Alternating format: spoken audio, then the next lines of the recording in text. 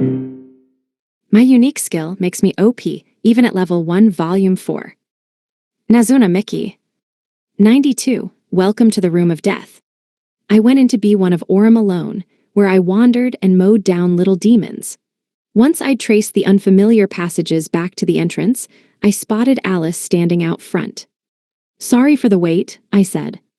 Can I just walk right in? She asked. Yeah. Alice came into the dungeon, pushing the magic cart all the while. The surroundings suddenly changed like a scene transition from an old videotape, and we were taken to a place separate from the dungeon entrance we'd just been in. No matter how many times it happens, I still can't get used to that, I mused. Yeah, it really surprises you, huh? Alice agreed. She'd been warped away alongside me. Aurum was a rogue dungeon that changed shape whenever someone entered, after all.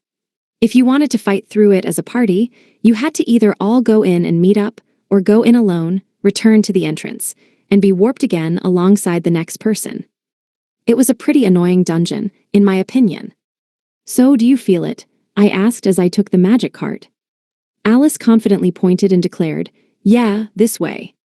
Ahead and behind us were plain dungeon passages, making it impossible to tell where we'd been taken. And yet, Alice led the way without hesitation. So it works. Say, what does that feel like? That's what do you mean? How does it feel to just know the layout of a dungeon? Alice had a special ability. She intuitively knew the layouts and locations of monsters in dungeons.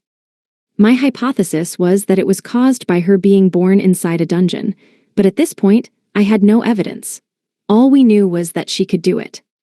I dunno, it's just a feeling. A feeling? Yep, a feeling. Oh, a monster's being born. Alice stood still and glared forward. Ahem. I hid behind the magic cart, whipped out my guns, and aimed them ahead. We then waited for a while. No monsters here, I said after a while. Just a second, there it is. Up ahead, the ceiling broke, and from it emerged a single little demon. It was as if the dungeon itself had given birth to it. After the little demon appeared, the break in the ceiling disappeared, and it became a normal ceiling again. I fired a normal bullet. Even newborn monsters were still monsters, and this one could already exhibit its full power. It dodged the bullet with ease. Already assuming that it would do that, I ran forward and cornered it in the direction that it moved. Then, I followed up with a telephone punch. My punch landed smack dab in the spot where the demon was going, launching it into a wall where it stuck. The monster groaned in pain. It was still alive. Bangs, bangs, bang. I fired multiple shots at the hole in the wall until there was a pop, and the monster disappeared. In its place, a single grain of gold fell, which I picked up. That was awesome, Ryota. You were totally merciless. Oh yeah. Yeah, it was super cool when you buried it in the wall and went bang bang, Alice mimicked. The trick to long farming sessions is finishing things off the instant you're able to. Ooh, okay, I'll remember that. She nodded vigorously, taking my advice in. Meanwhile, I entered the value of gold into the magic cart and placed the grain inside. 2,567 pyros appeared right away. Ooh, so that's the value of just a grain. It's gold, after all. A piece as big as the space between your pinky's last joint and tip should be worth tens of thousands. Wowwa, Bony and Bubbly, do you think we could beat them too? She asked the Chibai skeleton and Slime on her shoulders. They moved, answering her in some way. Oh, okay, we'll have to get more friends then. Did they say no? Yeah, they said they'd need more help. I see. With that, we continued through the dungeon together. I killed every last little demon along the way. I mean, how could I let any go?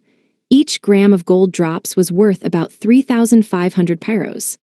By the time we got to the staircase, we already had 58,121 pyros on hand.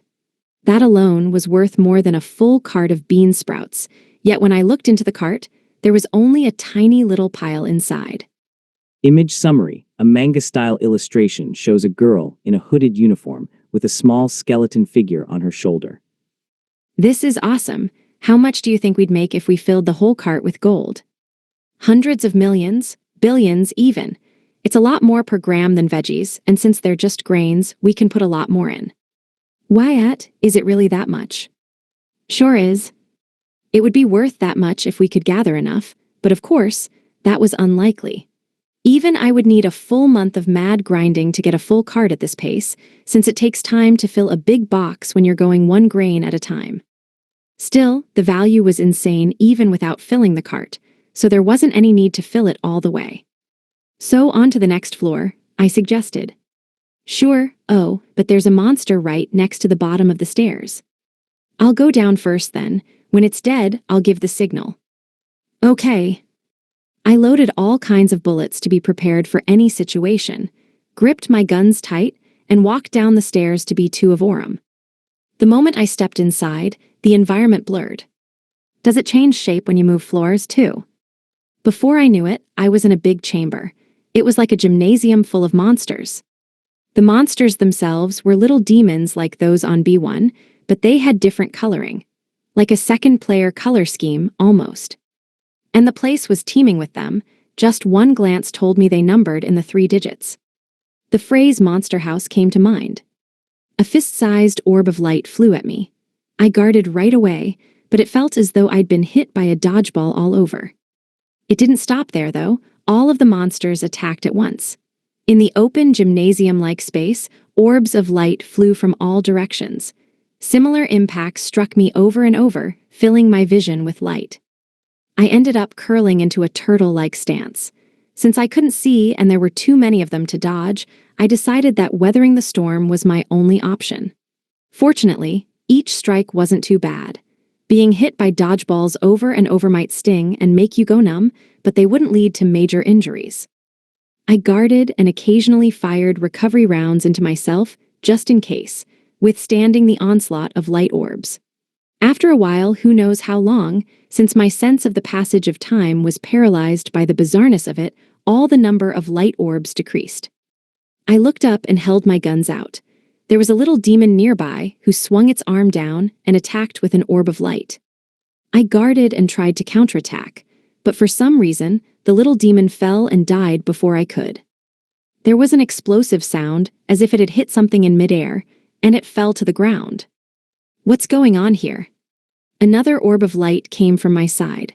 I took the blow and pointed my guns that way, but the demon that had attacked also fell to the ground. Now that I looked around, I realized that the more than 100 demons from before in this monster house had halved in number. The remaining ones were flickering red, too. Flickering red, oh. I took out the slime's tear from my pouch. It was flickering red as well. The slime's tear, dropped by the high-gut slime outsiders, had 2 effects. It could trace enemies that I'd attacked, and it could reflect damage. I stood still, holding it in my hands. Another orb of light rushed toward me. The instant it struck true, one little demon fell over. They fired orbs, struck me, and died themselves. I did nothing but stand there, after 3 more minutes of that. Is it over? I mumbled as I surveyed the gymnasium-like chamber. All of the monsters here had died from damage reflection. In their places were gleaming objects on the ground. Gold grains on B2 too, huh? I began collecting the fallen items. It seemed they dropped gold dust on this floor, too. The monster house had worried me for a moment, but I sized up the amount to be about 300,000 pyros, so that was pretty good for doing nothing. After that, I met up with Alice and we thoroughly searched B2. By the time we were done, the sun was setting. A day's worth of gold dust turned out to be about 1 million pyros. 93 unexpected windfalls. In front of the dungeon, villagers gathered and watched while Ine, who was on an impromptu loan from the Swallow's returned favor, counted the total within the magic cart. She took the gold dust out and weighed it. Once she'd finished, another employee brought her a safe, from which she counted money and handed it to me. Your total comes out to 1,022,134 pyros. As they witnessed the most orthodox productive activity in this world, the selling of monster drops, the villagers cheered. Ew. So this is how you make money. I like how quickly you get the cash. I'm gonna go in that dungeon tomorrow too. They were impressed and excited. Once I'd finished selling my drops, the villager Alan took my place in front of Ine. Take these 2, please. He requested that she assess the gold dust that he'd gotten from his own delves into Orem. This adds up to 24,932 pyros, she replied. Ooh, Alan shuddered with emotion as he received the cash. A few more people who'd gone into the dungeon sold their drops. Production of goods in dungeons, the sale of item drops from monsters, it was all an everyday thing to me. But the people who'd been waiting so long for a dungeon to appear in their village cheered every time a person finished selling. With this, the people of Indole learned the entire process from dungeon drop to item sale. Now next up. I asked the girl standing next to me, Alice, does this village have alcohol? I'd like a lot. Alcohol? Carlan, Murrow, and the chief might have some. They stock it up for a big festival every year. For a festival, then that ought to do. Could this much money buy it all? I asked as I showed Alice the 1,000,000 pyros we'd earned today. Yeah, I think. But why? Her curious look seemed to ask. It's a big day. Why don't we use this money to host a feast? Oh, we could never. A woman cut in from behind. She was an old lady, probably about 70, who walked with a cane. Who are you? My name is Murrow. Oh, Alice said you stock up on alcohol. That's right. If our savior wants to throw a feast, we would be more than happy to let you use our stock. Thank you, then I'll. But we can't take money, she interrupted me, not from you. When she said it, several other villagers piped up in agreement. Yeah, she's right. I appreciated the sentiment, but that would defeat the point. Thank you for the thought, but I'd like you to take the money. No, not from our savior. No payment, no feast, I declared outright. Murrow frowned for a moment, but I wouldn't budge. Eventually, she accepted the money. Very well, if that is your wish, savior. Word got around to Carlan and the chief. They likewise tried to deny the money, but I made them take it. The village alcohol was cheap, so there was money left over. I entrusted the rest to the chief to use on food for the feast.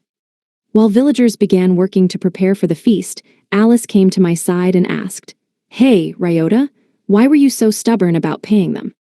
A long time ago, I went on this business trip overseas for half a year. It took me to a village a lot like this one. Huh? Alice cocked her head, even more confused now. You might not understand now, but I think you will soon enough.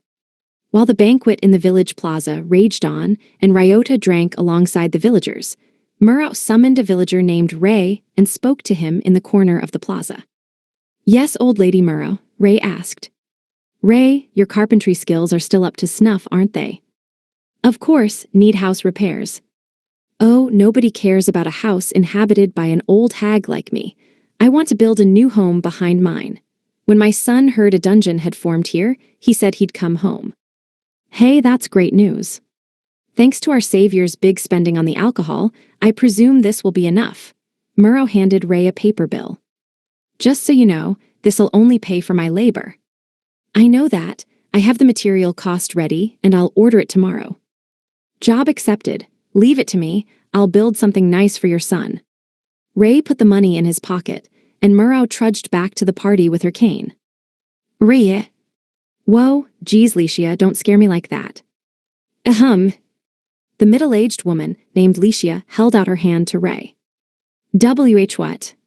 Don't play dumb, I saw that. You made money, so pay your tab. Why you're gonna take this, but if you take it all I pay what you owe, you can always run up another tab. Oh, okay.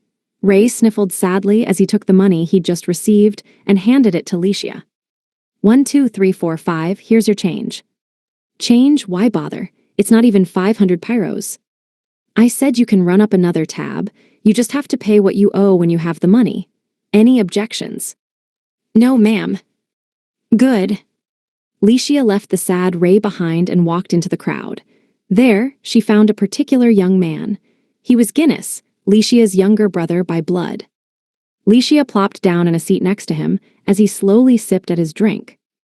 Here, she said. Licia, where'd you get all that money? I collected it from Ray. He built up a real monster of a tab. Wow, I'm more surprised that he paid it off. This ought to be enough, right? Your marriage with Kiki, you can afford it now, right? Yeah, but don't make a woman wait, and don't be modest with your siblings. Go marry her and make her happy, young man. Why yeah? Quit wasting time and go propose. I'll take the money for now, and I'll make sure it gets in the right hands when it's time to prepare for the wedding and stuff. B, but what if she says no? The whole damn village is waiting for you two to get hitched. Just go. Okay, fine. Chased off by Licia, Guinness ran to find his hard-working childhood friend Kiki, who was at this time taking orders and dishing out food and drink. And after that, Mr. Sato. While I drank with the chief and company, explaining the economic activities around dungeons as best I could, a man and a woman approached me. One was a girl named Kiki who'd already come by a few times, while the other was a slender young man I hadn't met before. Hi there, I said to them. Who are you, young man? My name is Guinness. Excuse me, Mr. Sato. Yes. Please be our marriage broker. Marriage broker, are you two getting married? Guinness nodded, and Kiki looked down, appearing rather shy, a surprising change from her previous liveliness. Still, she didn't look to be against it. In fact, she seemed so happy that one might think this was the most important moment in her life. Really? Well, congratulations, I said as I raised a glass to celebrate the occasion. Then, I suddenly remembered something and asked the chief, is it right for me to be their broker, though? It's not bad for the village in any way or whatever. Don't be silly. It is an honor to have our savior be their marriage broker. That's why Guinness asked you. By the way, I'm single myself. Is that an issue? Not at all. There's no reason that you should have to be married yourself. All right, I assented, poured alcohol into 2 untouched cups, then handed them to Guinness and Kiki. I'll do it. Congratulations, you two. Thank you so much. Thank you. We raised a toast. They held hands and flushed deeply, either due to the alcohol or the joy or both. With that, I turned to Alice and said, that's what I mean. Huh? It seemed she still didn't know. Stagnant villages like this tend to really jump into action when you throw large amounts of money into them. That was how it had been during my overseas trip. The millions of yen invested by my Japanese corporation had served as the impetus for their stagnant economy to begin moving at incredible speed. One destination for all this money would be weddings. Guinness and Kiki's joy, I didn't know how the million pyros had moved through the village, but I was certain that it was what had led to this. But most of all, I knew that a simple million pyros would make its way through this community and bring much greater wealth than that number could express. 94, 2 bullet hells. I revisited B2 of Aurum. A hail of light bullets flew at me from the far end of a long, thin path. Alice and I took shelter behind a wall next to the path's entrance. The orbs of light missed us, slammed into the wall, and caused a burst of small explosions. So the path to B3 is up ahead, I asked. Yep, I'm certain. It'll be right in front of us as soon as we get through here, Alice confirmed, with her monster friends sitting on her shoulders as usual. She looked sullen, her brow furrowed at the bullet hail that started the moment we were seen. We can't avoid this, can we? I won't call it impossible, but it'll be tough. Charging through ought to be faster. Charging through? Yeah, watch this. I equipped my slime's tier, entered the hallway, and exposed myself to the bullet storm. Light rained upon me. The repeated strikes felt like I was being hosed head-on, making it difficult to push forward. However, I did not force myself to press on. Instead, I regularly healed myself with recovery rounds as I waited out the storm. After a minute of being pelted, I felt something fall into my pouch. The pouch that automatically gathered drops had collected gold dust. It wasn't much at first, but over time, it filled up. Along with that, the storm began to weaken. I could walk where I couldn't before, and soon enough, I could even run through it. By the time I'd reached the end of the hallway, the bullet storm had finished, and the monsters had vanished. In their place, my pouch felt quite a bit heavier than before. I held it in my hands to feel its weight. Seems like 150,000 pyros for going through a 160-foot hallway. Nice. Incidentally, I'd used 2 recovery rounds. Walking forward while healing myself twice was all it took to make 150,000 pyros. B2 might be made just for me. Wow, so that's what you're supposed to do here? Alice asked. Only if you've got S-rank HP and vitality, and a slime's tier equipped. So only you can do it. It might work for you too, Alice. Just gotta recruit a high-gut slime. The ones that can't die in one hit. I don't think I'd be able to make friends with one of them. Are you able to tell whether they'll join you or not? It's just a feeling, Alice said, though she sounded pretty confident to me. Alice's feelings in dungeons couldn't be underestimated. Her intuition could discern the path to the next staircase, and she could tell whether monsters were around with over 90% accuracy. Maybe whether or not she could recruit monsters was the same. We continued to follow Alice's intuition until we saw the path leading down to B3. I'll go first, I said. Wait a second. When you went to B2 first before, the floor I was on didn't change shape. Wow, really? I put a hand to my chin in thought. In other words, the entire dungeon wasn't changing shape when people went in. It seemed more accurate to say that a floor changed shape whenever someone stepped foot on it. We'd only thought it was when people went into dungeons, because people were going from the outside into B1. So what if we used Boney and Bubbly here? Alice suggested. Ooh, I snapped in realization. Like how you used them to help the villagers before. Yeah. You're pretty smart. Haha, anyway, let's do it. Yeah. I went down to B3 first. The moment I stepped in, my surroundings distorted and I could no longer see the way I'd come from. I waited there. Before long, everything changed again. It was my first time here, so I took off the pouch and waited as things changed over and over.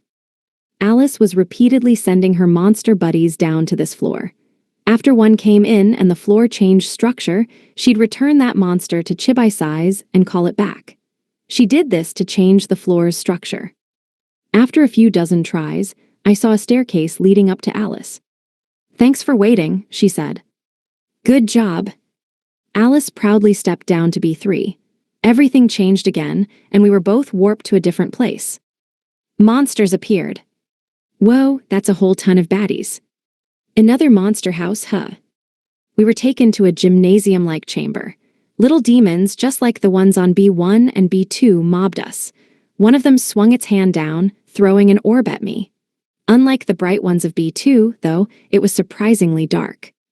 They were a black that didn't reflect any light, kind of like what I'd seen on the internet this one time. More long-ranged attacks, huh? Lucky us, I mused. Alice, hide behind me. Okay. I confirmed that my slime's tier was equipped and took the black ball attack to protect Alice. Gah. Suddenly, an impact pierced through my brain. It was enough to make everything go white for a moment. I couldn't tell what had happened. Ryota. Ryota, are you okay? I'm fine, I exclaimed, but then realized that the corner of my mouth was wet. I rubbed it with the back of my hand and found fresh, red blood. Damage, that's a lot too. Really? Yeah, I haven't taken this much damage in a long time. Maybe not since that dungeon master. No, that can't be. I looked around. The monster house was teeming with little demons. There were at least 50 of them. The monsters had slightly different firepower, but they were about equal. Did that mean that every single one of them had more power than a dungeon master? That can't be. I repeated those words again. This time, 3 dark orbs flew at me. I evaded 2 while protecting Alice, but I allowed the third to hit me. Arg! Another impact shot through my brain. I'd gritted my teeth in preparation for the blow, so I regained my senses fast. Ryota. I'm fine, I said as I fired a recovery round into myself to restore my stamina. There's no doubt. These things are stronger than that dungeon master. Whoa, huh, they're not, Alice said, confused. They're not? What do you mean? I asked Alice and noticed that she was conversing with her 2 chibi-sized monster buddies. Are they magic attacks? She asked them. Explain, please. They say that physical attacks are affected by vitality, while magic attacks are affected by willpower. Oh, that's it. It all made sense now. I'd ignored it to this point, but it seemed like vitality was related to physical defense, while willpower was related to magical defense. My vitality was S rank, but my willpower was still at F. In other words, I was basically at my original level 1 state on this floor, wearing paper armor. This is bad, really bad. So we're in trouble, right? She asked me. Yeah, we'd better leave. Before I could finish my sentence, dark orbs flew toward me from all directions. It was an omnidirectional storm, just like last floor's. If all of these hit me, I'll die, even with S-rank HP. I gritted my teeth, put an arm around Alice's waist, and pulled her close. Hyun. Then I dodged. I weaved through the magical dark orbs. Each one I evaded hit the wall and created a small explosion, just as big as those of the light orbs. They were the same strength, too. The only difference was the one between my S-rank vitality and F-rank willpower. If they hit me, it would hurt. I could even die. However, I still had S-rank speed. Ryota. Hold on tight.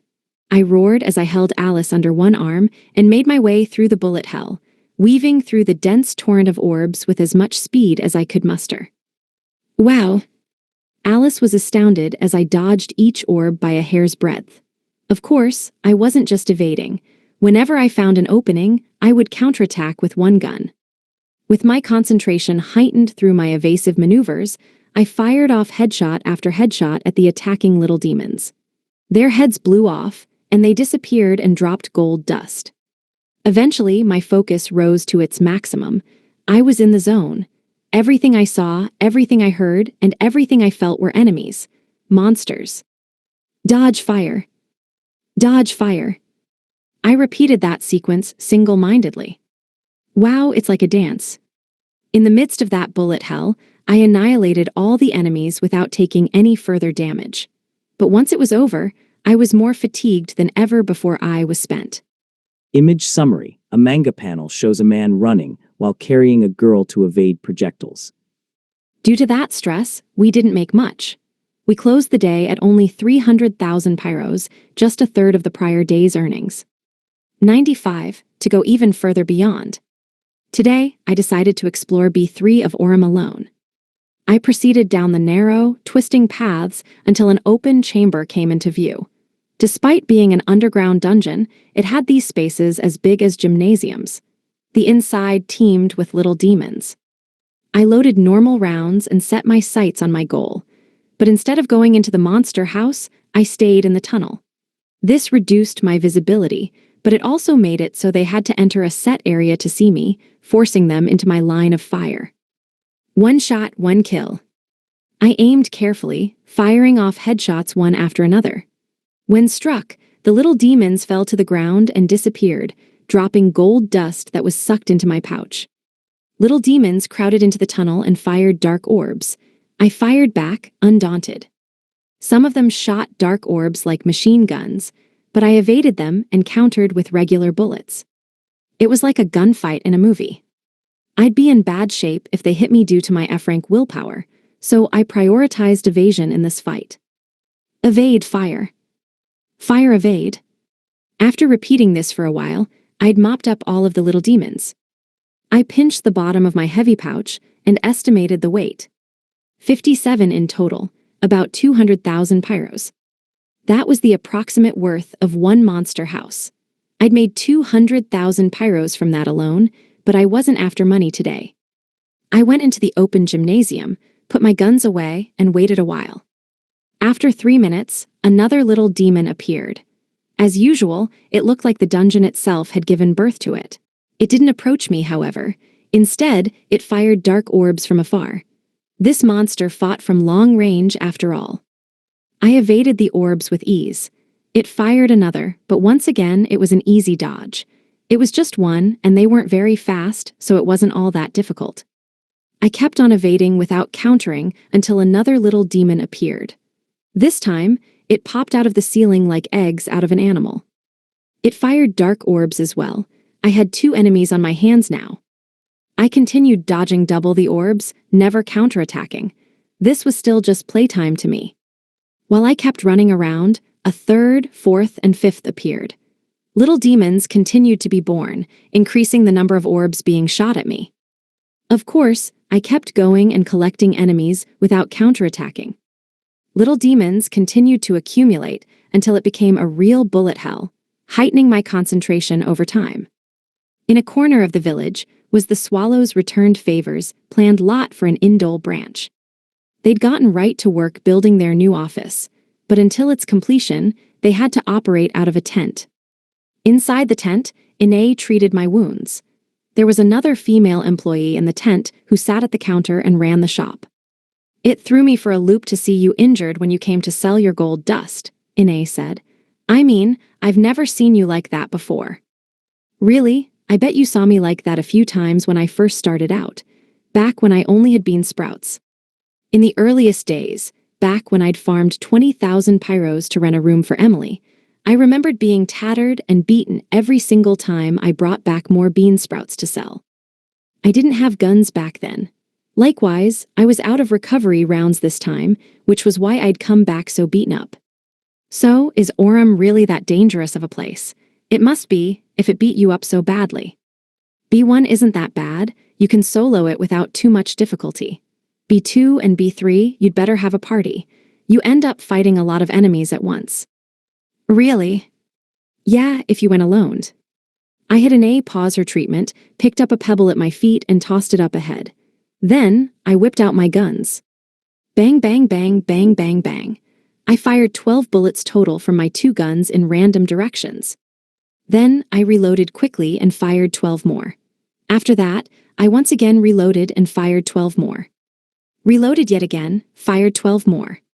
In total, 48 shots. That was the number of little demons I'd evaded without getting hurt. All of the shots I'd fired were homing rounds. Every randomly fired shot changed their arc and went toward the pebble. Stardust, the technique I'd come up with when I defeated Nihonium's dungeon master, in which a whole bunch of homing rounds pierced through the enemy like shooting stars. 48 bullets struck the pebble one after another, shattering it. Eventually, it was gone without a trace. They shower you with cannon fire just like that, I explained. So yeah, you really need a party. Ine fell silent. Ine. Oh, sorry. Do they do this on B2 and B3? Yeah. And you went farming there. Everything I brought you today is from B3, I confirmed. How much did it come out to again? Just under 500,000 pyros. Pretty big haul. Okay, but what did you do to deal with their attacks? She urged. I pointed to the spot Ine was just treating and joked. I dodged them. Though sometimes there are too many to dodge, which is what made me end up like this. Why you dodged them? Not perfectly, mind you. I could do 48 just fine, but any more, and I'm in for a world of hurt. That's already awesome. I mean, it sounds crazy to be able to dodge that many. Awesome or not, it doesn't matter for dungeoneering unless you can do it consistently. I'd practiced evading them so that, even when I had S-rank willpower, I'd be prepared when it came to fighting stronger monsters. Despite my S-rank vitality, dungeon masters still dealt a ton of damage with physical attacks. It was likely that there would be monsters out there that could overcome S-rank willpower, so instead of being lazy, I had to learn how to dodge things. I'll be taking a break from that training, though, I added. All of my recovery rounds healing items, that is, are gone. I see, Ine said, stood up, went to where the pebble was, and looked down at its shattered remains. If only there was a place where you could do the same training without the risk of injury. Huh, I gasped. Huh. No. Oh, Ine looked confused. I approached, took her hands, and gazed right into her eyes. Thank you, Ine, there is a place like that. Huh. Thank you so much. After telling her I'd be back and saying goodbye, I sprinted off toward Orem. Left behind, Ine vacantly watched as Ryota ran off. Eventually, though, the look on her face changed. It's men. As she gazed at him, she closed one fist and put her other hand on it. Like a nun in prayer, she held her hands close to her heart. He's like a little kid when he talks about dungeons. You're one to talk. You look like a maiden in love, Ine's coworker at the counter joked, causing her face to turn red. Shut up, why do you care? This was her just desserts for her doing the same to Urza once. On B2 of Orem, I danced amid a hail of light orbs inside a monster house. Their flight paths and density were the same as the ones on B3. All that differed was that these were physical attacks, which meant that they had almost no effect on me with my S-rank vitality. I dodged them, though, rather than taking the hits. 45, 46, 47, 48, I counted mentally. When not killed, the monsters accumulated over time. Eventually, they went past the threshold at which I could no longer evade them all. An orb of light hit me. I was left unhurt, however, so I took a deep breath, refocused myself, and began evading again. Ine had jolted my memory, making me remember the existence of a place with the same bullet storms, yet no danger. I hadn't thought of training here because the idea that I can take physical attacks anyway had kept the idea of dodging these from ever occurring to me. Now that I'd been made aware of it, I'd found the perfect training spot. It was safe to get hit because I took almost no damage, but I evaded with the same mindset as on B3. If I got hit, I'd be in big trouble. This training continued until nightfall, and I learned to dodge the bullet rain of up to 60 little demons at once. 96, you are the third. This brings us to B4 of Aurum. After I waited for Alice to join me, she slowly said, "This is the last one." "Is it really?" "Yeah, there's no path down. 4 floors in total, huh? It's pretty shallow." Many of Cyclo's dungeons went beyond 10 floors. The one that had formed called Selenium after I came to this world was 10 floors, too. Compared to them, 4 wasn't much. "So, what are the monsters here like?" I asked, checking my ammo and preparing for battle. Suddenly, Alice looked off into a random direction and noticed something. "What's the matter?" "Eve's really strong, right?" she murmured. Eve was currently on B2. She'd claimed that she was bored, so she came into this dungeon, but we ended up leaving her there. "Yeah, she broke those orbs of light with her chops. It's no wonder she became famous sooner than me. I hear she used to go into really deep floors with her old party all the time." "Wow, what happened to their party?" Eve said they had fundamental differences in dungeon priorities. Alice cocked her head and asked, "Dungeon priorities?" "Don't ask me, I don't even know the answer myself." Based on how she phrased it, I'd guess it's like when bands have musical differences, but I don't know any details. "Oh wow, I wish I was that strong," Alice said, sounding kind of sad. Boney and Bubbly tried to cheer her up from her shoulders. "Thanks, and you're right, maybe we just need more buddies."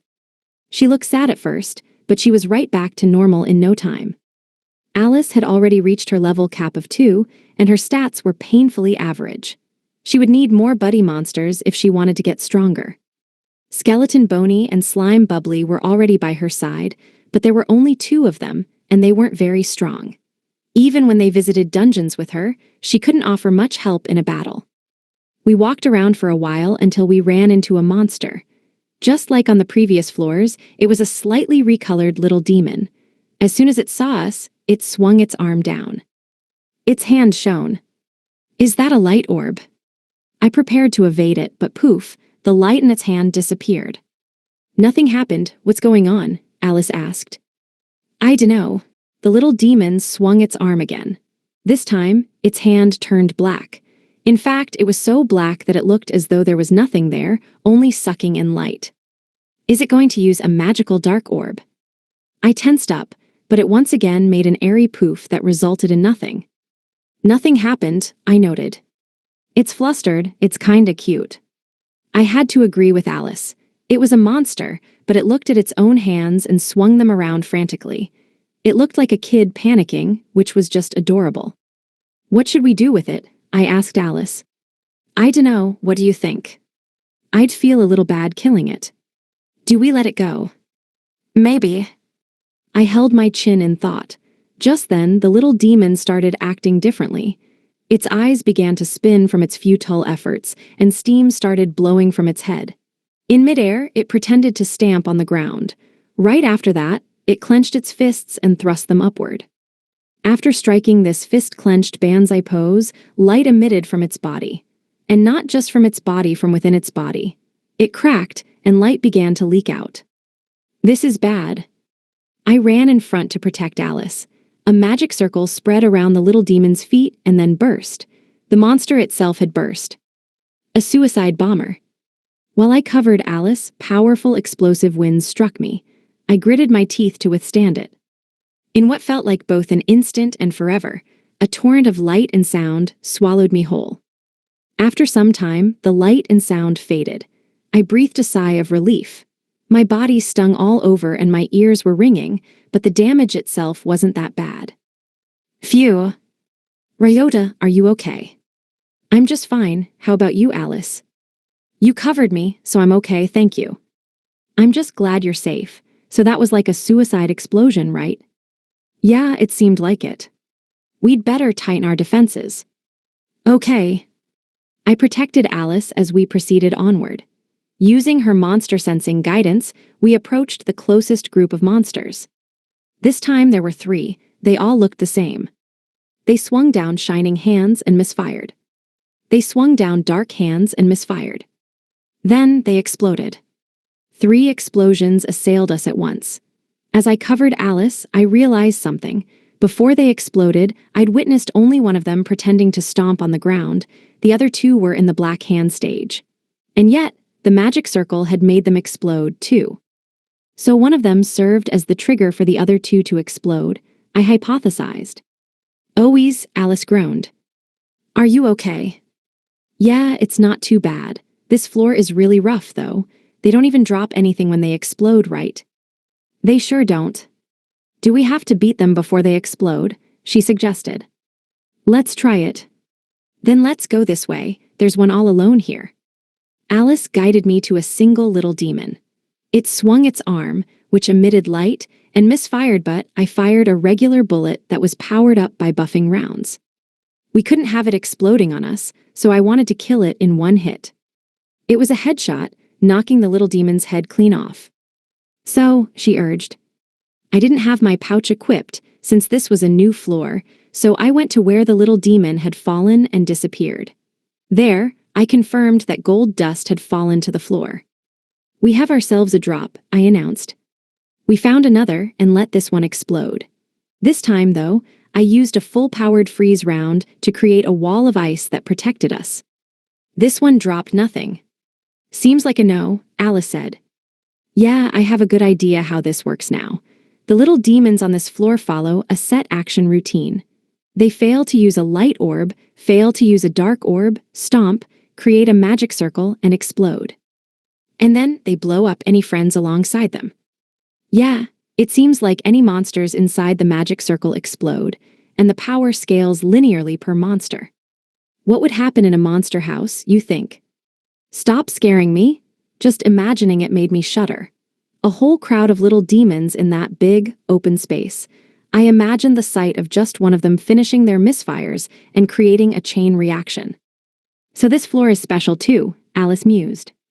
Yeah, they're gonna need to create a permit for this one. Still, they don't drop anything if they explode.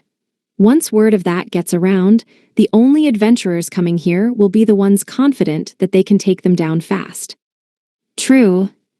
99% of any person's reason to delve into dungeons was to collect drops.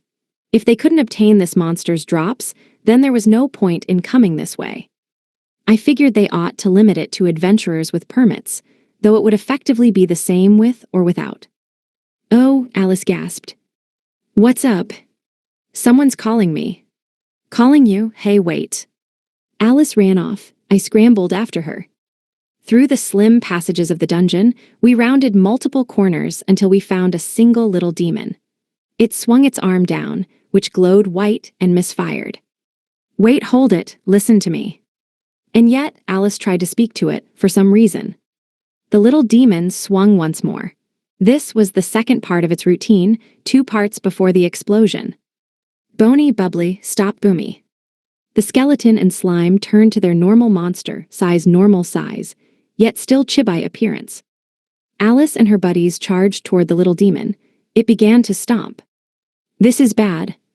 I swiftly changed bullets to 5 buffing rounds and 1 restraining round. Then, I fired the full-powered restraining round at the little demon. Light bound the demon, keeping it from stomping. The magic circle didn't appear. Thanks, Ryota.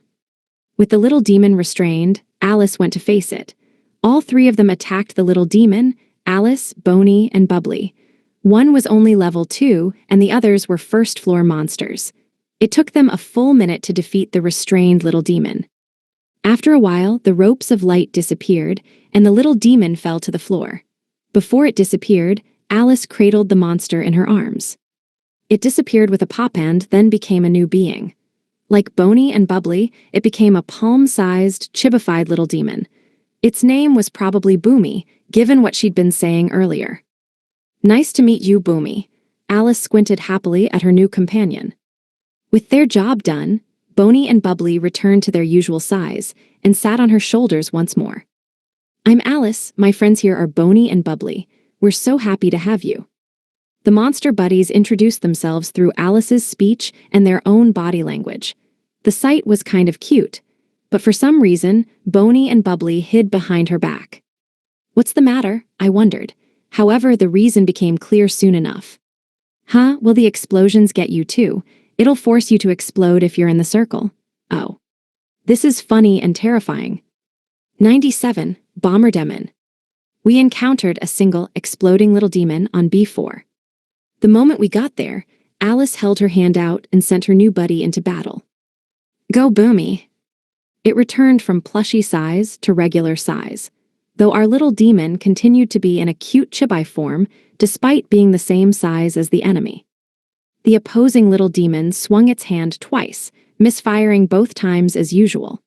It did the routine we were used to, but Alice's Boomy flew in a straight line and held its hands up in that banzai pose.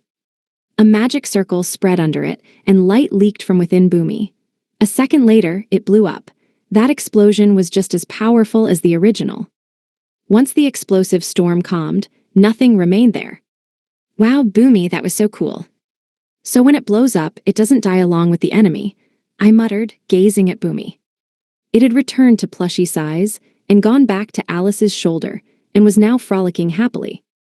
I'd expected as much given how carefree Alice looked, but it seemed Boomy didn't die when it exploded. When it turned into normal size and exploded, it just returned to small size. "Can it explode like that as many times as it wants?" I asked. "Yep, that's what Boomy says. No restrictions or anything." Boomy says not really. "Oh, but I guess it can't use it more than once in a row, since it can't go back to normal size for a while after." "I see." That meant we wouldn't be able to set off explosions like mad. "So, you said something about Boney and Bubbly getting caught in the explosion before. Is that how it works?" "Is what how it works?" "Remember when there were 3 of them, and one made the others explode with its magic circle?" "Ooh, did it?" Alice giggled, finding that funny somehow. Huh, did she not see that? Despite being mid-routine, the others had exploded due to being in the first one's magic circle. That was instantaneous, though. It was less than 1/100th of a second, in fact, so Alice hadn't seen it.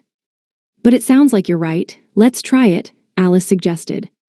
I agreed and followed her. Before long, we encountered another little demon. "Oh, it's a little too fast. Boney and Bubbly, go stop that one from moving." Following her orders, Boney and Bubbly returned to their species' usual sizes and ran over to the enemy.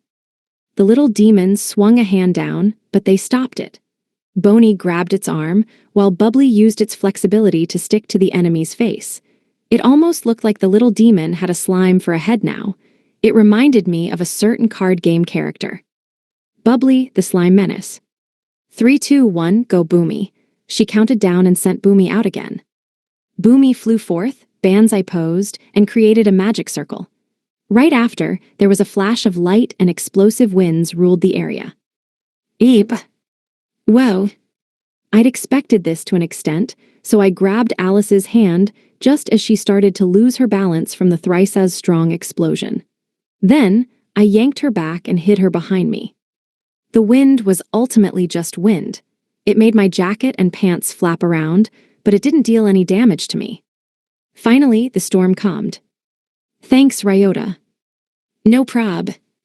Good job, everyone, she congratulated her buddies. 3 monsters had appeared back on Alice's shoulder. They all danced happily. The 3 chibi-sized monsters were oddly adorable when they were happy. Despite their fear from before, Even Bony and Bubbly expressed joy with their body language. I see, so the explosion differs based on which monsters are in the magic circle, I mused. Huh, really? There were 3 different explosions just now. I put a hand to my chin and analyzed each of the 3 explosions I'd seen in that instant. There's the usual one from Boomy. Bubbly's was like bluish-white light bursting. It's probably ice or water elemental or something.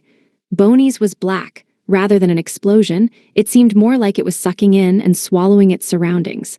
It was like a black hole, so maybe it's dark. It was only an instant, and everything was jumbled up, so I couldn't be certain, but I wasn't far off. Wow, that's awesome, Ryota. You saw all of that just now, Alice said in wide-eyed surprise. Wanna try it again? We could just send in Bony or Bubbly this time, though it might still be hard to tell, since Boomy will be there too. Good idea. Let's go slower this time to account for the cooldown. Okay. Alice and I walked on. We walked, stopping intermittently to give Boomy time to recover for the next explosion. I glanced at Alice. This ability is what's more incredible than anything. While we walked slowly, we encountered nothing. When we meant to, we found one monster. The fact that she could intuit everything about a dungeon, avoid monsters when she didn't want to see them, and limit it to just one monster to make things easier, I found that really cool. Say, Alice, do you think you'd be able to go all the way to the bottom of a dungeon without running into any monsters? I can, but not if they're blocking a staircase. Well, that's fair. If she wanted, she could travel through a dungeon for days on end without ever running into something. Plus, she could also beeline straight for a monster if she so desired. Yeah, that's a stupid strong ability. But Boomy's a little difficult, she complained. If it explodes, it can't fight for a while. That firepower isn't bad, but when it comes to dungeon farming, you'd be stuck fighting, resting, and repeating over and over. Not very efficient for sure. Yeah, but don't feel bad, Boomy. It's not your fault. Alice consoled her sad buddy. Bony and Bubbly tried to cheer the little demon up, too. Even in a dungeon, that was such a calming sight. It didn't take us long to find another monster.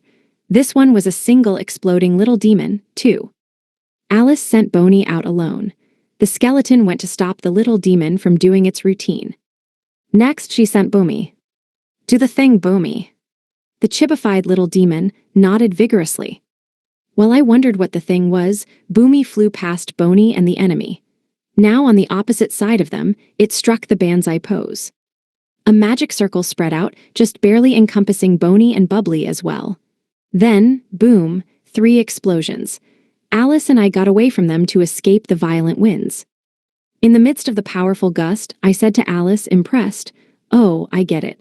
That makes it easier to see the explosion." Yeah, I saw it too this time. Bony's was a black, round thing, kinda like your annihilation rounds, just weaker. You're right, they are like my annihilation rounds, just weaker. Yep. After agreeing, Alice suddenly piped up. Oh, Boomy, congratulations.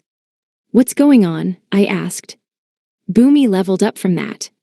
Wow, so monsters can level up too. Yep. The chibi-sized Boomy was dancing harder than before. The way it waved its arms and jumped around was cute.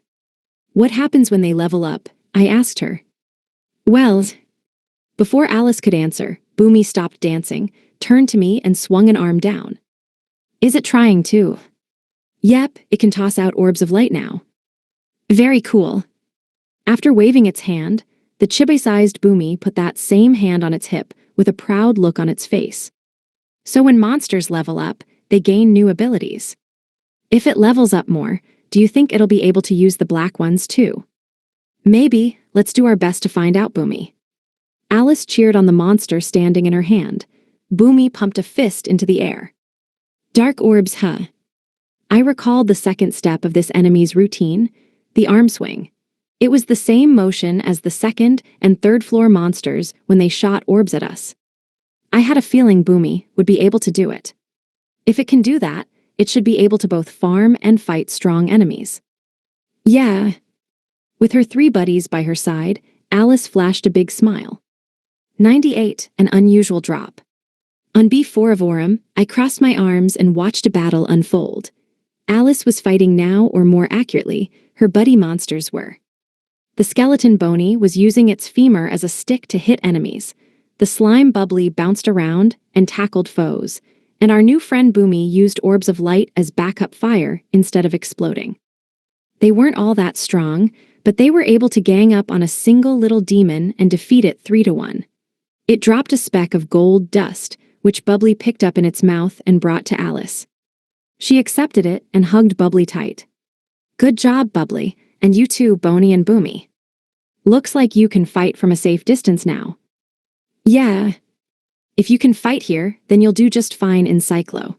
"Oh, wait, high gut slimes counter overkill damage, but I wonder what would happen if Boomy blew up next to one." "I dunno." Alice cocked her head, seeming interested in the answer. "How about we try it when we go home?" "Okay," she agreed, returned her 3 monsters to Chibai size, and gazed at the gold dust she'd produced.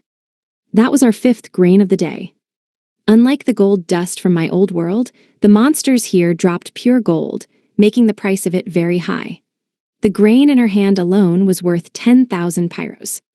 This might be the first time I've ever made money. Come to think of it, you were always playing the support role in Cyclo, right? "Yeah," she exclaimed, then looked at her hand, me, and her hand again. "Thank you, Ryota, it's all because of you. How about you thank your buddies there instead?" "Good idea, thanks everyone," Alice said with a full smile. Her friends expressed their joy too. "Hey Ryota, is there anything you want?" "Anything I want. I want to use my first earnings on a present for you." "Let's not, okay." "Why?" "It's gonna make me feel old and sad," I explained. I appreciated her feelings, but my brain saw this situation as a kid giving her father a present with her first paycheck. Again, I really appreciated the sentiment. It just made me sad. "Let it stay in your heart, okay?"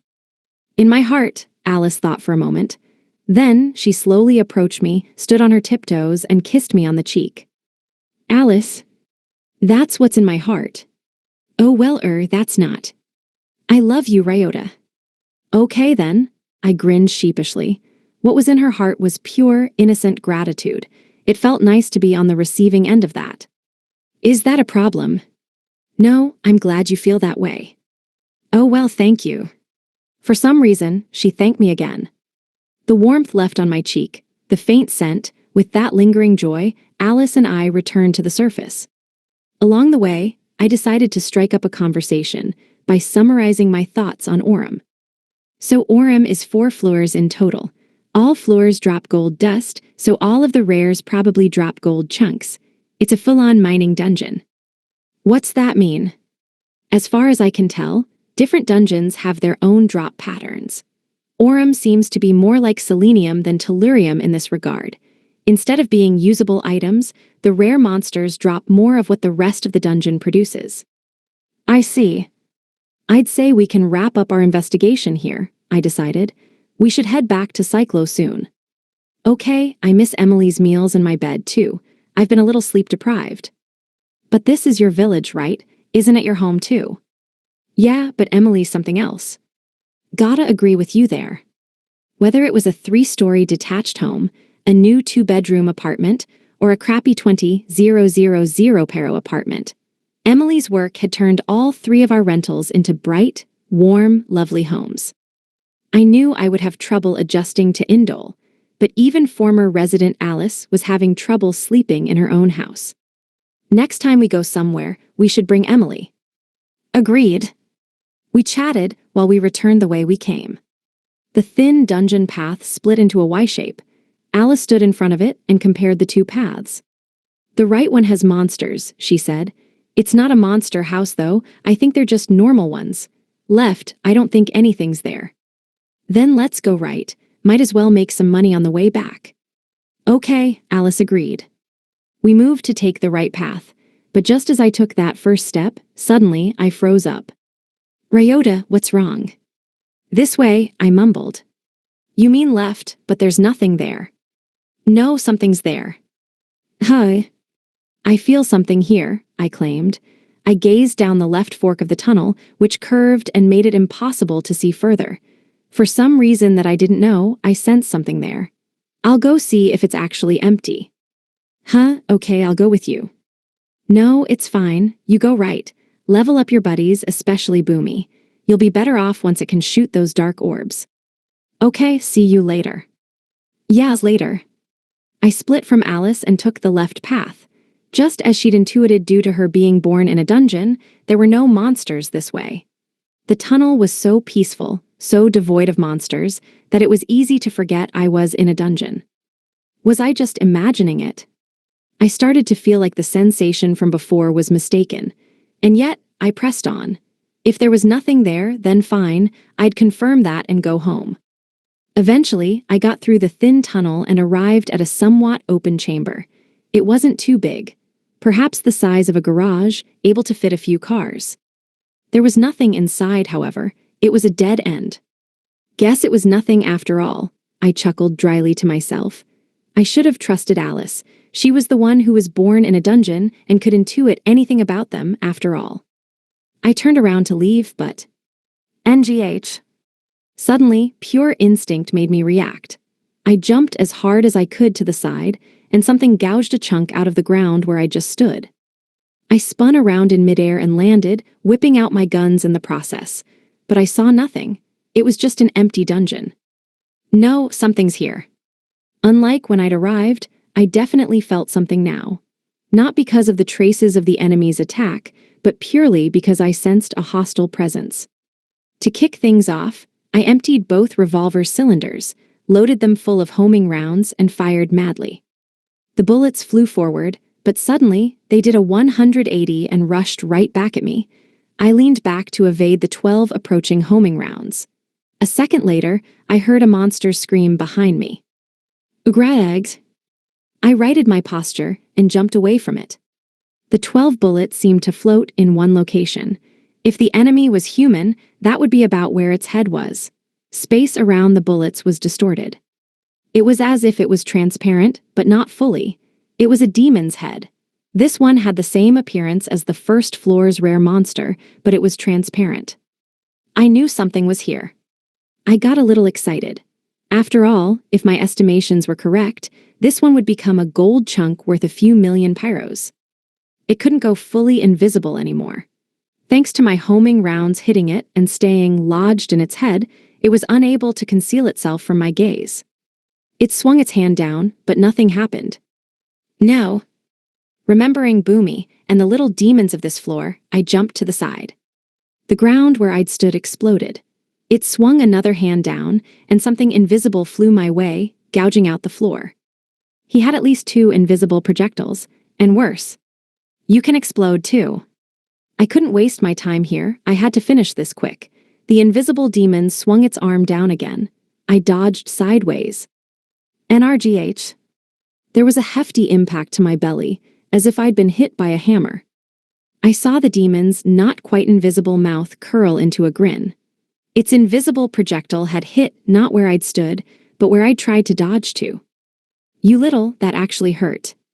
Both my blunder and its smug grin ticked me off. I put my guns away.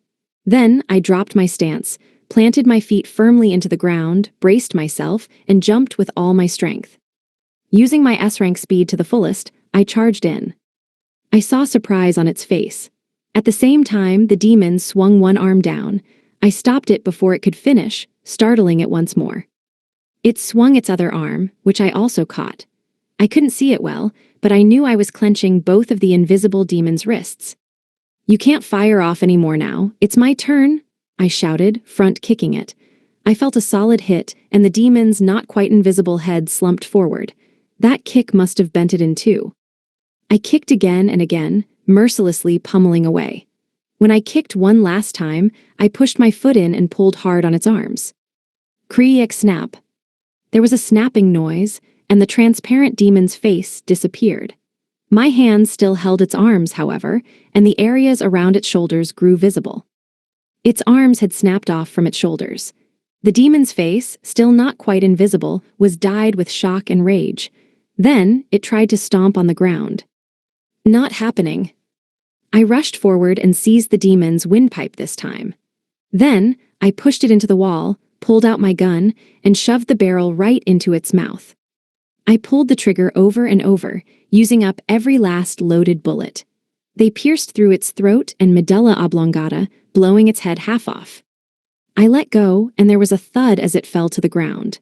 Just to be safe, I pointed my gun at it and waited, but it did not move again. Pop! It disappeared with that familiar noise, and then came my drop. That's another few million pyros, I thought to myself. However, I was proven wrong. For some reason, it wasn't a gold chunk. Instead, a staircase leading down had appeared. 99, limitless. I gazed at the stairs and muttered, I guess I should head down. Instead of an item drop, a staircase had appeared after I'd defeated the monster. Moreover, this was on a floor that we judged had no staircase leading down. A hidden staircase, a hidden floor. My heart pounded with excitement, with anticipation for what I might find. I checked my equipment. 2 guns, both with a normal, freezing, flame, homing, restraining, and buffing round within.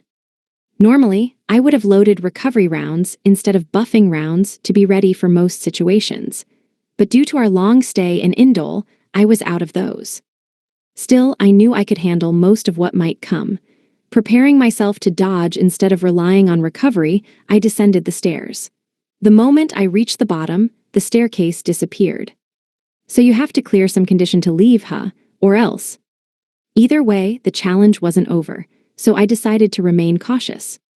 I'd come to an unknown place. The higher floors had narrow tunnels, but this was a white, open space. It almost felt like a different world. Plus, the air felt different, 2 same dungeon, different air. I didn't know what might happen, so I tightened my grip on my guns and proceeded onward, remaining cautious all the while. Eventually, I reached a more open space. It wasn't as big as the gymnasiums from before, it was more like a park in a residential district. One man was there, or rather, a monster.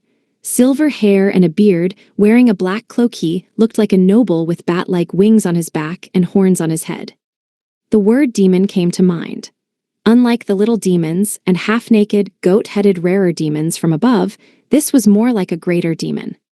Do you speak? I asked, tossing the conversation ball into his court and waiting with my hands on my guns. He slowly raised his hand, put 2 fingers together, and pointed them at me. Shudder. A cold chill ran up my back. I evaded sideways. The place where I'd previously stood was gouged out without a sound. Not one to talk, huh? That makes things a whole lot easier for me. I landed and fired 2 normal bullets as a preliminary test. Of course, they weren't totally normal. I fired them to fuse along the way. The piercing round, bolstered by a buffing round, flew toward its mark. Pishing. The piercing round stopped mid-flight and fell to the ground. On closer inspection, I realized that a magic circle emitting bluish-white light had blocked it like a wall. A barrier or some kind of shield, huh? Well, how about this? I replaced the normal bullets with buffing rounds and fired a combo of a freeze round and flame round. They fused, creating an annihilation round. It struck the barrier, carving out an area of space and that portion of the barrier along with it. The moment I fired, I charged forward, punched the half-destroyed barrier and shattered it. I closed in on the demon. I had 1 flame and 1 freeze round in each gun, so I could fire 1 more annihilation round. Thus, I tried to do so from point-blank range. However, before I could fire, he closed the distance between us. He was closer to me than even the barrels of my guns. His red eyes left an afterglow behind him, now glaring at me from below. Crap! The demon swung his arm as if going for a body blow, but instead of balling up his fist, his fingers were outstretched, exposing his sharp nails. I quickly struck him with my knee, deflecting his wrist with a kick and evading the blow. However, his nails, clad in a black aura, managed to graze my chin. They tore through my clothes, and something fell to the ground. I jumped back, reloaded my ammo, and fired as I backed off. But he put a barrier between my flame and freeze rounds before they could combine. The fire and ice were deflected by the barrier. You learn fast. He closed in once more, wordless. Now that he'd figured out my fusion rounds, he had come for another close-quarters battle, so I fired my guns while fighting him off hand-to-hand. Gun Fu, a close-quarters combat martial art using guns. I used my own self-taught version of the style to fight the demon. His power and speed weren't too great. Both were maybe A or even B at best. However, his magical barriers were strong, and his ability to learn and make snap judgments were astonishing. He memorized my attack pattern after I'd done it once, and when I evaded his attacks, he changed his own patterns. This was a difficult foe. It felt more like I was fighting a human than a monster. In a way, he acted as he looked. NGK, he's getting even sharper. The demon's attacks continued to evolve. When he feinted and attacked from an unexpected angle, I felt sticky sweat on my back. My bullets didn't hit him, and a single homing round couldn't break through his barrier. After a while, I ran out of flame rounds. My restraining rounds and homing rounds ran out without ever hitting him, too. I was gradually being cornered. It felt like he was smirking at me. It's way too early to gloat. Hearing a snap, I thrust my gun forward. Predicting that, the demon tried to slip in close to me again, but instead of firing, I swung the gun straight down and struck him with the grip. Crack! That was a different noise, one like glass breaking. The barrier shattered. I aimed the barrel at his head and pulled the trigger repeatedly. From point-blank range, I fired every bullet. I had regular bullets in the right gun, freeze rounds in the left. How's that, Urk? He counterattacked. I dodged quickly as sharp nails flew my way. I put some distance between us. Blue blood flowed from his head. Not from the right side, though. The left side of his head emitted cold and leaked blood. What a coincidence. Magic works better against me, too, I bantered. For the first time, I saw clear emotion on his face, anger. Despite shooting the same number of rounds, the freeze rounds had much more of an effect than the normal ones. Realizing that magic attacks worked on him, I tried firing only freeze rounds. However, KH out of freeze rounds too, I roared in frustration. It had been a while since we'd left Cyclo, and I hadn't replenished my ammo. I'd thought that I would be fine as long as I was just fighting Orum's normal monsters, but the sudden appearance of this powerful enemy had proven me wrong. Seeing that, the demon seemed to intuit my situation and smirked. Still, even without special rounds, I had magic, and so I used the first spell I'd learned from eating magic fruit. Wind Cutter. It struck the demon, but it dealt almost no damage. He took it without putting up a barrier. Unmoved, his grin remained. Damn. I backed off, he stepped forth. I backed off more, and he closed in. He was backing me into a wall again. This is bad, I'm at a dead end here. But just as I thought that, I spotted something behind the demon. With that, if I can just get that, but can I? No, maybe I can, I have a chance. But it'll only last a moment, I have to turn the tides in an instant. I backed off, getting away from it, running away from it.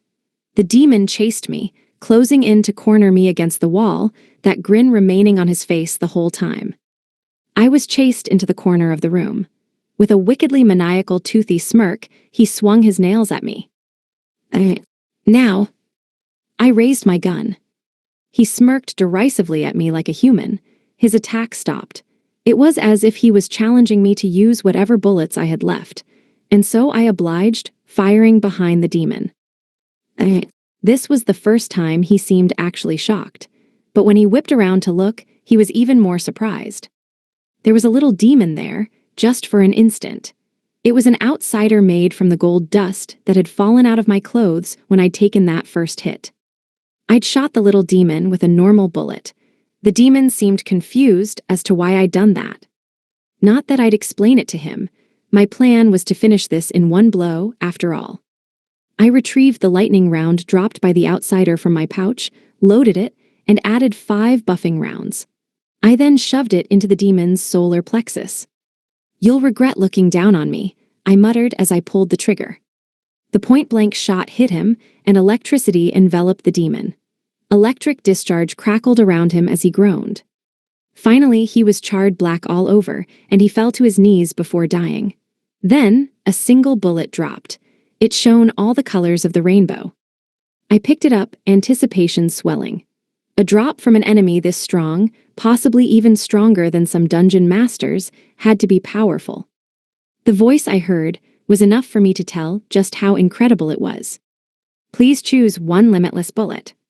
I thought for a while, but I settled on the lightning rounds since they had the biggest unit cost by far.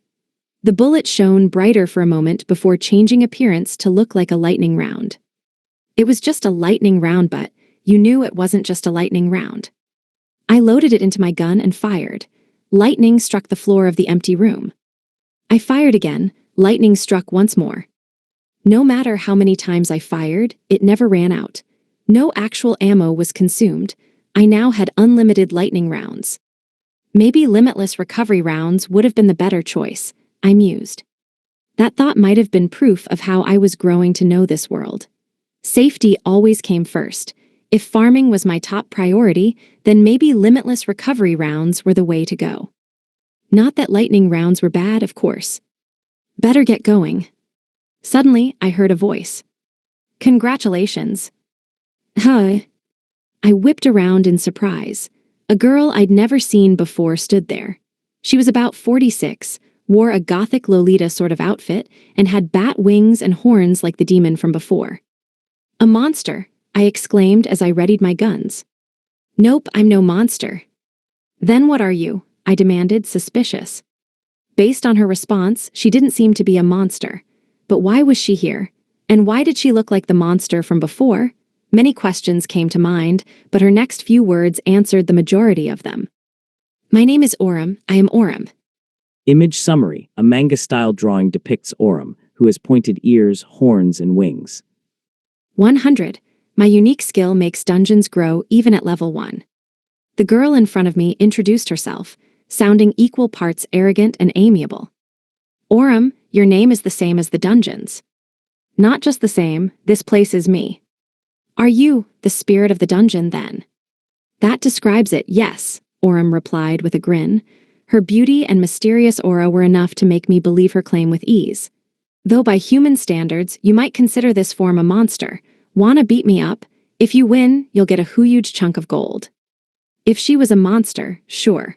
But I could never kill someone this cute, and most importantly, someone able to communicate with me on a normal level.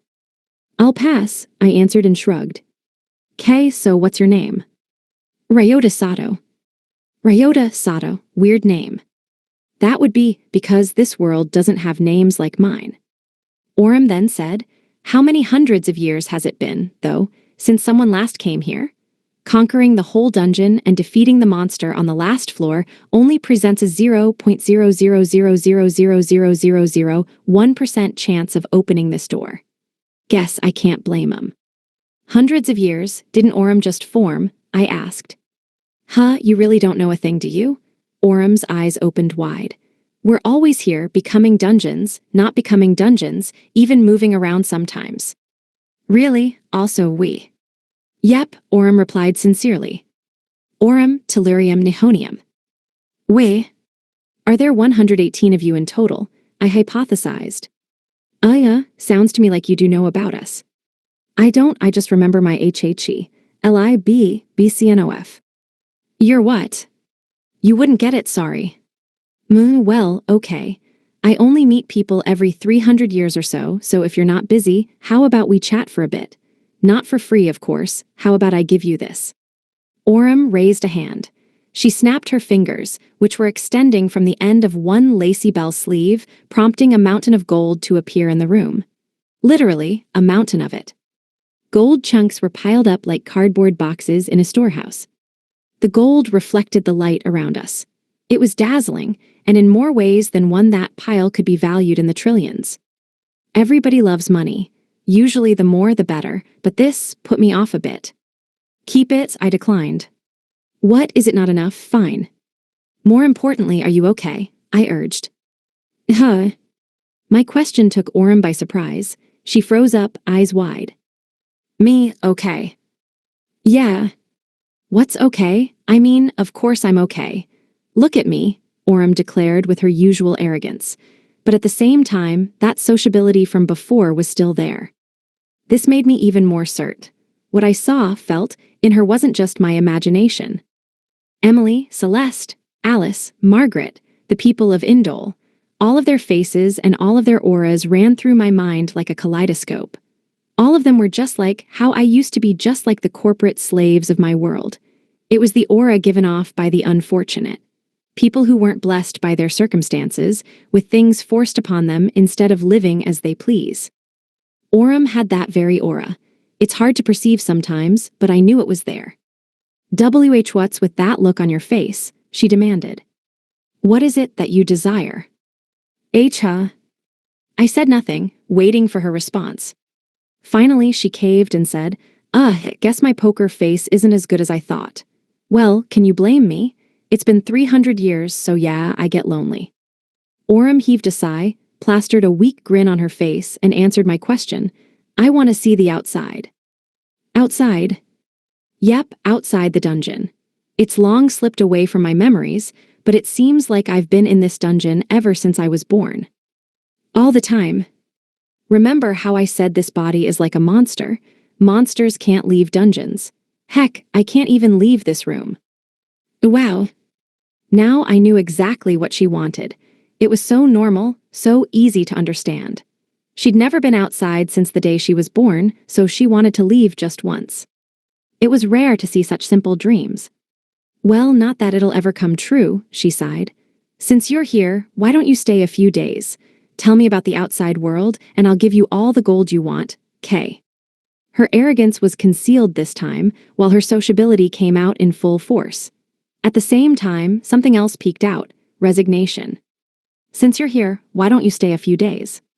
That request was genuine.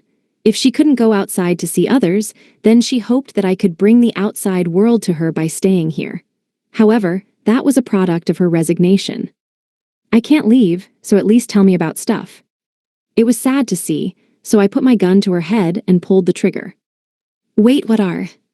The limitless lightning round, powered up by 5 buffing rounds, singed the gothic Lolita girl's body black in just one shot. She fell, crackled with electricity, and popped into a gold chunk.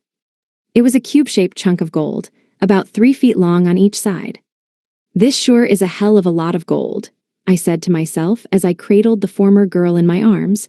She was even heavier than Emily's hammer. Despite my S-rank strength, I still found her a little heavy. With her in my arms, I left the hidden room full of gold. On B4 of Orem, I traced back the way I came, but before leaving the floor, I turned around. The staircase leading down was still there. It didn't look like it would disappear yet. Relieved, I made my way to the exit with the gold chunk. B3, B2, B1. I made it outside without running into anyone. There were a few people in the village plaza, but I aimed for an opening and managed to get through without anyone spotting me. Then, I left the village and took the gold chunk to a mountain summit. I put it there, along with a speck of gold dust, and walked away. I then waited, and waited for it to happen. Eventually, a girl appeared from the gold chunk. She was just like when we'd first met. Not only was she unwounded, but her gothic Lolita dress didn't have a single blemish on it.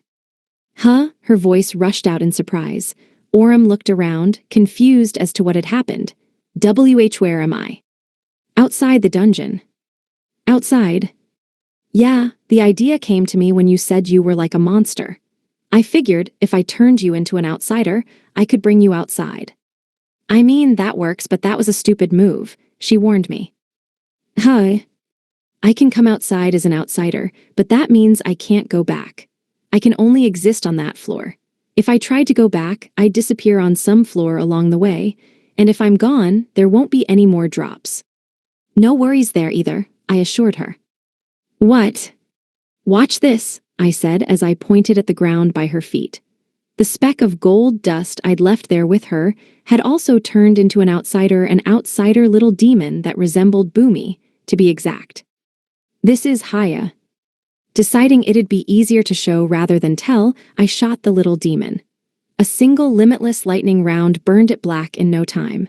Then, it dropped an item, not gold dust, but a lightning round. What's going on here? Orem asked. I can just turn you into a drop again and carry you back inside. I can go back. Yeah. Orem's eyes went wide. She was stunned. Which means you can relax and enjoy the outside world, I added. The outside, ah. It was then that the truth that she'd made it outside sunk in. Orem turned around and viewed the sight before her. The vast landscape, the vast world, viewable from this mountaintop. It was empty because everything in this world dropped from dungeons, but that made it all the more beautiful. So this is the outside. She was overcome with awe. The raw emotion visible in her profile was now lacking the dreariness that had once underpinned the resignation I'd seen in her. I was glad that I'd let this little bird out of her cage. After a while, still gazing at the sights, she said, "Thank you. Thank you for bringing me outside. If you like it, then that makes it more than worth the effort. But this is the first and the last time, huh? Going back feels like such a waste." "Last time? Why do you say that?" "I mean, it's a 0.000000001% chance for that door to open. It only happens once every several hundred years. Don't you worry about that. Everything drops 100% of the time for me, and I bet that applies to the monster that drops your door too." "Wyatt," Orem screamed hysterically. "How? That's just my ability. You saw me get a drop from that outsider, didn't you?" "Actually, yeah. Yeah, so I can just bring you out again sometimes." "Okay," Orem exclaimed, smiling like the little girl she was, and pulled me into a hug. "Thanks." Her softness and brightness, so unlike the hard and heavy gold chunk she was before, made my heart skip a beat. After a while, I tried turning Orem back into a gold chunk to take into the dungeon. However, after I hit her with a lightning round, she dropped a mass twice the size of the last one. Outsiders had different drops from their base forms. In the majority of cases, they were better. Orem herself was no exception, dropping twice the gold. I tried taking her back to the dungeon, but she was too heavy. She was already heavy before, and now she was twice the weight. Even with S-rank strength, my muscles were quaking trying to carry her. I was getting tired, so I decided to put her down and take a break. "Orem, you're heavy." I'd never say that to a girl, lest I suffer her wrath. Still, I'd managed to bring a smile to a girl who could have been locked up for hundreds, even thousands of years, so this was a small price to pay. Though, that made me wonder about the other dungeons. So there are 118 of them in total. That means 117 more, huh? I mused. All of the dungeons in this world had spirits just like Orem. That included Cyclos on Tellurium, Nihonium, Silicon, and Arsenic, too. Maybe I should go meet them all. Just as I was starting to settle into a dungeon rut, I'd found a new goal. "Oh, there you are," a girl called out to me.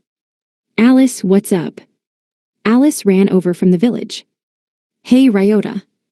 When she saw the gold chunk, she jumped from surprise. "Wait, what's that?" "Just ignore this, please. It seemed like you were in a hurry looking for me. What's up?" "Oh yeah, Ryota, there's big stuff going on." "But what is it?" "The dungeon drops have doubled." "Huh? Everyone's getting double the drops, but why?" she wondered.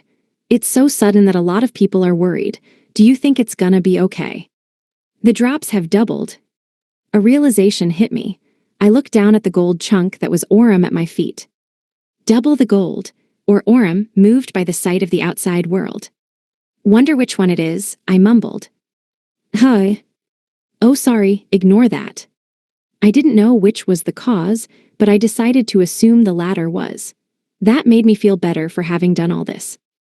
"Alice?" "Yeah. It's okay that the drops have doubled. Let everyone know that they'll stay that way." "Really?" "Yeah." "Okay, got it." Alice nodded and ran off to tell everyone. I watched as she departed, then gazed at the doubled Orem. Now I was even more excited to meet the ones from Tellurium and all the other dungeons. 101. Unearned income. The next day, at around noon, I stood in front of the dungeon Orem. From afar, I watched the overjoyed faces of villagers and the smattering of adventurers exiting the dungeon. It came as a real shock to hear that the number of drops in that dungeon had increased, Clint said. He looked just as amazed as he claimed. Clint had come running the moment he'd heard the news. Though he doubted it at first, he had to believe it when he heard the stories of villagers who'd gone into the dungeon, and the Swallows returned favor employees who bought their drops. There was no room for doubt when the raw numbers came in. Numbers don't lie, after all. Has something like this ever happened before? I asked. As far as I know, it hasn't. Have you ever heard of any special drops appearing on the very bottom floor of a dungeon? I didn't know if he was aware of Orm's existence, so I tried to be as vague as possible. The very bottom floor, you mean the disappearances? Disappearances? Yeah, they happen once every few years, seemingly in some random place. The time, place, and adventurers themselves are all over the place, but all accounts claim that someone disappeared after defeating a rare monster on the bottom floor. Wow, disappearances, huh? Some of them come back pretty fast, but most are never seen again. Wait a second, did you? Clint gazed at me with yet greater astonishment. Yeah. Really, you're a lucky one, Sato. Lucky. Orm had mentioned that, too. That staircase only had a 0.000000001% chance of appearing when the monster on the final floor was defeated. Thanks to that low chance, I was the first person to reach her in 300 years.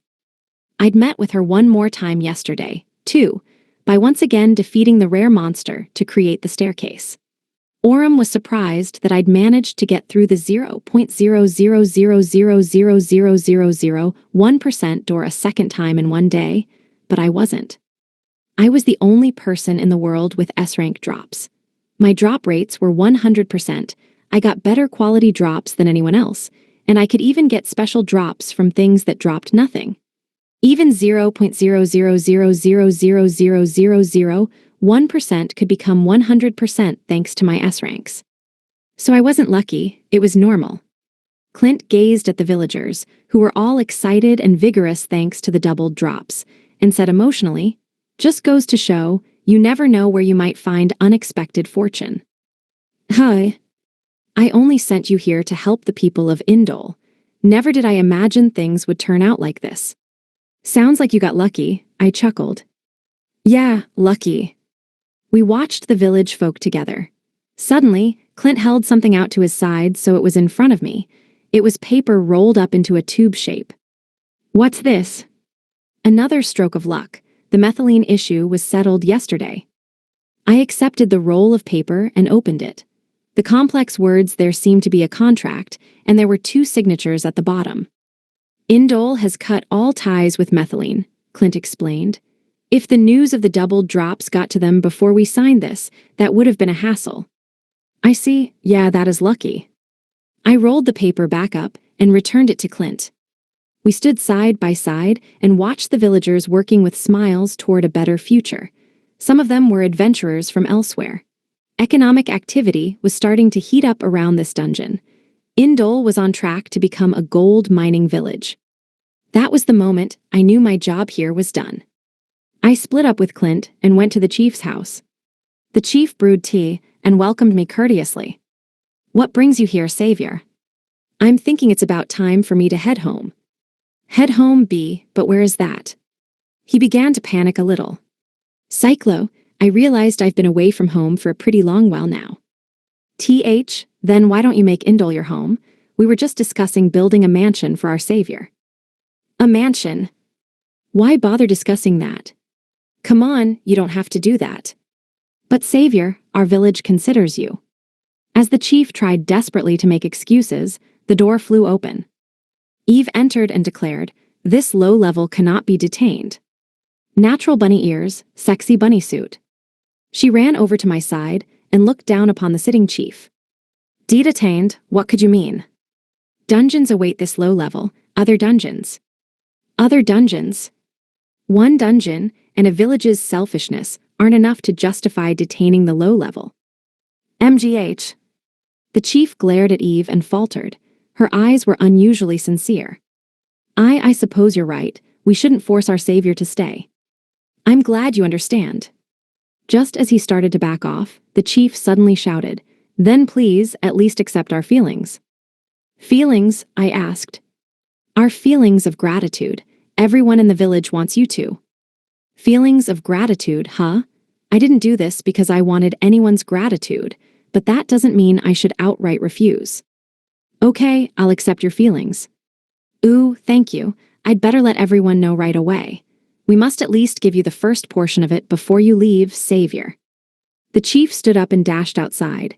It was his own home, yet he left us alone in it. What an impatient guy. And what is this about feelings of gratitude and the first portion of it? "This bunny knows," Eve said. "Do you?" She nodded. "The bunny has keen ears." Eve's bunny ears twitched slightly. It was kind of cute. "You make yourself sound like the king with donkey ears." 1%, she said out of nowhere. 1%. They want to give you 1% of this village's tax revenue. Those are some heavy feelings, I shouted without thinking. I mean, how much is 1% anyway? This bunny does not know. Figures. How much would it be? We thought about it together. We later asked Ine about it, who paused her work of putting the finishing touches on the new shop and answered, "Tens of millions a year, I'd guess." Oh, but with the drops doubled, it might go over 100 million. I was astonished by the knowledge that I would be getting 100 million pyros of unearned income per year. Image summary, manga illustration of a woman with rabbit ears looking down with a shy expression. 102. Bank accounts and health bars. B1 of Nihonium was as devoid of people as ever. I mowed down skeletons with lightning rounds. Whenever the bullet struck, lightning rained down from the ceiling of the limestone cavern, shattering the skeletal monsters into pieces with ease. They were strong, probably, my strongest special rounds, yet when it came to raw power alone. I bet it's because their unit cost is so high, or rather was. Lightning rounds came from the outsiders created by the gold dust from Orum's dungeon monsters. It was gold dust, so the unit cost was about 3,000 pyros per bullet. Compared to the normal bullets dropped from veggies and the homing rounds dropped from trash, that was super expensive. I fired them madly without hesitation. Every time I spotted a skeleton, I'd kill it with a lightning round. See skeleton, fire a bunch. Even if they didn't hit, I could overwhelm the enemy with numbers. Not once did I reload, I just fired and fired away. By going further beyond B4 of Orum, I defeated a monster in a room that normally did not appear, obtaining a limitless bullet. It allowed me to obtain an unlimited supply of any bullet I wanted. The result? Limitless lightning rounds. I paid no mind to efficiency now, since I didn't need to. After a lap around B1, I had a pouch full of HP seeds, which I took outside the dungeon. When I arrived at the usual empty spot, I poured the seeds all over the ground and walked away. Before long, the seeds turned into skeleton outsiders. I used lightning rounds for them, too, killing them and turning them into freeze rounds. With that, I had replenished my supply after using them all up at Orum, and at no cost to boot.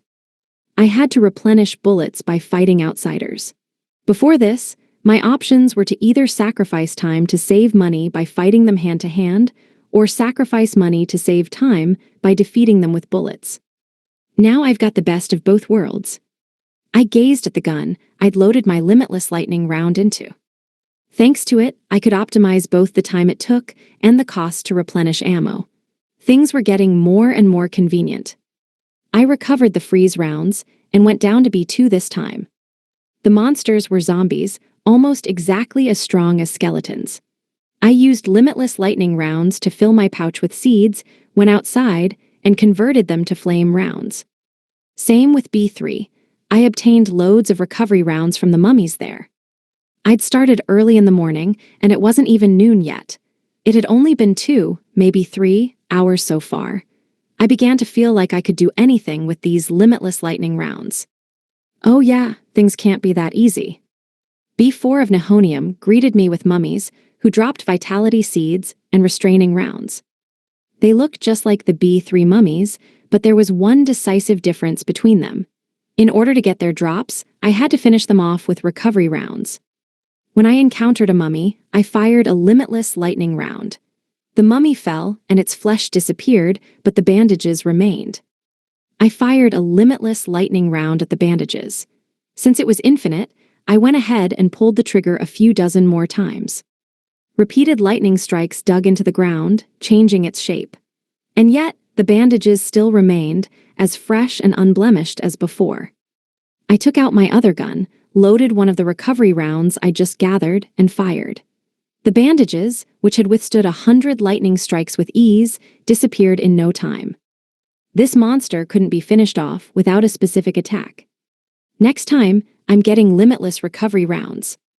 Now that I could refill most special rounds more easily thanks to the limitless lightning round, I'd found my next objective. Around noon, once I'd finished farming bullets, I left Nihonium and returned to our 3-story house that was insulated from magic storms. We'd equipped our garage-like first floor with a magic cart drop transport function, which resulted in the Swallows' returned favor dispatching Urza to be our personal drop buyer. It was basically an SRF branch office. In there, Urza and Emily were doing something together. "I'm back," I announced. "Yoda, welcome home." "It's been a while, Ryota. I see you're back." Urza greeted me with a smile upon this reunion. "Yeah. I'd gotten back from Indole yesterday, but I'd left so early for Nihonium this morning that it was my first time seeing Urza since my return." "Thank you so much for bringing this to our attention before anyone else, Ryota." The owner was overjoyed. "You always help us out," I replied. "I just hope it brings in some cash." "That's an understatement. It's an enormous business opportunity. The owner even said we'll be hiring more staff to send there." "What about Ine?" "Ine's area of expertise is plants, so they'd prefer to send someone who knows more about gold or ore in general." "I see, fair enough. She worked for a shop in Cyclo, after all, so of course ore wasn't her specialty." "So, what were you doing?" "I was just recording Emily's sales into her passbook," Urza explained. "Passbook?" I hadn't heard that word before, except maybe for bank transaction passbooks from my old world.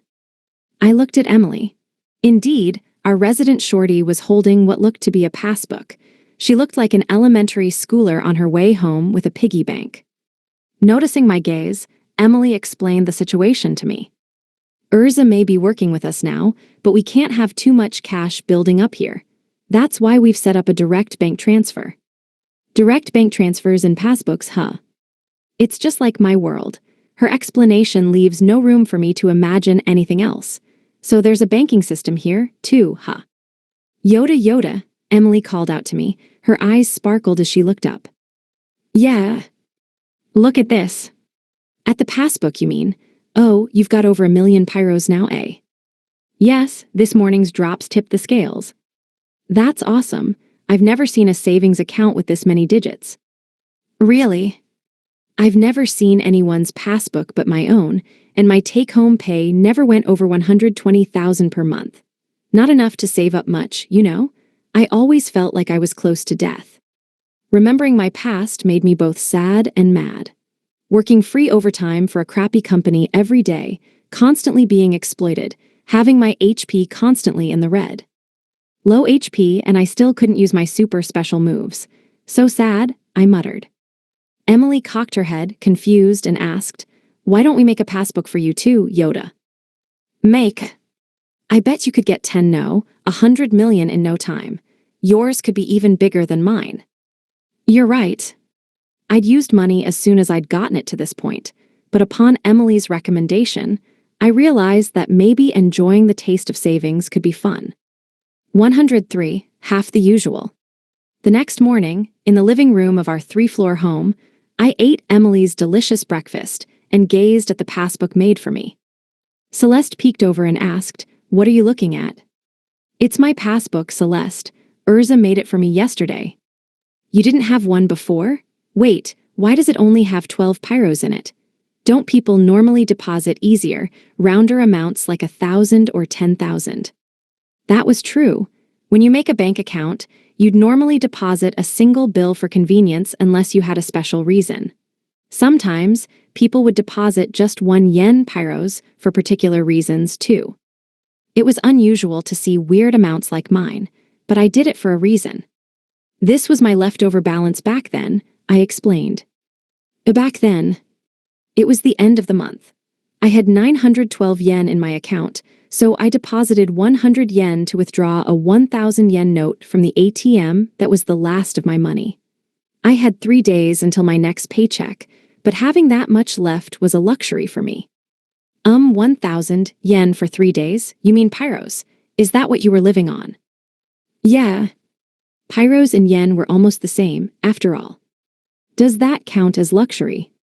I think it is, Emily cut in as she brought food from the kitchen. That would be enough for me to survive a month on. You're like one of those extreme cheapskates.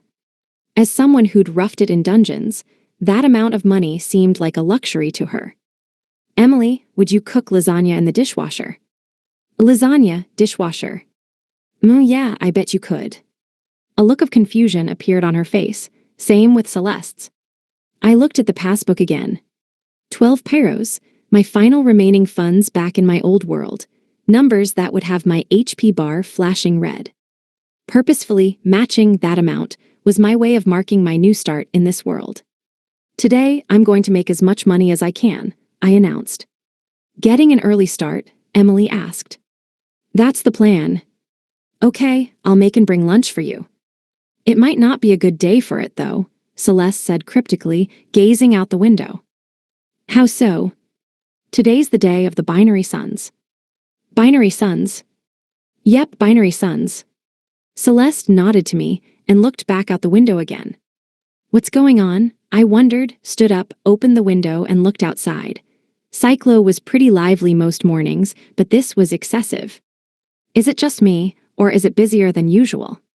Stores that usually opened around noon were already open, and people were already drinking at the open-air bar 3 buildings down. I realized, I think, I've seen this before. It's a lot like when magic storms roll in, isn't it? I mused. People couldn't make money in dungeons, so they'd hang out and have fun in the city. Celeste approached and pointed up to the sky. It's because of that. I traced her line of sight upward and gasped before there were 2 suns. B1 of Tellurium had fewer adventurers than usual and even fewer monsters. And yet, I pushed the magic cart around as always. It was rare to run into monsters today. This is due to the binary suns. Celeste, who tagged along, explained. A few times a year, 2 suns appear in the sky. As a result, monster numbers and drop rates go down. I can tell at a glance that there are fewer monsters, but drop rates too. Yep, everyone's drop rates are reduced by about 1 rank. Celeste used the nearby status board to show me. Image summary, a status board showing that drop rates for plants, animals, minerals, magic, and special items have all decreased by 1 rank, F-1. The stats displayed on screen showed that her drops had indeed gone down by 1 rank. Like this, see? I see. With fewer monsters and lower drop rates, it's like double the efficiency loss, she added. Most adventurers don't bother going into dungeons on days like today. So that's why the city was bustling like during magic storms. I used the status board myself and checked my own drops. Image summary, a status board shows that the drop rates for plants, animals, minerals, magic, and special items are all decreased by 1. When she saw the stats displayed, Celeste said, "That's our Ryota for you. It doesn't affect you at all." Still no good, though. My drop rates might be the same, but the lower number of monsters makes it a net loss. That is true. Without monsters to defeat, there's no point coming here. If only they'd increased in number rather than gone down, I grumbled. That does happen when the binary moons show up. According to Eastern shamans, the yang energy of the binary suns suppresses monsters in all ways, while the yin energy of the binary moons makes them more plentiful and increases drop rates. That sounded logical enough. What about these Eastern shamans, though? I'd like to meet those guys. So there can be 2 moons, too, I mumbled to myself. Imagining it made me chuckle, but at the same time, this was kind of a slap in the face. I'd wanted to spend today farming hard and bolstering my balance, so this timing was awful. At this point, I might as well do something else until the binary suns leave. On days like today, people would spend lots of money, consume goods, and create trash. So then, it was the perfect day for replenishing my homing rounds. Still gonna do it? She asked. Yeah, it's a handicap, but I'm gonna do what I can. Good luck, Ryota. With Celeste cheering me on, I decided to farm the dungeon despite the reduced monsters. Darn, you sure love to run. 20 minutes after I'd begun farming, I noticed 2 things that were unusual. First off, the monsters were weaker. Tellurium's B1 slimes were already weak, but their movement speed and attack power were basically halved now. Even a kid could take them down. The other thing, they were a lot quicker to flee. Perhaps because they'd been weakened so much, many of them ran away the moment they saw me. Binary Suns weren't just double handicapped, they were triple handicapped. Fewer monsters, fewer drops, and added inefficiency from monsters trying to run away. Due to the triple handicap, other adventurers complained and began leaving the dungeon. I give up. I didn't sign up for a game of tag. Even if you catch 'em, they don't drop anything. I hate this. But I stubbornly remained. Thoughts of the number 12 in the passbook kept me here. I gripped my guns tight and did laps around the dungeon. I knew B1 of Tellurium well, so I went straight to monster spawn points. 1 out of every 3 attempts failed due to the monsters not spawning, but I took down each monster that appeared to make up for it. I mowed them down with liberal use of limitless lightning rounds. Fortunately, much like with our battle against the Bicorn, he who defiles purity, my S-rank drops did not suffer, so it was only a double handicap for me. Really not a lot of monsters here, I grumbled. Sometimes, I'd finish a lap around the dungeon and no monsters had spawned yet. That never happened on a normal day. I sent 32,109 pyros worth of bean sprouts, not even the full 40,000 worth, and decided to move from the empty B1 down to B2. There were even fewer adventurers here, and of course, not many monsters. I farmed B2 as well, getting drops from sleep slimes before sending some 20,000 pyros and change. This was way less efficient than usual, yet I farmed on. After emptying B2, I continued down to B3 and hunted the monsters there to extinction. Then, I went back to the somewhat recovered higher floors. But my efficiency only grew worse over time, resulting in half the earnings I'd gotten earlier. When I'd get bean sprouts, for example, I'd only get 10,000 pyros or so's worth before I was forced to move on. And yet I farmed on. That evening, in the Swallow's returned favor branch office that was our first floor, Urza greeted me upon my return from a full day of dungeoneering. "Welcome back, Ryota. Well done today." "Binary Suns are the worst," I complained. "I don't want to farm on a day like today ever again." Binary moons are difficult in their own ways, since the monsters end up a little stronger. But the earnings are good, so many people think it's okay to push themselves, which ends up leading to some dying in dungeons they know well. Figures. I sighed, expelling all of the air in my lungs. I'm beat, just plain exhausted. A sense of futility washed over me. It felt like I'd returned to the old days, back to when I had no magic cart and had to go back to town when I had too much to carry. Hell, with how much I was walking, it might have been worse than those times. "Okay, here's the summary of your deposit," Urza said as she handed over my passbook with a smile. My passbook, the one that only had 12 pyros before. I took a deep breath and opened it, ready to see the damage. 1,219,001 pyros. In the passbook was a number with more digits than I'd ever seen in a bank account. Whoa. The futility that had ruled my body to this point turned into satisfaction in an instant. 104, using but not losing. The next morning, when I left for my usual Nihonium trip, there was a hole right outside our front door. Eve's face poked out. "Biwa, GG's, you scared me. What are you doing, Eve?" "Normal bunnies dig holes. Everybody knows that." I sure didn't. Fun fact, smart bunnies dig 3 holes. I doubt I'll ever get the chance to make use of that fun fact. While I rebutted, Eve crawled out of her hole and began filling it back in. Eve Callisleader, a girl with very rare natural bunny ears and a tail who always wore a bunny suit. She had both cuteness and sex appeal in high supply, but despite her appearance, she was a hell of a powerhouse and a strong adventurer. Combine that with her overall weirdness, and I never had the slightest idea what was on her mind. And because I had no idea, I decided to ask the girl herself. "What are you doing here?" "Low-level potions," she said cryptically. "I'm out of potions." "Ew." She meant potions, as in, the special items that only I could make drop. They were amazing things that could temporarily raise your drop rates. I'd produced a lot of them and let my friends use them. So you used yours up already? I asked. Yes. All right, wait a minute. I U-turned back into the house, went into my room, and searched for the items. There were a few different kinds of potions, but I looked for the ones that would be most effective in Cyclo, the ones that boosted plant drops. Oh, I'm fresh out. You don't have any? Eve asked, having come to my room with me. Her tone of voice was almost the same as usual, but she did sound just a tiny bit sad.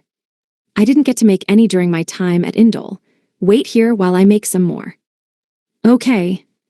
Drop-boosting potions dropped from money itself, so I took the passbook and withdrew money, turned it into outsiders, received potions, and handed said potions to Eve. There was no issue making the potions themselves. After all, I'd done it plenty of times by now. 990,000 pyros, I sighed. My bank account balance, which had sat pretty at 1,200,000 pyros the day before, was brought down a digit by the unexpected expense. That hurt just a bit.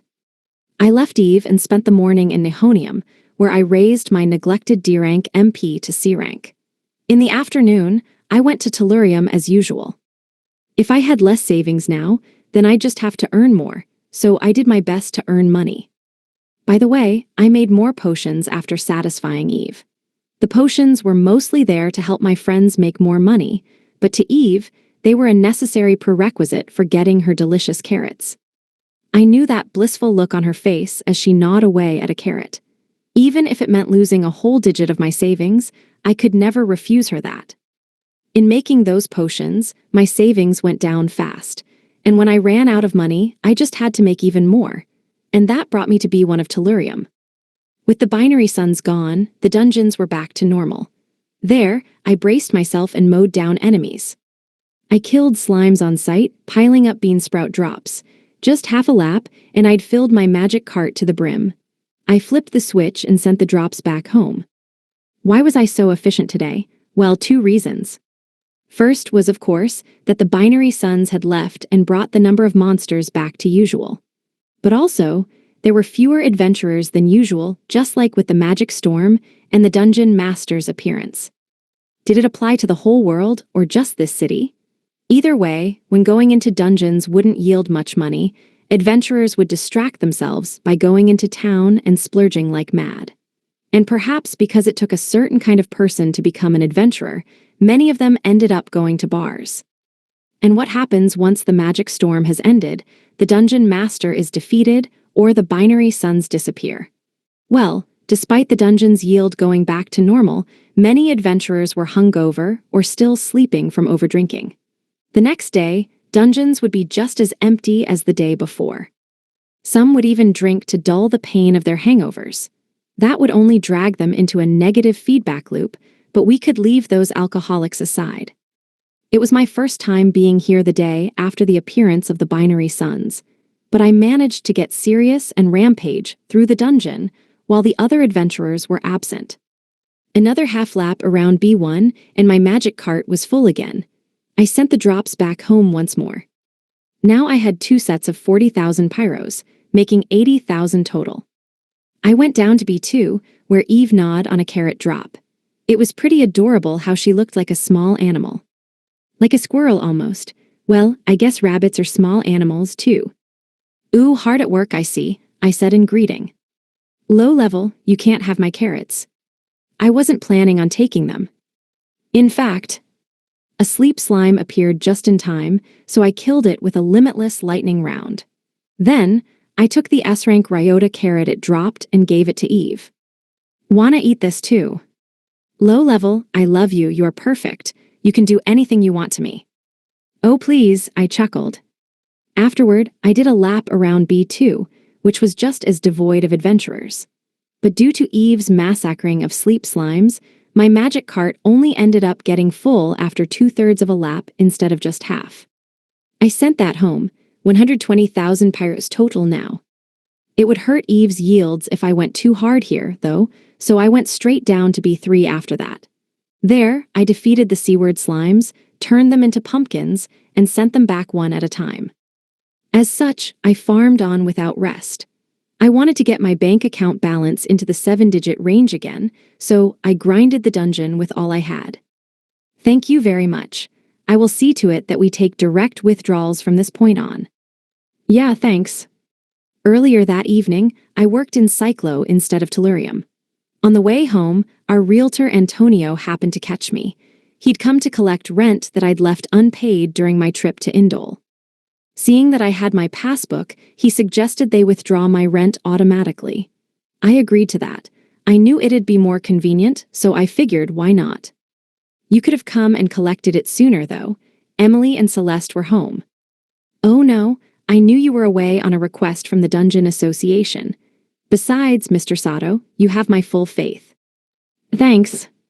Now, if you need anything at all, please let me know. Will do. Antonio bowed and left. My mood was a little spoiled now. I'd wanted to take my passbook home and have Urza record my earnings, but since Antonio found me, I had to pay rent. Well, whatever, gotta pay rent to live. I pushed the magic cart along the way home. When I got to the house, Urza was the only one on the first floor. Emily and Celeste hadn't returned yet. Eve and Alice weren't around either, only Urza. Welcome home, Ryota, she greeted me. Hey there, here you go, I said as I gave Urza my passbook. She accepted it, opened it, and recorded my earnings from today. That's a lot of withdrawals. I spent a lot today. Consumables for going into dungeons, rent, stuff like that. I see, but goodness, this is something else. Hi. You use so much, and yet see for yourself. Urza smiled and handed me my passbook. I couldn't believe my eyes for a moment. 2,006,100 pyros. I had about 2 million pyros left. Despite using so much already, I had 2 million, putting me above this morning's starting point. I'd felt bad because I'd expected my savings to have gone down, but my excitement shot back up, making me happy again. 105, more taxes, less taxes. While Dungeon Snow fell on B5 of Nihonium, I farmed red skeletons. These monsters were 3 times faster than normal skeletons, which lowered my accuracy. I could hit most other monsters almost 100% of the time, but my hit rate was 90% at best with these guys. It was clear how much more often I was missing. KH. And they weren't just faster. If I failed to kill them and took too long to finish the job, they sped up more. When I missed the first shot, they'd become even more slippery, reducing the hit rate of subsequent shots to what felt like 70%. That meant 1 in every 3 shots would miss. Still, 70% wasn't bad, and I was using limitless lightning rounds, so it didn't matter. No, I scolded myself, you're getting too conceited. I'd begun to think that I could just take them down with wild, random fire, but I righted my way of thinking. Like how I'd thought I was invincible once my HP and vitality were S-rank, obtaining new powers with the words S-rank or limitless often resulted in me getting cocky. This would, in turn, lead to me acting on the force of habit alone. That wasn't good, so I forced myself to focus. In my mind, I began to count. I began with the 90% estimation from before 9 shots out of 10. A red skeleton burst out of a wall, a unique trait of this dungeon, and ambushed me. I calmly evaded its attack and fired a single bullet through it. Now we had 10 shots out of 11, 90.9%, or an increase of about 1%. I picked up the seed, raised my MP by 1, and searched for my next target. This time, one ambushed me from the ceiling. I steadily aimed and took it down in 1 shot again, 11 out of 12, or 91.6%. But when I tried to pick the seed up, another red skeleton attacked. I dodged once more and rushed to counterattack, but this time I missed. My accuracy was down to 10 of 12, or 83.3% just from that. MGH, I groaned and took a deep breath.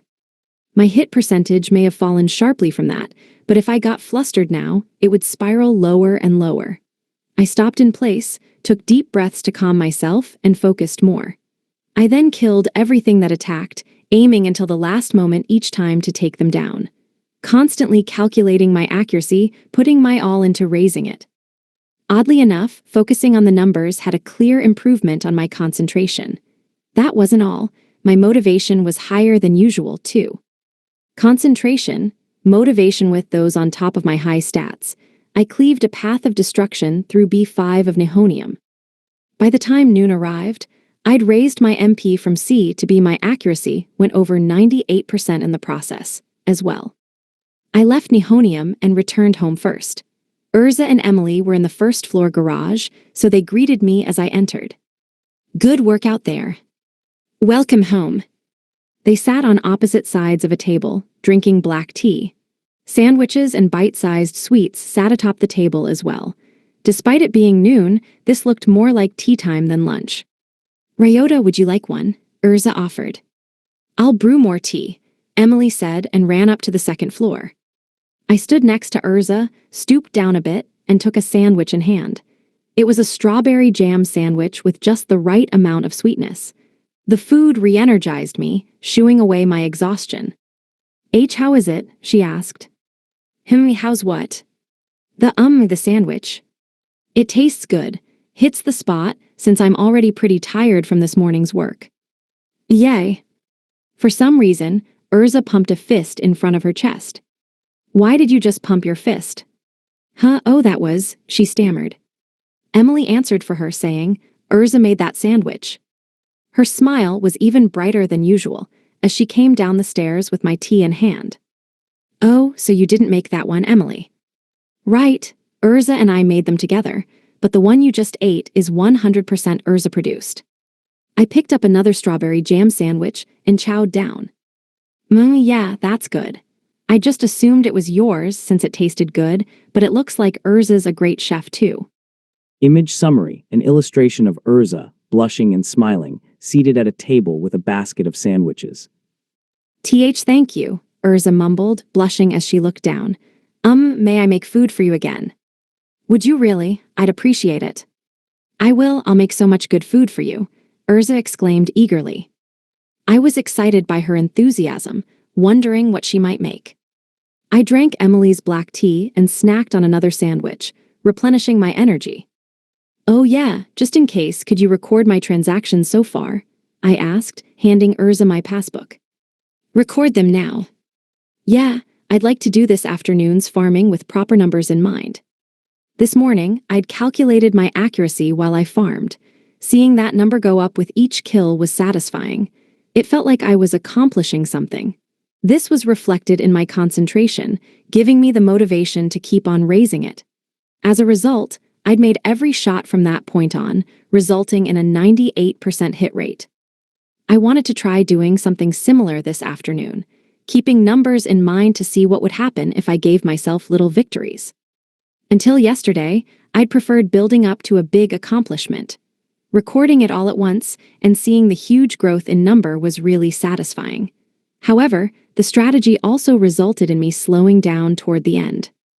By building up small victories, I hope to maintain my concentration the whole time and make more money in the end. Understood. Wait just a moment, please.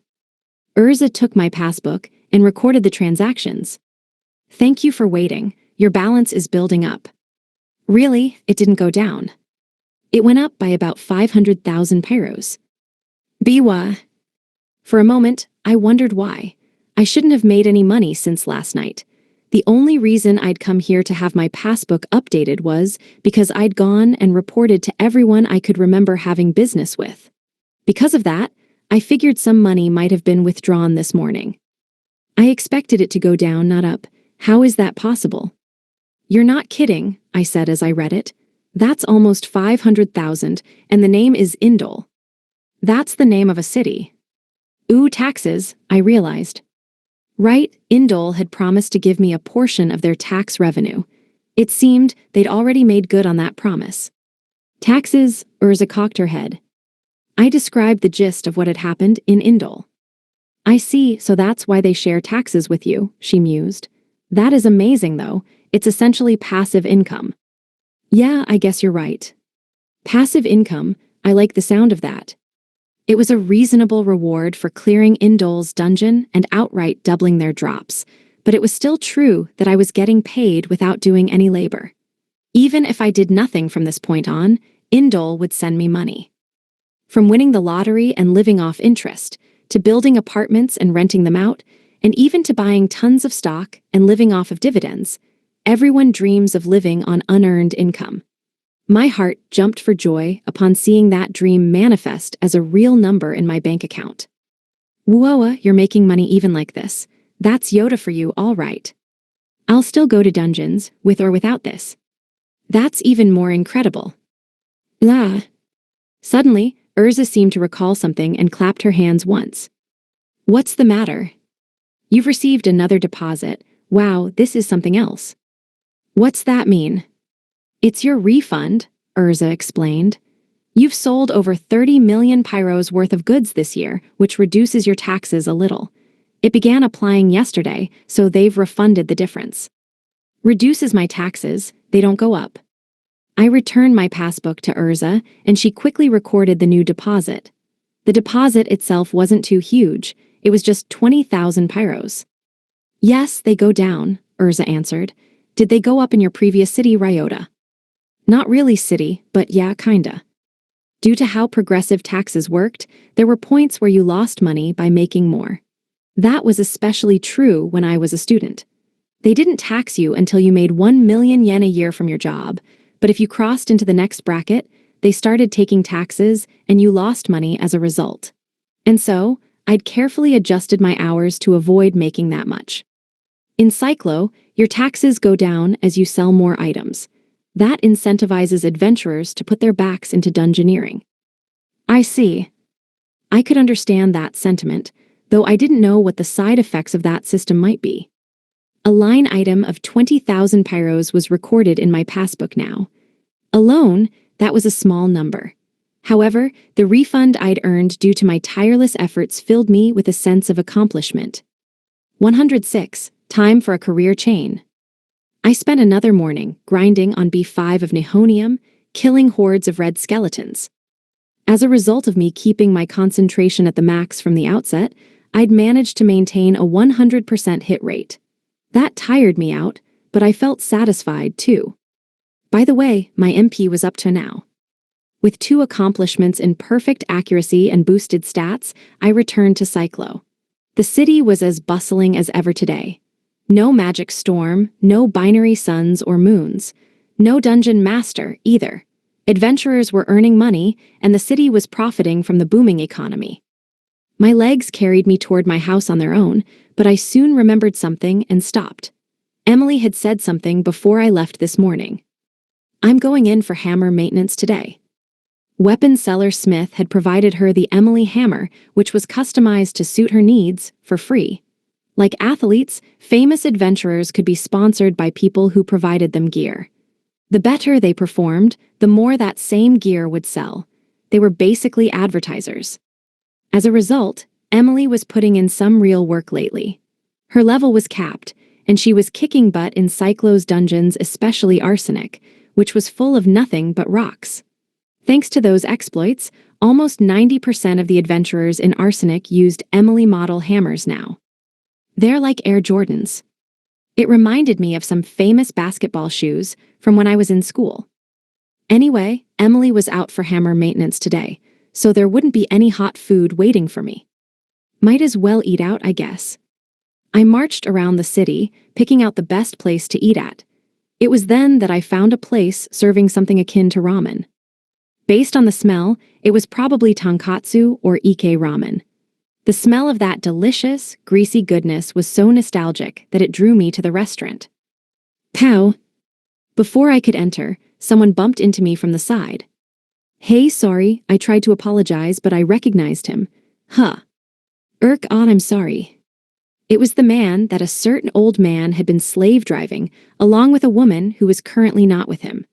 The old man had brainwashed them with the same lies about dreams that corrupt corporations love to tell.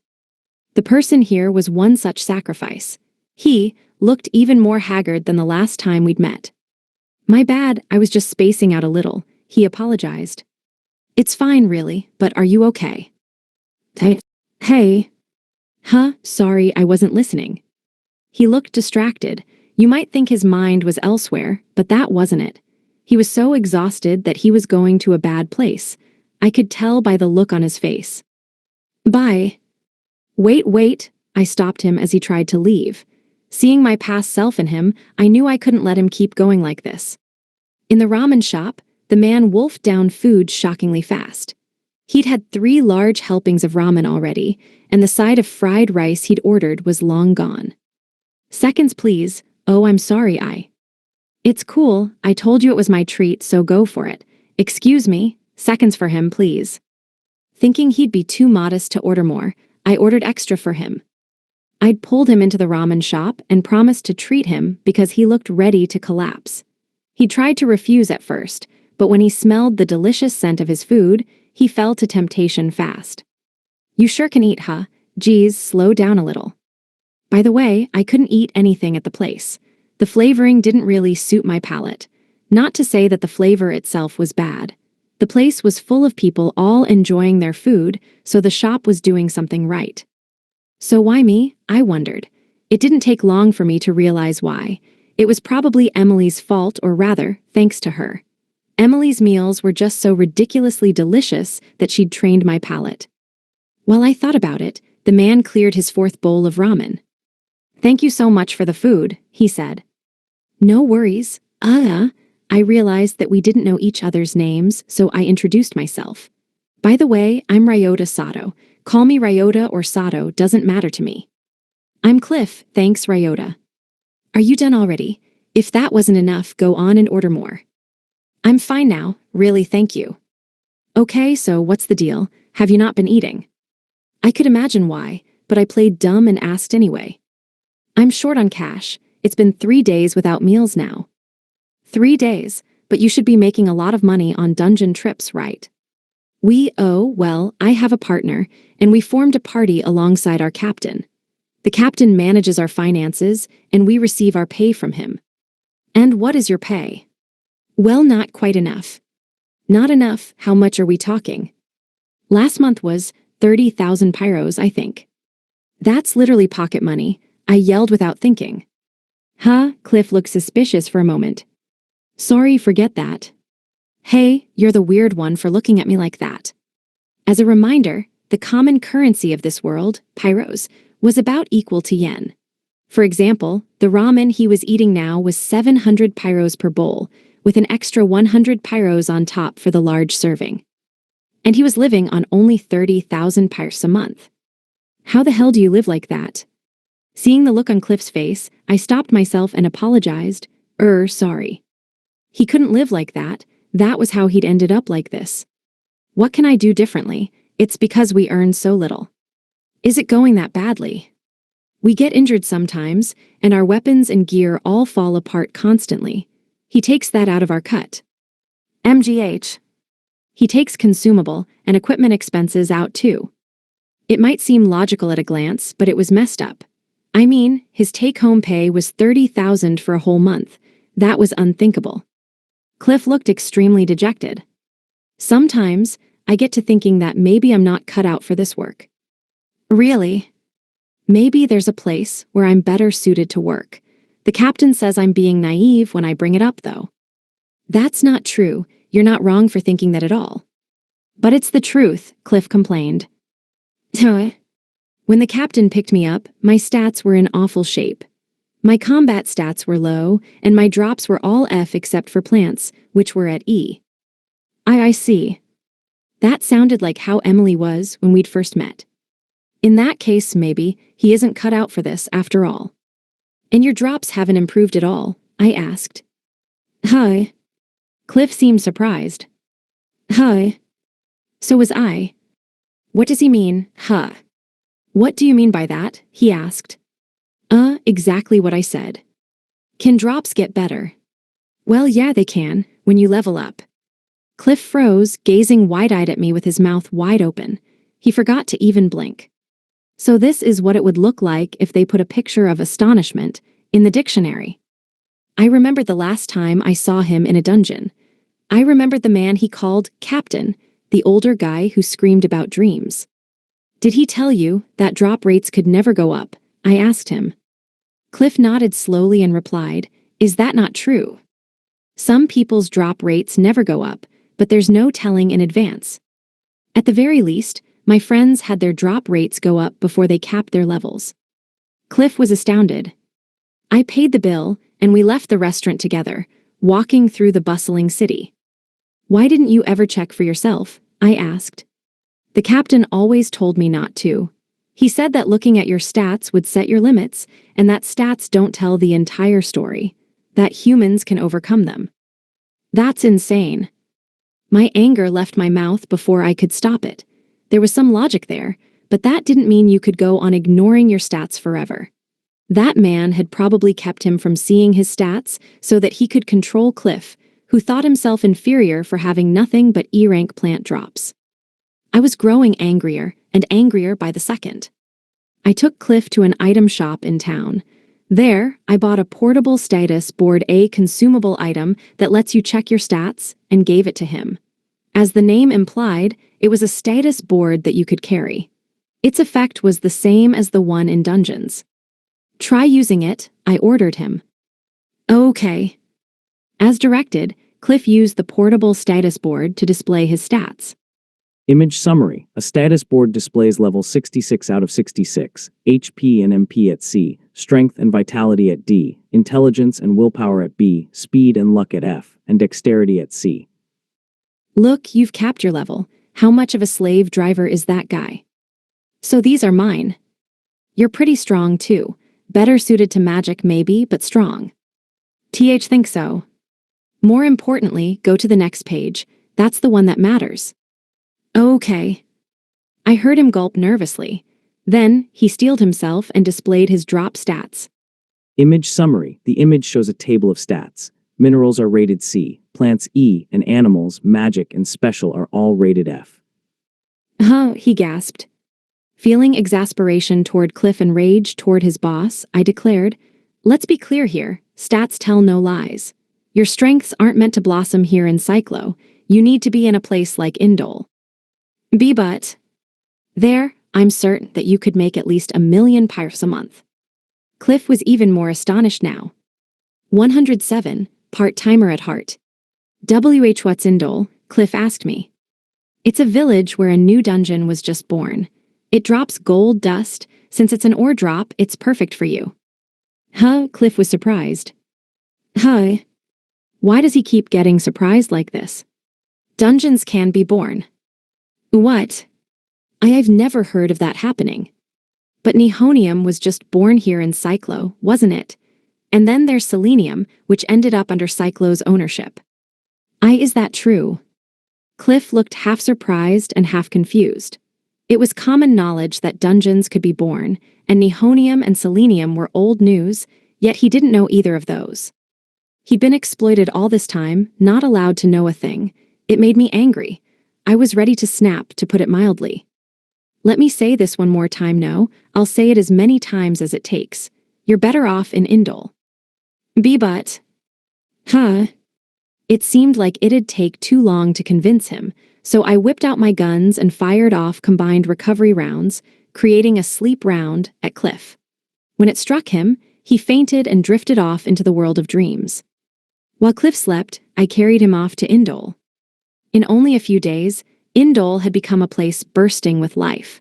People and products had gathered here, and the citizens were both rebuilding and constructing new things all over the place. The villagers were cheerful as well. It was clear that this was a blessing wrought by Orm's gold dust. Where are we? This is the village called Indole that I mentioned. A picture's worth 1,000 words, so let's delve into that dungeon right away. But... Shut up and come with me.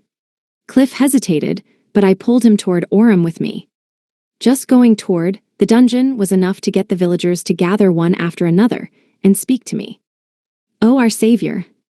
You should tell us in advance if you're coming. Go home and tell Mom. We've got to prepare for a feast now that our savior's here. When I told them that we couldn't have a party since I was here on other business, they all looked disappointed. Seeing them, Cliff's mouth fell open. What's the matter? Well, Ryota, are you actually a big deal? I'm just an adventurer, though in this village I'm like a Dungeon Association figurehead. Dungeon Association? Arg, geez, you don't even know what that is. Now I was getting really mad at his jerk boss. After a while, we made it to Orem.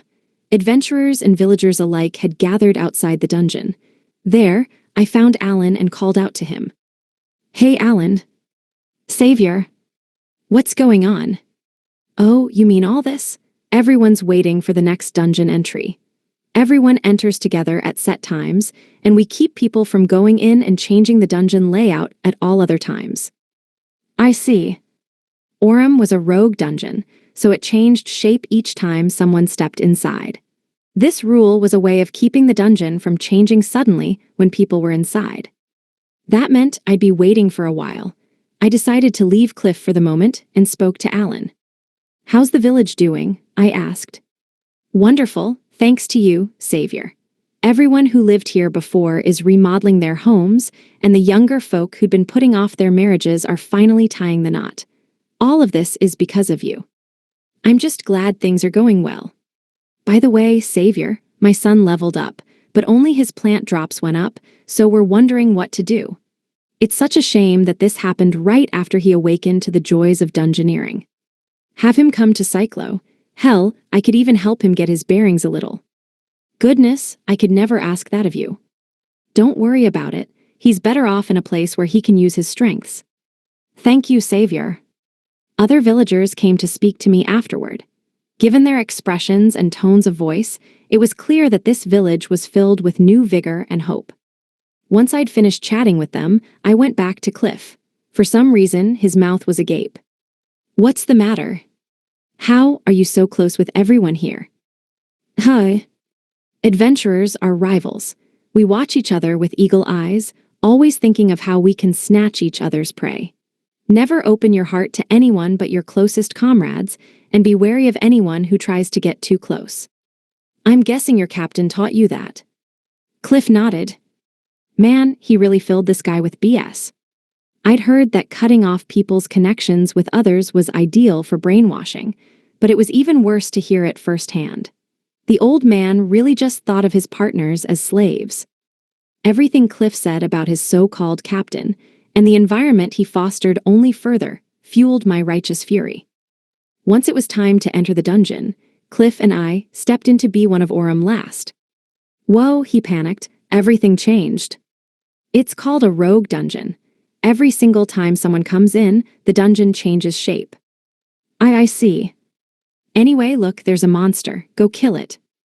"Okay." "Be careful, though," I warned him. "They like to use cheap tricks. No matter what, don't let your guard down until it fades away." Cliff nodded and took a step toward the little demon. Then, their battle began. Cliff was an experienced fighter, which was no surprise considering the fact that he was level 66.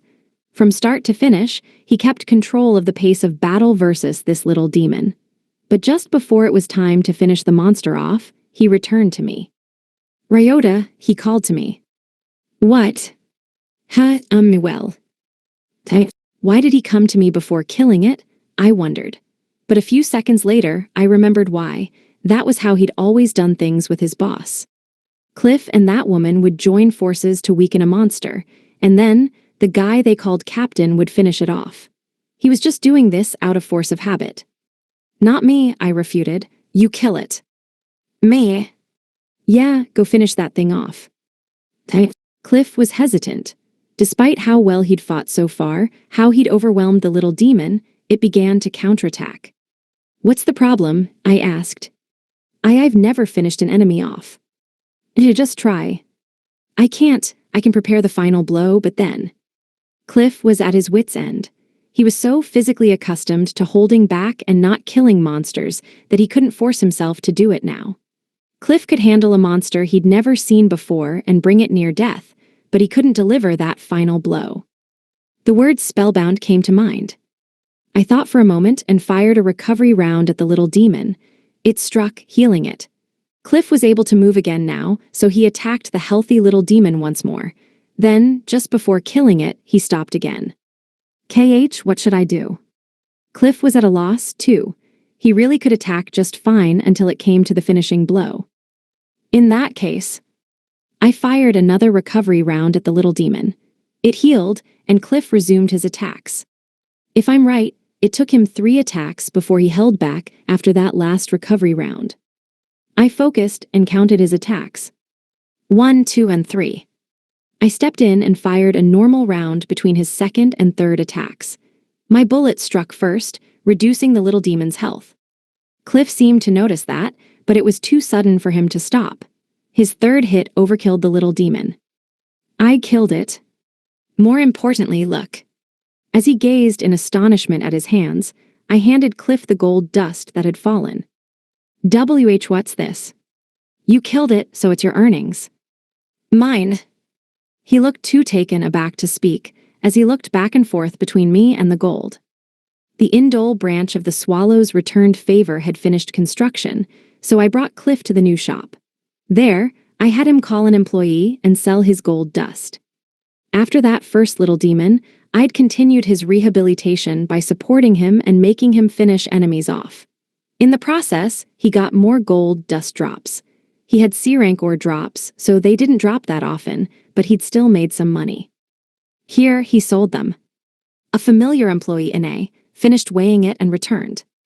Thank you for waiting, she said, then placed a few paper bills and coins on a tray and held it out to Cliff.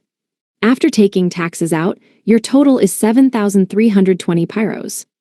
7,000 pyros, I did this. Yeah, you did, I assured him.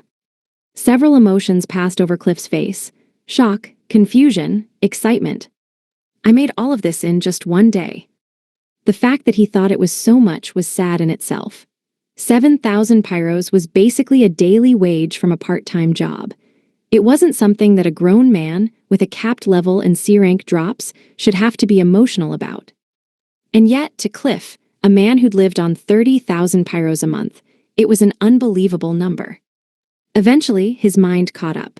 With raw emotion and joy all over his face, he accepted the money. Thanks, this is all because of you, Ryota, he said with a smile. Image summary. An illustration shows a man with tears in his eyes, shaking hands with another person. 108. 2 families. The next day, I joined Cliff on another trip to be one of Orem. He was still a little awkward in combat, but he'd made great progress. With time, he would get used to farming for himself. I felt some relief and satisfaction for saving a man from that evil boss. With his matter settled, I decided I'd return back to Cyclo after we left the dungeon. But while I thought about it, the time came. A bell rang throughout the dungeon. That clear peal was the sound of a golden bell made from the same gold mined from Orem itself. By ringing it at set times, they notified the people inside that adventurers would be entering. Hearing that, Cliff finished off the monster he was fighting, picked up the gold dust, and came back to me. Good job, I said to him. How are things looking? I think I have even more than yesterday, Cliff said. He put the gold dust he'd gotten so far into his hand and showed it to me. As he'd reported, that was definitely more than yesterday's earnings. He was level capped and had C-rank drops, and now that I'd cleared the dungeon, the drops themselves were doubled in quantity. One could say it was obvious that he'd make this much. Nice. This really is all because of you, Ryota. Don't sweat it. I just couldn't sit idly by while someone was taken advantage of. While we talked, the world around us changed. Each time, Cliff was startled. Rogue dungeons are annoying like that, I explained. Every single time someone comes in, you get taken somewhere else. So that's just how it works. Get used to it, and it can be pretty convenient. See. Right on cue, we were taken to the dungeon's exit.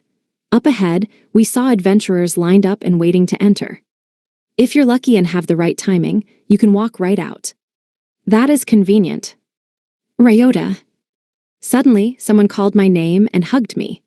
The world around us changed once more, and I took in my surroundings, then looked to see who'd hugged me. It was the princess of boxed air herself, Margaret. Margaret. It's been a while, hasn't it? Margaret replied. She was as soft and fluffy as ever, dressed like a refined and beautiful princess. It has. What brings you here? I heard rumors of a new dungeon, so I came to check it out. I'm glad we ran into each other. There's something I've been hoping to show you. What is it? Margaret looked around, found a status board set up in the dungeon, and ran over to it. I approached and watched her use it. As she brought up her stats, she turned her soft and refined smile to me. Thanks to you, these are my stats now. Image summary. The image shows a status board displaying a character at level 9999 with all stats: HP, MP, strength, vitality, intelligence, willpower, speed, dexterity, and luck at F. Image summary. A status board shows a ratings for plants, animals, minerals, magic, and special items. Ew. It displayed the stats I'd expected. At her level 99 cap, her drop rates had all grown to A. Those stats were a lot like how mine were when I came into this world. On B1 of Aurum, Cliff and I watched how Margaret's group fought. That's right, her group she'd formed a party with 4 dudes. They seemed to match their outfits to Margaret's princess attire, dressing up as 4 knights. The 4 of them attacked a little demon, weakening and cornering it with perfect coordination. One of them turned and called to Margaret, "Princess." Margaret nodded, picked up the same heavy-looking sword she had when I'd first met her, and dealt the finishing blow to the restrained and weakened little demon. Gold dust dropped with ease, thanks to her high drop stats. They were like a real Margaret family. Margaret, with F in every combat stat, but A in every drop stat, was supported by her 4 followers who funneled all the kills to her. This strategy was the result of her stats, appearance, and general vibe. It was different from the Ryota and Neptune families that I knew, but just watching them made me certain they'd do just fine together. Margaret's group continued on to their next target. Suddenly, I felt something shaking beside me. Cliff, who'd watched with me to this point, gazed at them with a perturbed look on his face. "What's the matter?" I asked. "You seem upset." "Is that okay?" "Hi. They're acting just like how I used to." "No." Come to think of it, he wasn't wrong. Others weakening a monster, letting only the leader finish it off, maybe that was similar to how Cliff and his former boss did things. Cliff turned pale, probably reminded of his dark past. I should say something. But before I could, the next little demon died, and Margaret picked up her reward. She then turned to her knights. "Here you go, Lat, Sosha, Prey, and Bildar." She called their names and divided the gold dust among the 4. "Thank you for this blessing." All 4 kneeled at once like real knights and accepted their gifts. The group was a perfect image of a princess and her subjects. She gave it to them. That goes to show that Margaret isn't like your old boss. "Why yes, but why?" "Ryota," Margaret exclaimed, running over and hugging me again while Cliff was stunned. It was almost like a tackle as she clung to my waist and looked up at me. "Did you see my fight?" "Yeah, you did good." "All because of you, Ryota." "Who are those guys?" I asked. "They're my family. When I told them about my stats, they asked if I'd let them fight alongside me." "So they came to you, huh?" "That's right." "And why'd you give them your drops?" "I wanted to be like you, Ryota." Huh? Cliff let out a surprised gasp. "It's because of you that I've come this far," Margaret explained. "You gave me what was yours without reserve, and I wanted to do the same for others." I didn't really do much. She stopped hugging me, looked up at me from a step back, and emphatically declared, "That isn't true. One, it's thanks to you, Ryota. No matter what anyone says, even if you won't accept it, I'll keep saying that I owe my success to you." Her beautiful, refined features had a strong aura and a measure of firm willpower. Well, thanks. And yeah, I urged. "I would like you to let my family join the Ryota family." "Mine?" "Yes," Margaret exclaimed, gazing at me with a wide smile. "You want your family to be a part of mine?" She nodded firmly. Certain phrases popped into my mind. A subsidiary company, a second-generation organization. Unfortunately, I cannot fight on my own. There's nothing I can do without those 4. As such, I'd like you to let my entire family join yours instead of just me." "I get it. Well, if that's what you want, we welcome you with open arms." "Thank you. The Margaret family will now operate under the umbrella of the Ryota family. We're happy to be with you." Overjoyed, Margaret hugged me again. In the afternoon, we left the dungeon and went to the plaza. Work was progressing well there, too. The remnants of the houses destroyed by Aurum's sudden appearance were gone, replaced with a fountain and various dungeon-related shops in the process of being built. A weapon shop, an item shop, a drop-buying shop. These changes made it all too clear that Indole was developing around this dungeon. It was there that Cliff and I faced each other. "Well, Cliff, I guess this is goodbye. I'm going home to Cyclo. If you ever need anything, contact me anytime." Cliff's issue was resolved. His misunderstanding of Margaret had been corrected, too. He knew now that she was nothing like that ex-captain of his. And so, I decided to head home. "Ryota, I mean Mr. Sato." "Mr. Sato, why the sudden change?" "I want to join your family someday, too. There may only be 2 of us, but please." 2 of us? Cliff had a partner, another person who'd withstood the evil boss's abuses to this point. He was saying he'd save her, too. "Got it, good luck, Cliff." "Yes, sir, thank you." Cliff was being awfully respectful all of a sudden. There was no doubt that my actions and Margaret's capacity for kindness had made him decide to rescue his partner. 109. A Princess's Love. On my way back from Indole to Cyclo, I walked on a paltry road through the otherwise empty wasteland. Since dungeons dropped everything in this world, moving away from dungeons meant moving away from cities and people and into a lonely, apocalyptic-looking wasteland.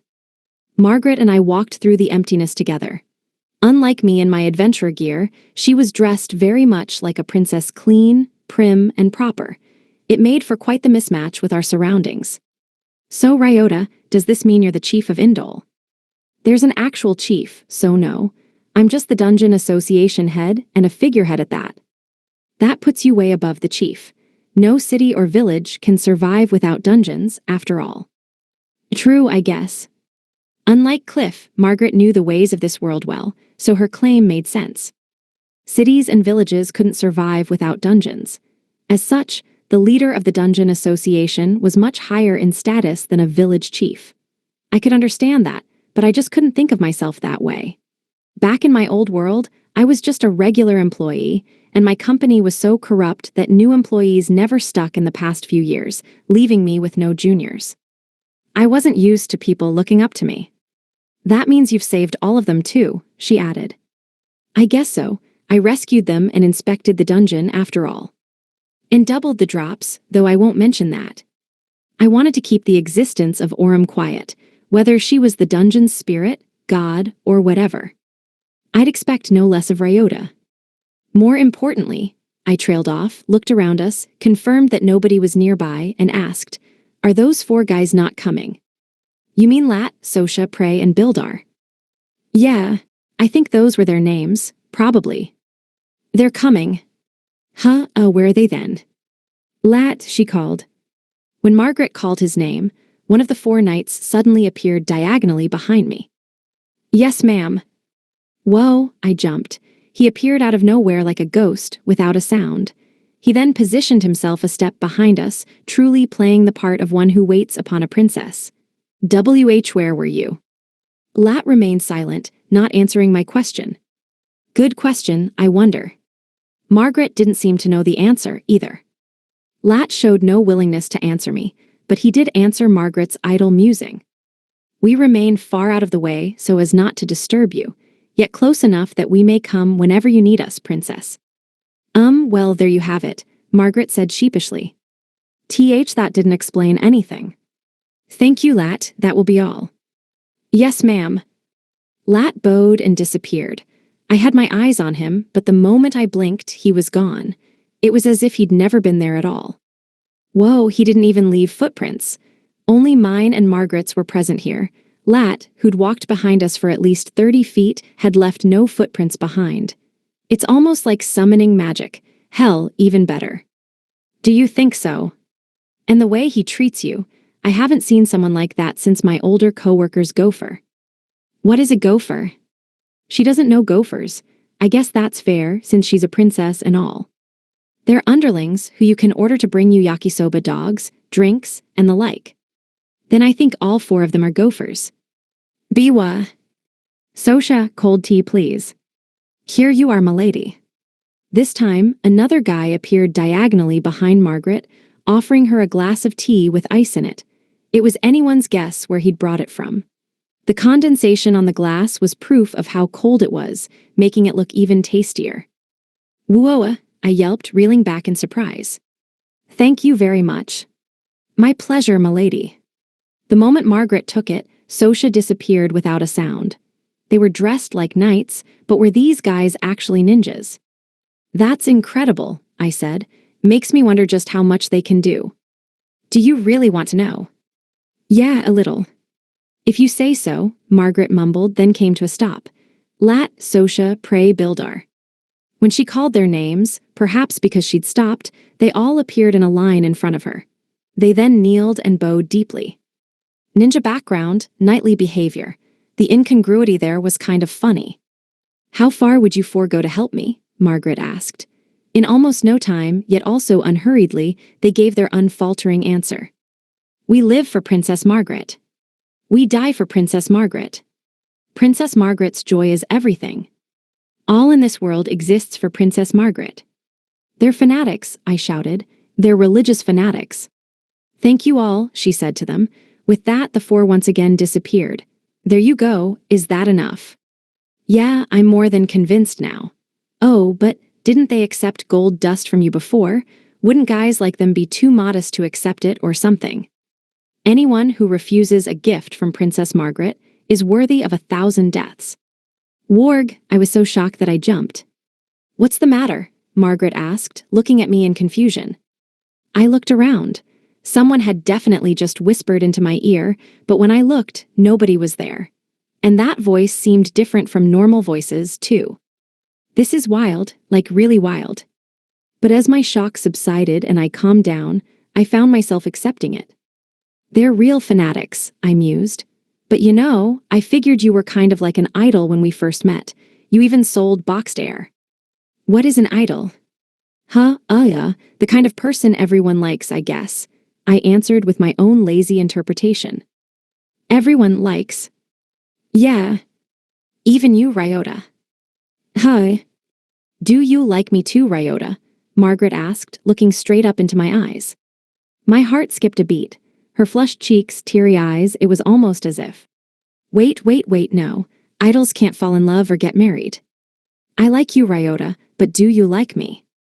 She threw a fastball straight at me. It dealt a critical hit to my heart. Thump, thump.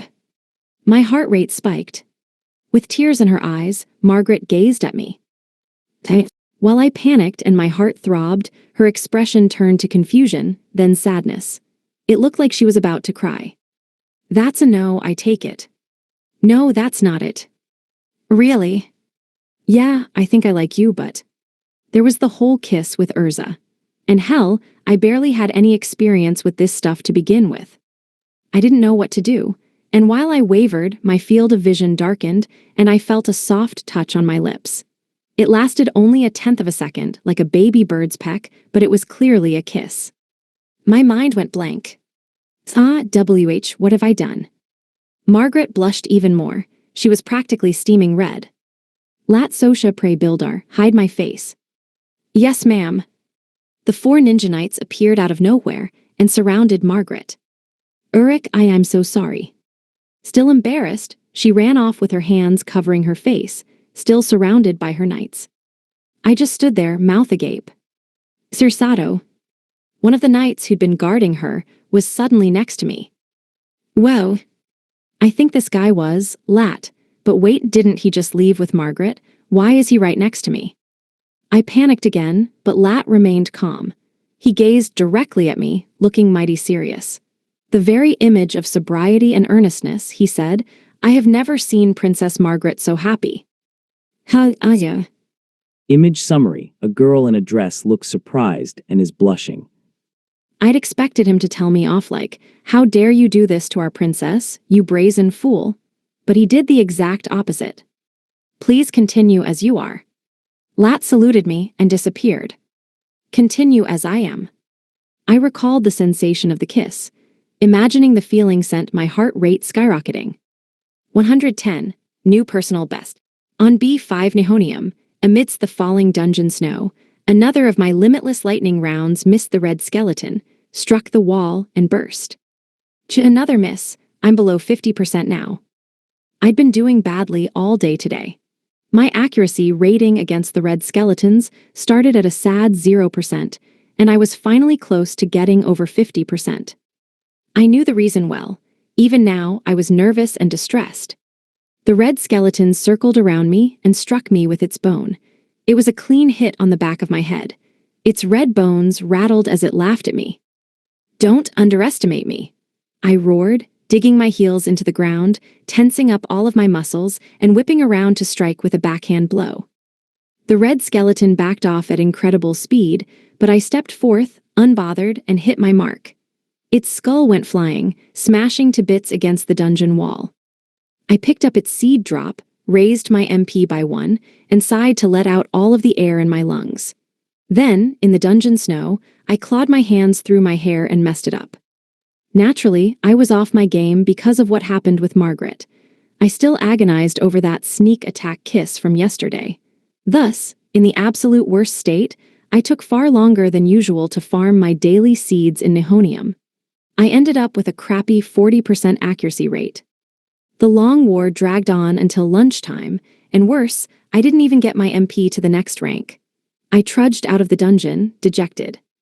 That afternoon, I went to Tellurium alone and ran into Margaret at the entrance. "Ryota." She spotted me and excitedly ran over. My heart started beating faster and faster, and I let out an "Irk." "I've been waiting for you." "You have?" "Yes, I went to your house, but one of your family members told me that you'd be in Tellurium this afternoon." "Oh, I see," I said, averting my gaze. My ears were heating up. I couldn't look her right in the eye. Any time I saw her face, I remembered that kiss. Anyway, do you need something?" "Yes, actually, I wanted to watch how you farm." "How I farm?" "Right, among all the many adventurers in Cyclo, I'd like to watch the most skilled one. After all, it would be in my best interest to learn how to carry myself in a battle." "How to carry yourself, huh? The more skilled I am, the easier it should be for my knights." "Yeah, that would let you respond to more varied situations." Their strategy was for the guys to weaken enemies and for her to finish them off. But the tactics involved could vary based on who said finisher was. Being stronger meant that her helpers wouldn't have to bring down a monster's HP as much, while having more accuracy would mean they wouldn't have to restrain the foe. As Margaret grew stronger, they would gain more options. "Your aspiration is commendable," I muttered. What was that?" "Nothing, okay, come with me." "All right." Margaret flashed a huge smile and followed me into the dungeon. When we got to Tellurium's first basement floor, I murmured, "It's kind of moving." "Hi." "I mean, when I first came here, I had stats like yours. My drops were all high, but my stats were all F rank." "Really?" "Yeah." "Then could I be like you someday?" "Why would you want to be like me?" I wondered for a moment, but that wasn't the thing to focus on. "Yeah, I'm sure you could." That reply made Margaret's eyes shine, filling her with hopes for the future. I figured that was what mattered. And so, I began my usual farming. I pushed my magic cart through the dungeon. A slime appeared and jumped at me. I caught it in my hand and shot it while it was above the magic cart. It pierced the slime and killed it. The bean sprouts it dropped fell in. "That's incredible," Margaret piped up. "All that from just one attack." "Notice how I killed it above the cart? That makes it so I don't have to waste time picking up the drops. Slimes are weak enough that I can kill them easily, which lets me focus on efficiency." "I see, that's very useful knowledge." I'd also used a normal bullet over a limitless lightning round for the sake of efficiency. Recently, I'd learned that the lightning strike would burn the monsters to death, which made it take longer to receive the drop. Normal bullets, however, made them drop items as soon as they were pierced through. It was only a difference of a few seconds, but that could build up to a major time loss for lightning rounds. Convenient for their limitlessness, and powerful as well, the only weakness of lightning rounds was that they weren't optimal for speedrun strats. With Margaret in tow, I killed slime after slime. Kill slime, put bean sprouts in cart, search for next slime. But then I stopped. "Is something the matter?" she asked. "Hold on a second." Margaret cocked her head. With guns in hand, I waited a little while. 30 seconds later, a new slime appeared before us. I instantly killed it and put the bean sprouts in the cart. What was that? Monster spawn points are mostly set. This spawn point produces a slime every 5 minutes. We did a full lap, so I figured it was about time. You've even memorized that. Amazing. It comes to you with time. Is there anything else I should know? Margaret asked, amazed. Her eyes shone like an excited child. I wanted to meet her expectations somehow, so I told her everything I'd memorized and committed to muscle memory. I also demonstrated the most efficient method of farming here in Tellurium. Each time, she squealed in excitement about how amazing it was. That look on her face harbored both beauty and cuteness in high volumes. And so, I did everything I could to see it over and over again. In the evening, Margaret and I left Tellurium and walked through town together. That was incredible, she complimented me again. I'd shown her how to defeat each monster, farm them efficiently, and general dungeon strategy from B1 to B7. Margaret was overjoyed the entire time, making me glad I'd gone through the effort. Simply amazing, Ryota. That's my prince for you. Margaret's directness made me nervous again. The nervousness I'd forgotten when I single-mindedly hunted to show her my cool side now washed over me anew. I caught sight of her pink lips. Oh no, what do I do? Now that my mind was on it, and with Margaret herself right in front of me, I grew more and more nervous. Oh, there you are, Ryota. Hi. Hearing a voice, I turned around and saw Alice. She waved and ran over to me with her 3 chibi-sized monsters sitting on her shoulders. In a way, my savior had appeared. I pushed any sense of nervousness out of my mind and turned to her. What's up? I asked. Urgent news. You probably would want to know this, so Urza sent me to tell you. Urgent? Yeah, Alice nodded firmly and smiled her usual innocent smile. Congratulations, you made more than 3 million pyros today. No. That's a new personal record. Wow, a new PR, huh? I mused. 3 million in a day is huge. How'd you do it? Hi. My heart skipped a beat, but it felt different this time. I turned from Alice to Margaret, who looked blankly back at me. So she doesn't know? Good. If she knew why, I'd probably die of embarrassment on the spot. I'd spent this morning at less than half efficiency, yet my desire to show off to Margaret in the afternoon had led to a personal record. I don't quite understand, but congratulations, Margaret said. Congrats, you're so cool, Ryota, Alice added. Hearing her say that made it feel just a tiny bit more embarrassing. 111. Farming Magic. On B5 of Nihonium once more, I took down a red skeleton and harvested a seed from it. The seed melted like snow in my hand, and I heard a voice in my mind. There it is, S rank. I'd been able to tell the progress of my stat growth by feel for a while now. I'd started this morning at A rank, and I'd kept a count of how many I'd defeated so far, so I knew that one should have been the one to bring me to S rank. When a new red skeleton appeared, I insta-killed it and turned to leave. Then, I went to the front of the dungeon and stood before the status board. Nihonium didn't have any inside the dungeon, since people thought it didn't drop anything. However, there was one right outside the dungeon. I stood there and operated it as usual. Image summary. The image shows a status board displaying level 11 with HP, MP, Strength, Vitality, and Speed all at S rank. Intelligence, Willpower, Dexterity, and Luck are at F rank. Thanks to the MP seeds from the B5 red skeletons, my MP was at S now. My 5th S rank stat, I'd started off with F in everything, but that was no more. It simultaneously felt like a long time and a short time. Because my other stats had gone up, and I had gathered both normal and cheat items, it had been pretty easy. However, there wasn't any palpable benefit to the increased MP, to the point that I had to say, I don't really feel the increased MP. I'd felt the increased HP and vitality, since I took less damage, becoming confident that I had no worries of being killed by normal monster attacks. And I'd especially felt the boosted strength and speed when fighting hand-to-hand with monsters. But the MP, not at all. I knew 2 spells now, Wind Cutter and Reservation. Wind Cutter was level 1 wind magic, the basic of the basics. Reservation made it so that, no matter who killed it, any monster of my choosing would drop an item as if it had been killed with my S-rank drops.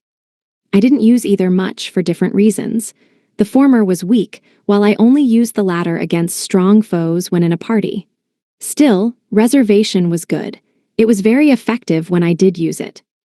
Either way, I didn't use much magic now, which meant I didn't get any benefit from S-rank MP. Maybe I should buy magic fruit. Back in Cyclo, I went to the magic fruit vendor. There, I looked over the 3 different magic fruits.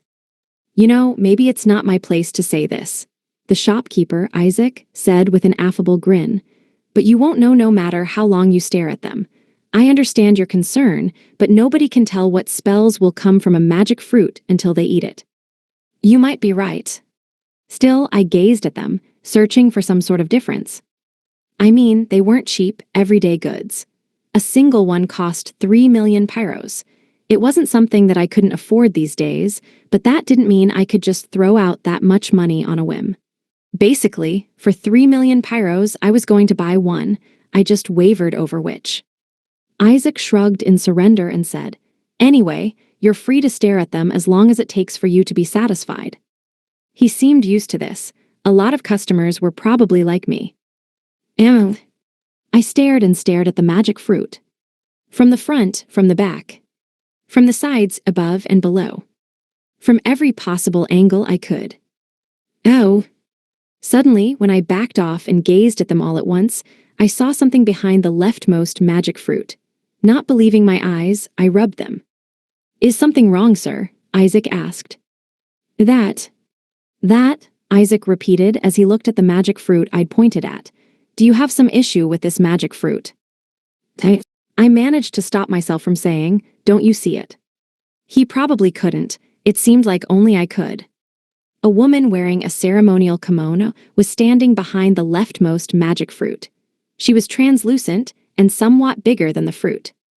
She's almost like a ghost. "I'll take this one," I decided. "Thanks for your business." I suppressed the urge to say what I wanted to say and bought the magic fruit in front of the smiling kimono-clad woman. I went to the outskirts of Cyclo, my usual place, when I didn't want people nearby. When I reached my designated outsider generation area, I put the magic fruit on the ground. I'd stopped seeing the ghostly woman after I left the shop. Before, I might have been confused by the sudden appearance of a kimono-clad woman, but not anymore. As someone who'd met the spirit of Aurum, one possibility came to mind. Nihonium, a woman in a kimono. Sounds a little too easy, right? I mused as I waited for the magic fruit to turn. Normal magic fruits only let a person learn one spell, but if they were turned into outsiders and made to drop again with my S-rank drop stats, they became magic fruits that let you learn 2 spells.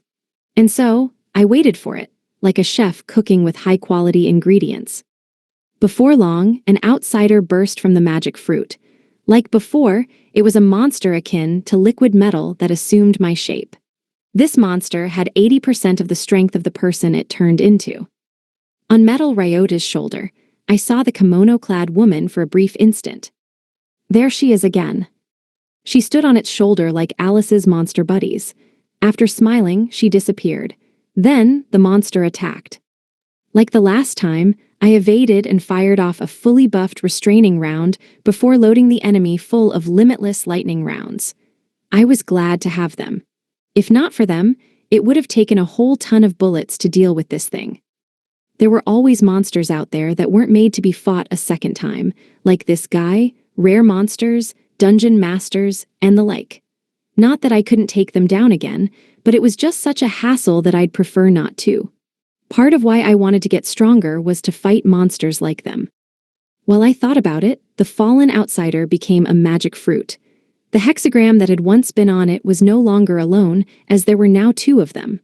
I ate it, and the effects of 2 spells popped into my mind. The first was Magic to Force. When activated, it buffed every physical attack in exchange for consuming MP with each strike. As for the other, Cirsato. Warg, I jumped, scared by the sudden voice. It was Lat, one of the ninja knights who served Princess Margaret. WH what? I asked that you lend your aid. My aid? Wait, are you injured? He'd scared me, but now that I got a good look at him, Lat was pretty torn up. His armor was dented in some places, and blood was flowing here and there. What's going on? Princess Margaret is in danger. What? I rushed to be one of Nihonium. When I went inside, the air-selling man called out to me, Mr. Sato. Where's Margaret? There, he yelled as he pointed in a particular direction. I followed his finger and saw Margaret being protected by 3 of her knights. Margaret had fallen and wasn't moving, while the other 3 had their hands full fending off enemy blows. They had no chance to take her and run. That was just how cornered they were by the monster, and that was no surprise, honestly. They were fighting a 5-foot-tall being with hair even longer than its height. Its body was translucent, like a ghost. This was Nihonium's dungeon master. That's an unlucky run-in, I said. We didn't think it would appear, Mr. Sato. Please do something. I've got this. Lat, the one who'd come to find me, stood by me and declared, I'll do anything. Just say the word. I glanced at him. Though they were hidden by his armor, his wounds weren't superficial. The blood pouring from him made that much clear. And yet, he didn't shrink back or show any signs of fear. The look on his face said that he'd do anything for Princess Margaret. I had to be impressed. Hell, even respect him for that. It's okay, I replied. I'll handle this alone. Can you? Yeah. Sensing my confidence, Lat remained quiet and left it to me. I took another step forward and saw her not Margaret and not the dungeon master. It was the woman in the ceremonial kimono. She smiled sweetly. Then, a word appeared in my mind, which I repeated to myself. She must have appeared just to tell me that. Thank you, I whispered to her. She smiled again, in satisfaction this time, and disappeared. I said the word, chanted, the incantation that she taught me. Repetition. The moment I used it, incredible fatigue weighed on my body. That was the sensation of losing all of your MP at once. Figures, you need something like that against a dungeon master. Repetition. A spell that exchanged MP for the ability to instantly kill a monster you've killed before. That was the second spell in the magic fruit that the kimono woman had chosen for me. The dungeon master of Nihonium, a foe that had once backed me into a corner, fell in one blow in exchange for every last drop of my S-rank MP. 112, new high water mark. On B1 of Tellurium, a slime appeared. I held my hand out toward it. My hand was empty, holding no gun. Repetition. I used my new magic, which instantly defeated any monster type I'd beaten already. The slime disappeared and dropped bean sprouts. I picked them up and put them in my cart. That was the easiest one yet. I never missed slimes with my guns anymore, but I still had to focus when I aimed. Repetition didn't need that. I just had to perceive the enemy I wanted to use it on, and on top of that, didn't use much MP either. I'd only used it once yesterday, on Nihonium's dungeon master, in order to save Margaret. That time, I felt immediate fatigue, as if I'd used up all of my MP at once. But today, when I used it on a slime, I was fine. Another slime appeared, and I used repetition again. It died and dropped bean sprouts. The MP consumed by repetition to kill a monster seemed to be proportional to the monster's strength, and slimes consumed almost nothing. In a way, actually no, it really is the strongest magic in this world. In a video game, this would be something convenient to have. But in this world, I considered it the strongest. Because everything in this world dropped from monsters, dungeon farming was the means of production. The repetition involved in production meant that the ability to consistently defeat monsters was valued above all. It was no exaggeration to say that magic that could guarantee a monster's instant death was the strongest. The problem is, how many times can I use this? Slimes didn't cost much MP, but that didn't mean zero. I could slowly feel my MP being drained. Let's find out how long I can keep this up. I used repetition against the weakest enemy, slimes, over and over. Defeat enemies with magic, receive bean sprouts go in cart. Once it was full, I pushed the button and sent it all home. I repeated this process, fully concentrating on my work. Finally, I'd run out of MP at 3, 4:00 p.m. in the afternoon. In half the time it usually took to do my daily farming, I ran out. Even with S-rank MP, 3 hours of non-stop magic casting would do that to you. Now what's the result? I returned home. It was my first time coming back from Tellurium with the sun still so high in the sky. "I'm back," I announced as I entered the open area on the first floor of our 3-story home. Urza alone, dispatched to us from the Swallow's returned favor, was there in the shop-like space. "Welcome home, Ryota," she greeted me with a smile. "You're early today, what's the occasion?" I wanted to ask about my earnings so far. "Oh, I figured," she replied, grinning. I cocked my head and asked, "You figured, why?" "Ryota, you've started doing something new today, haven't you?" "Can you tell?" "I sure can. Your usual way of sending things and your way of sending things when you're doing something special are very different." "I see. So even a third party can tell. Anyway, here's my passbook." "Wait just a moment," Urza said as she accepted it and recorded my daily earnings. I felt both nervous and excited as I waited. After a while, she finished recording and handed it back to me with a big smile. "Here you go. Let's see, 3 million. Today's earnings, as recorded in the passbook, rounded to 3 million pyros. Isn't this? It's exactly the same as yesterday's record, isn't it?" she said. It was the same amount as when I'd gone all out and broke through my limits to look good in front of Margaret. The same amount of money, yet in half the time. "That's incredible, Ryota. You matched your personal record in half the time. Really, this should count as your personal best. It's all thanks to my new magic." "Oh, did you learn a new spell?" "Yeah, I ate a magic fruit." "I see, goodness," Urza mumbled as she gazed at me reverently. I stared at my passbook, looking at the money that I'd spent yesterday and the money I'd earned today. Considering my new magic and the time I had left until the end of day. "I'm going back to the dungeon," I declared. "Again?" "Yeah, there's only a little under 2 million left until I've got 10 million. "Ooh," Urza gasped. "At your current pace, you might just make it in time." I smiled back at her. "Exactly, here goes nothing. Do your best, I'll do my best to keep up too." She pumped her fist in encouragement, sending me off as I ran back to Tellurium. I'd used up my MP, but that was no problem. I loaded recovery rounds into my gun and fired them into myself like injections, fully recovering my MP. Back at full MP again, I returned to the dungeon and farmed once more. As a result, I saw a number that I'd never, ever seen in my old world. My bank account had 10 million pyros in it. 113, not alone. At night, I went to the bar Villa DH in Cyclo. This was my favorite joint in Cyclo because they had different beer that was brought in from dungeons all over the world every single day. With my daytime work done, I'd come to drink with Emily. "It's been so long since we went out alone together, Yoda." "It sure has, huh? We've got more friends around now, so it's rare for us to be alone," I replied as I gulped down my beer and ordered a refill. They had 10 different kinds of beer. I like to drink each one in order, as if I was at a wine tasting. Eve never wants anything but carrots, and Alice can't drink much. What about Celeste, though? "Celeste is resting at home," Emily answered. "She said she has a headache." "A headache, is everything okay?" "She didn't have a fever, so I think she's fine.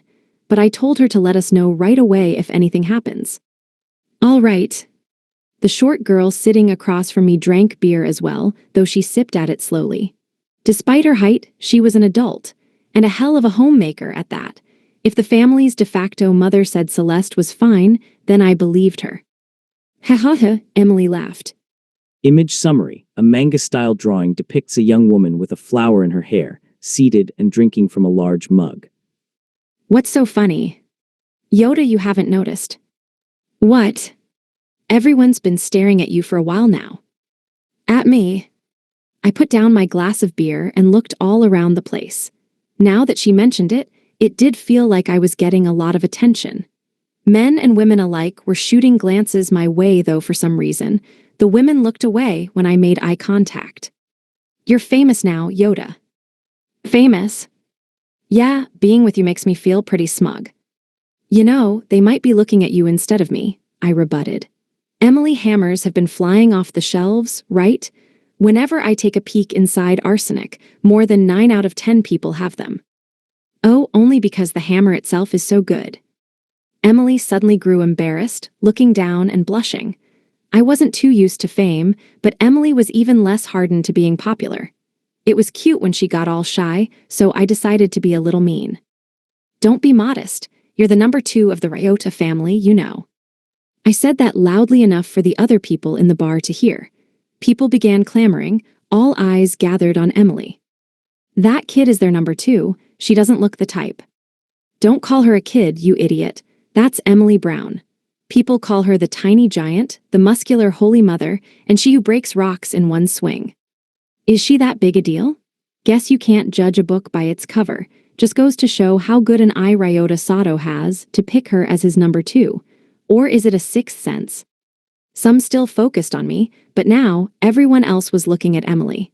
She grew yet more embarrassed, turning red from her face to even her hands and feet. I found that downright adorable. I wanted people to know more of the greatness of Emily that I knew, so I extolled said greatness for all to hear. After complimenting Emily to no end in the bar, I headed home with her. Cyclo was kind of a sleepless city.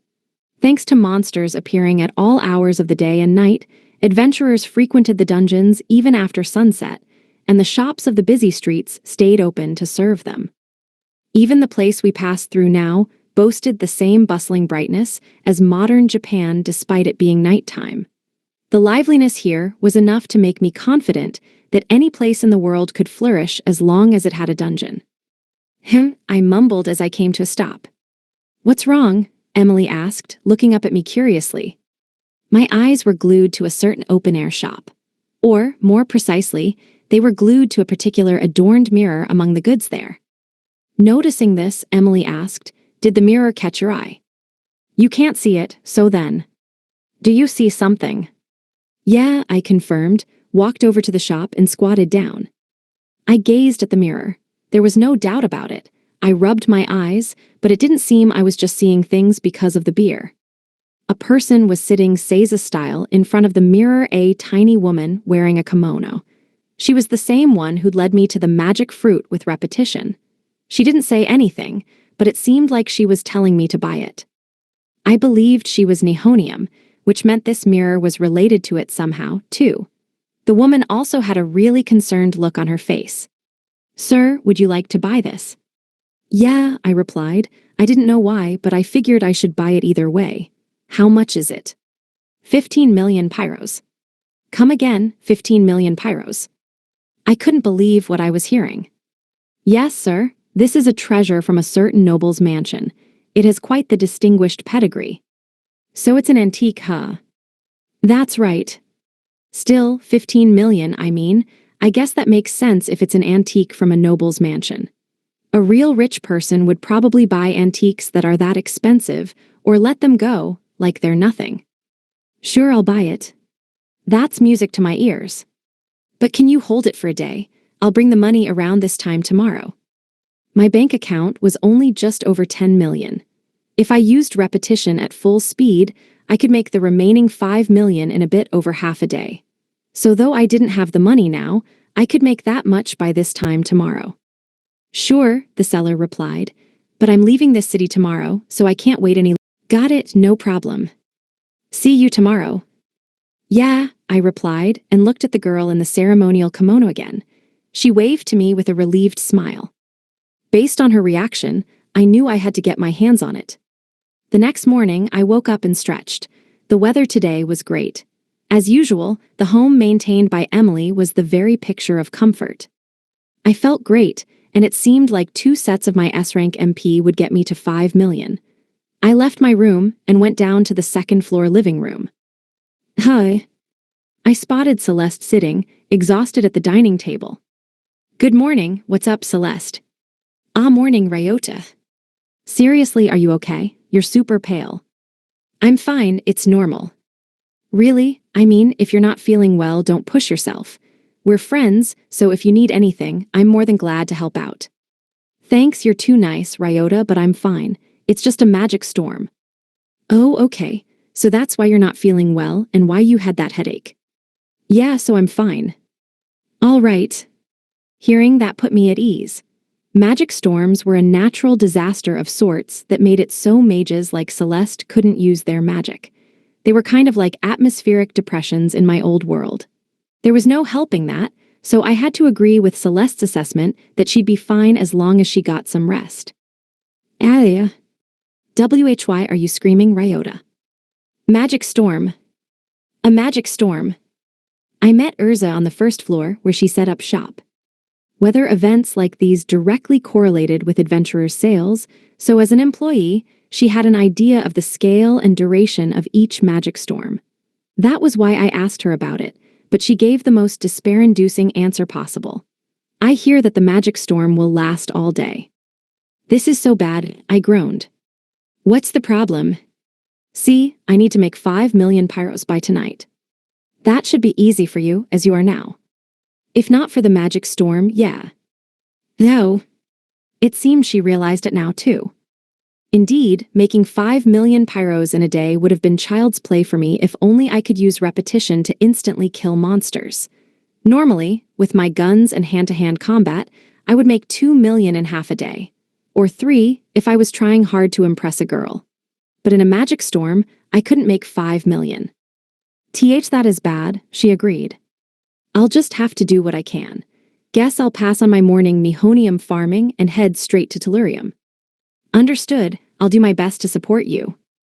Thanks. I went into Tellurium and killed monster after monster. Thanks to the magic storm, there were fewer adventurers than usual and therefore more monsters to kill. And so, I went as hard as I could, mainly using limitless lightning rounds. I occasionally threw in homing rounds since I didn't have to aim with them. I used my drop-absorbing pouch as well, positioning it on top of the magic cart so I could transfer drops right away. On top of that, I also used my knowledge of monster spawn points and timings to construct the most efficient route possible. Thus, I steadily progressed from B1 down, and after clearing B7, I ran straight back up to B1. Over and over, I repeated this process until noon came.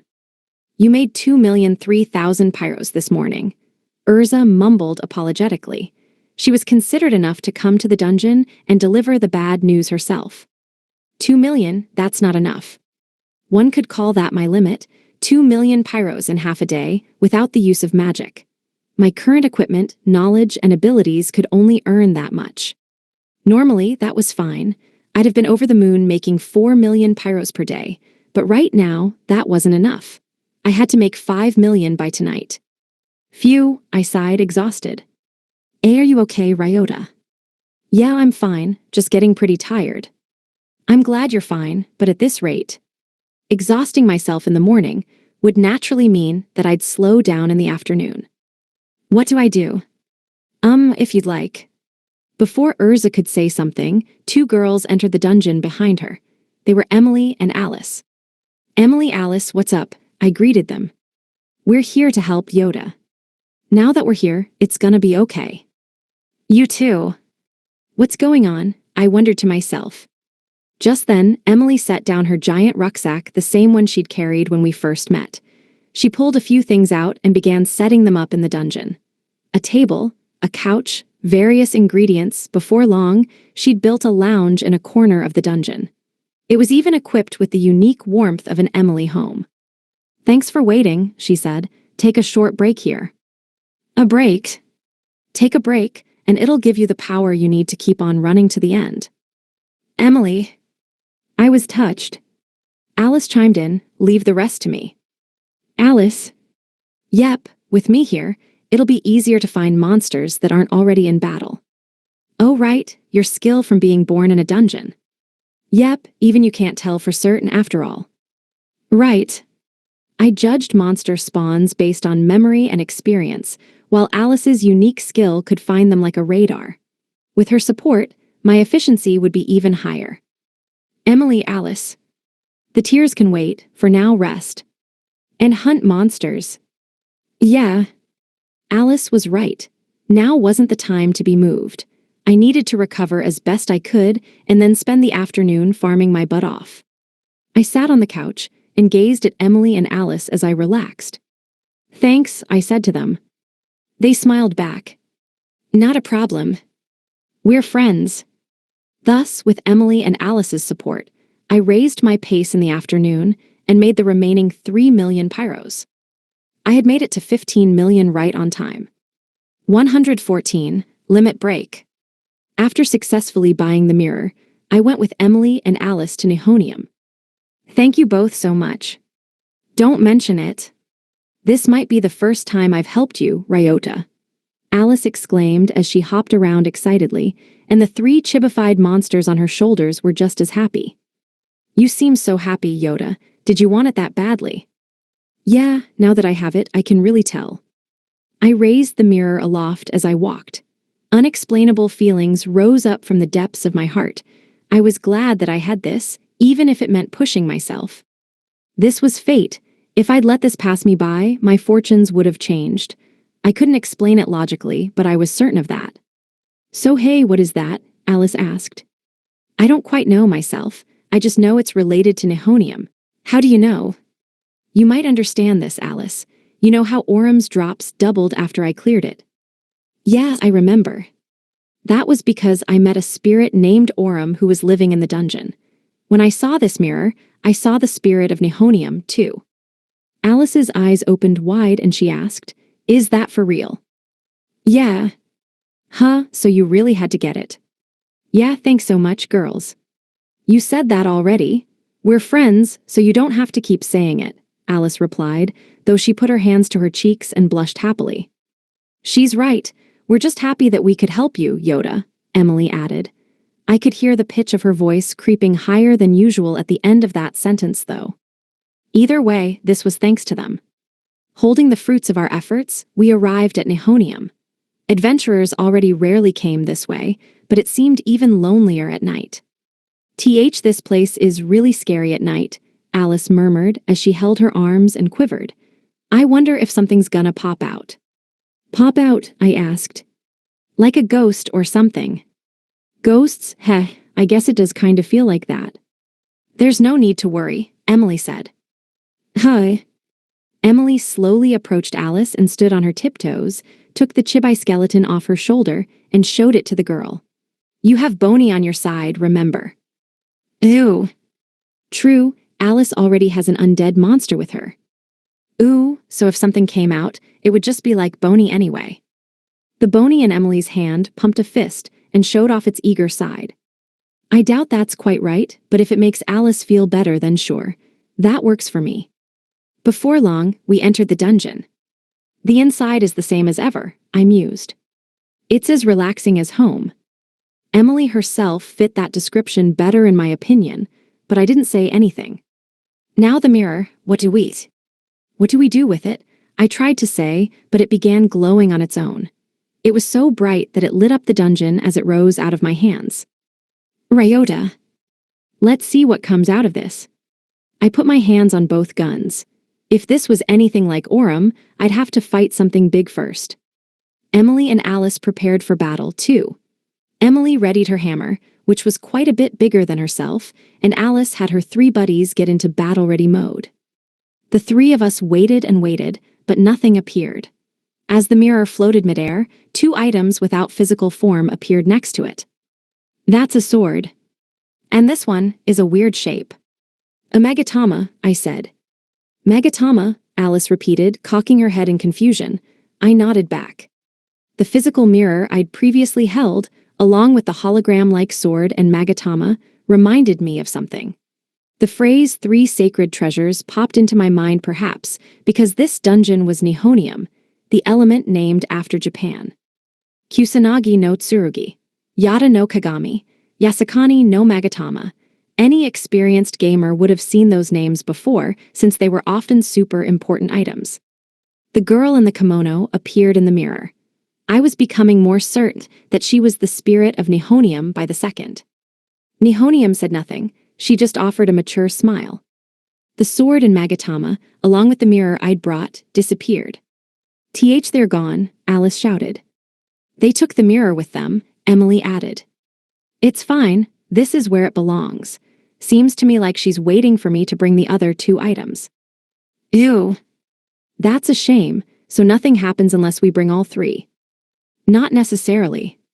Huh? Emily and Alice both piped up, confused.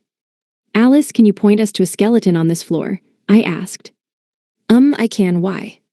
Lead the way, I want to do a quick farm. Okay, follow me, Alice said before returning her now chibified monsters onto her shoulders.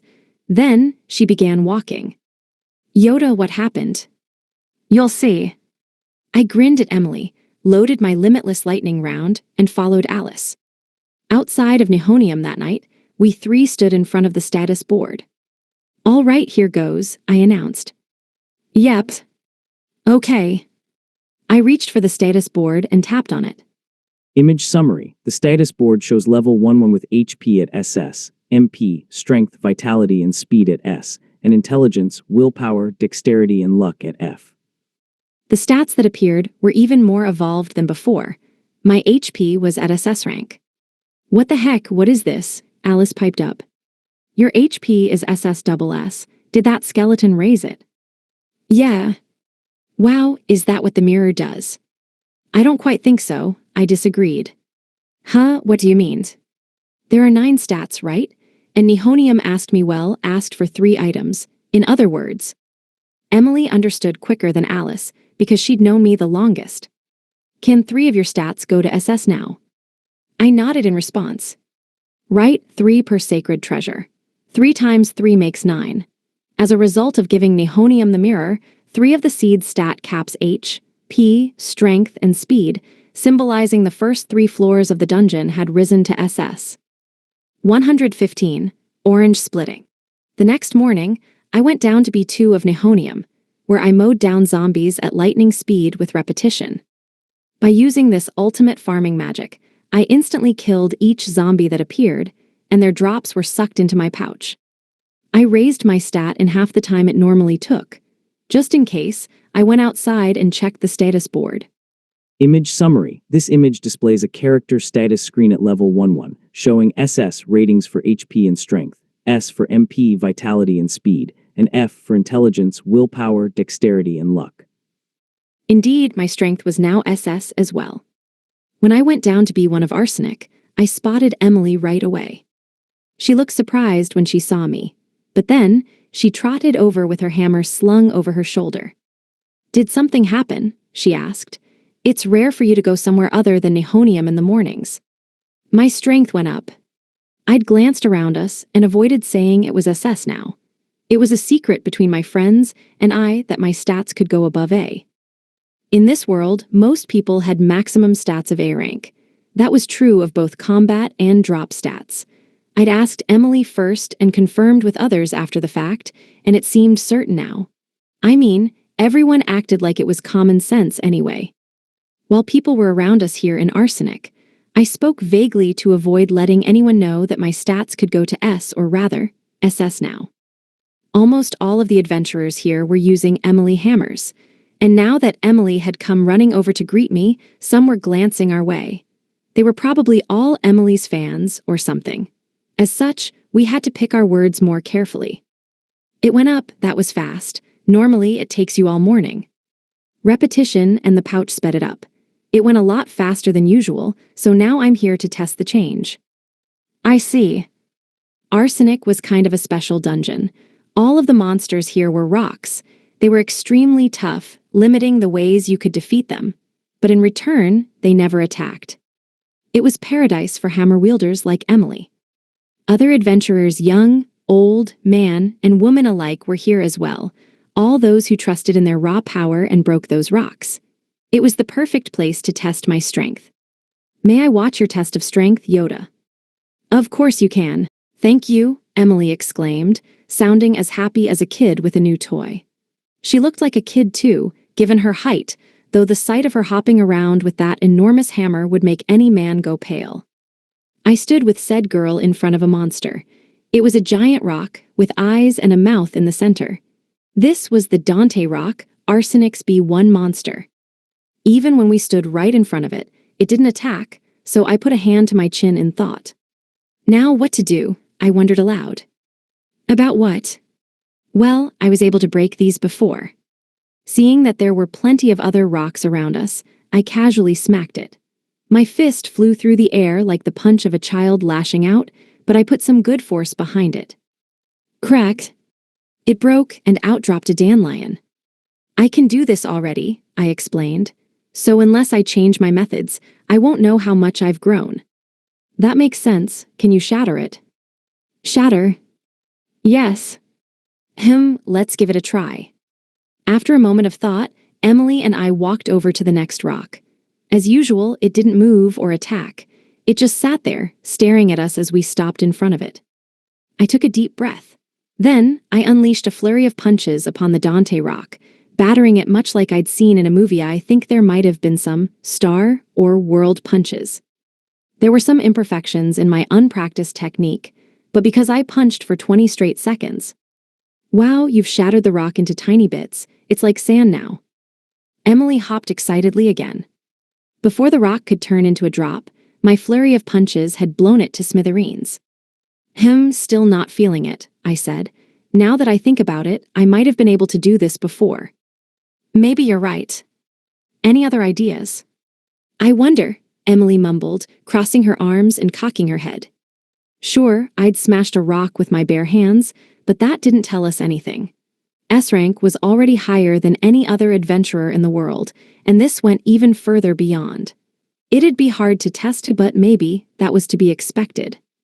Emily and I stood in front of the rock together with our heads resting on our hands, thinking to ourselves. I slapped it, poked it, and since the monster never attacked, we were free to mess with it as we pleased. Do you think you could squish it like a tomato?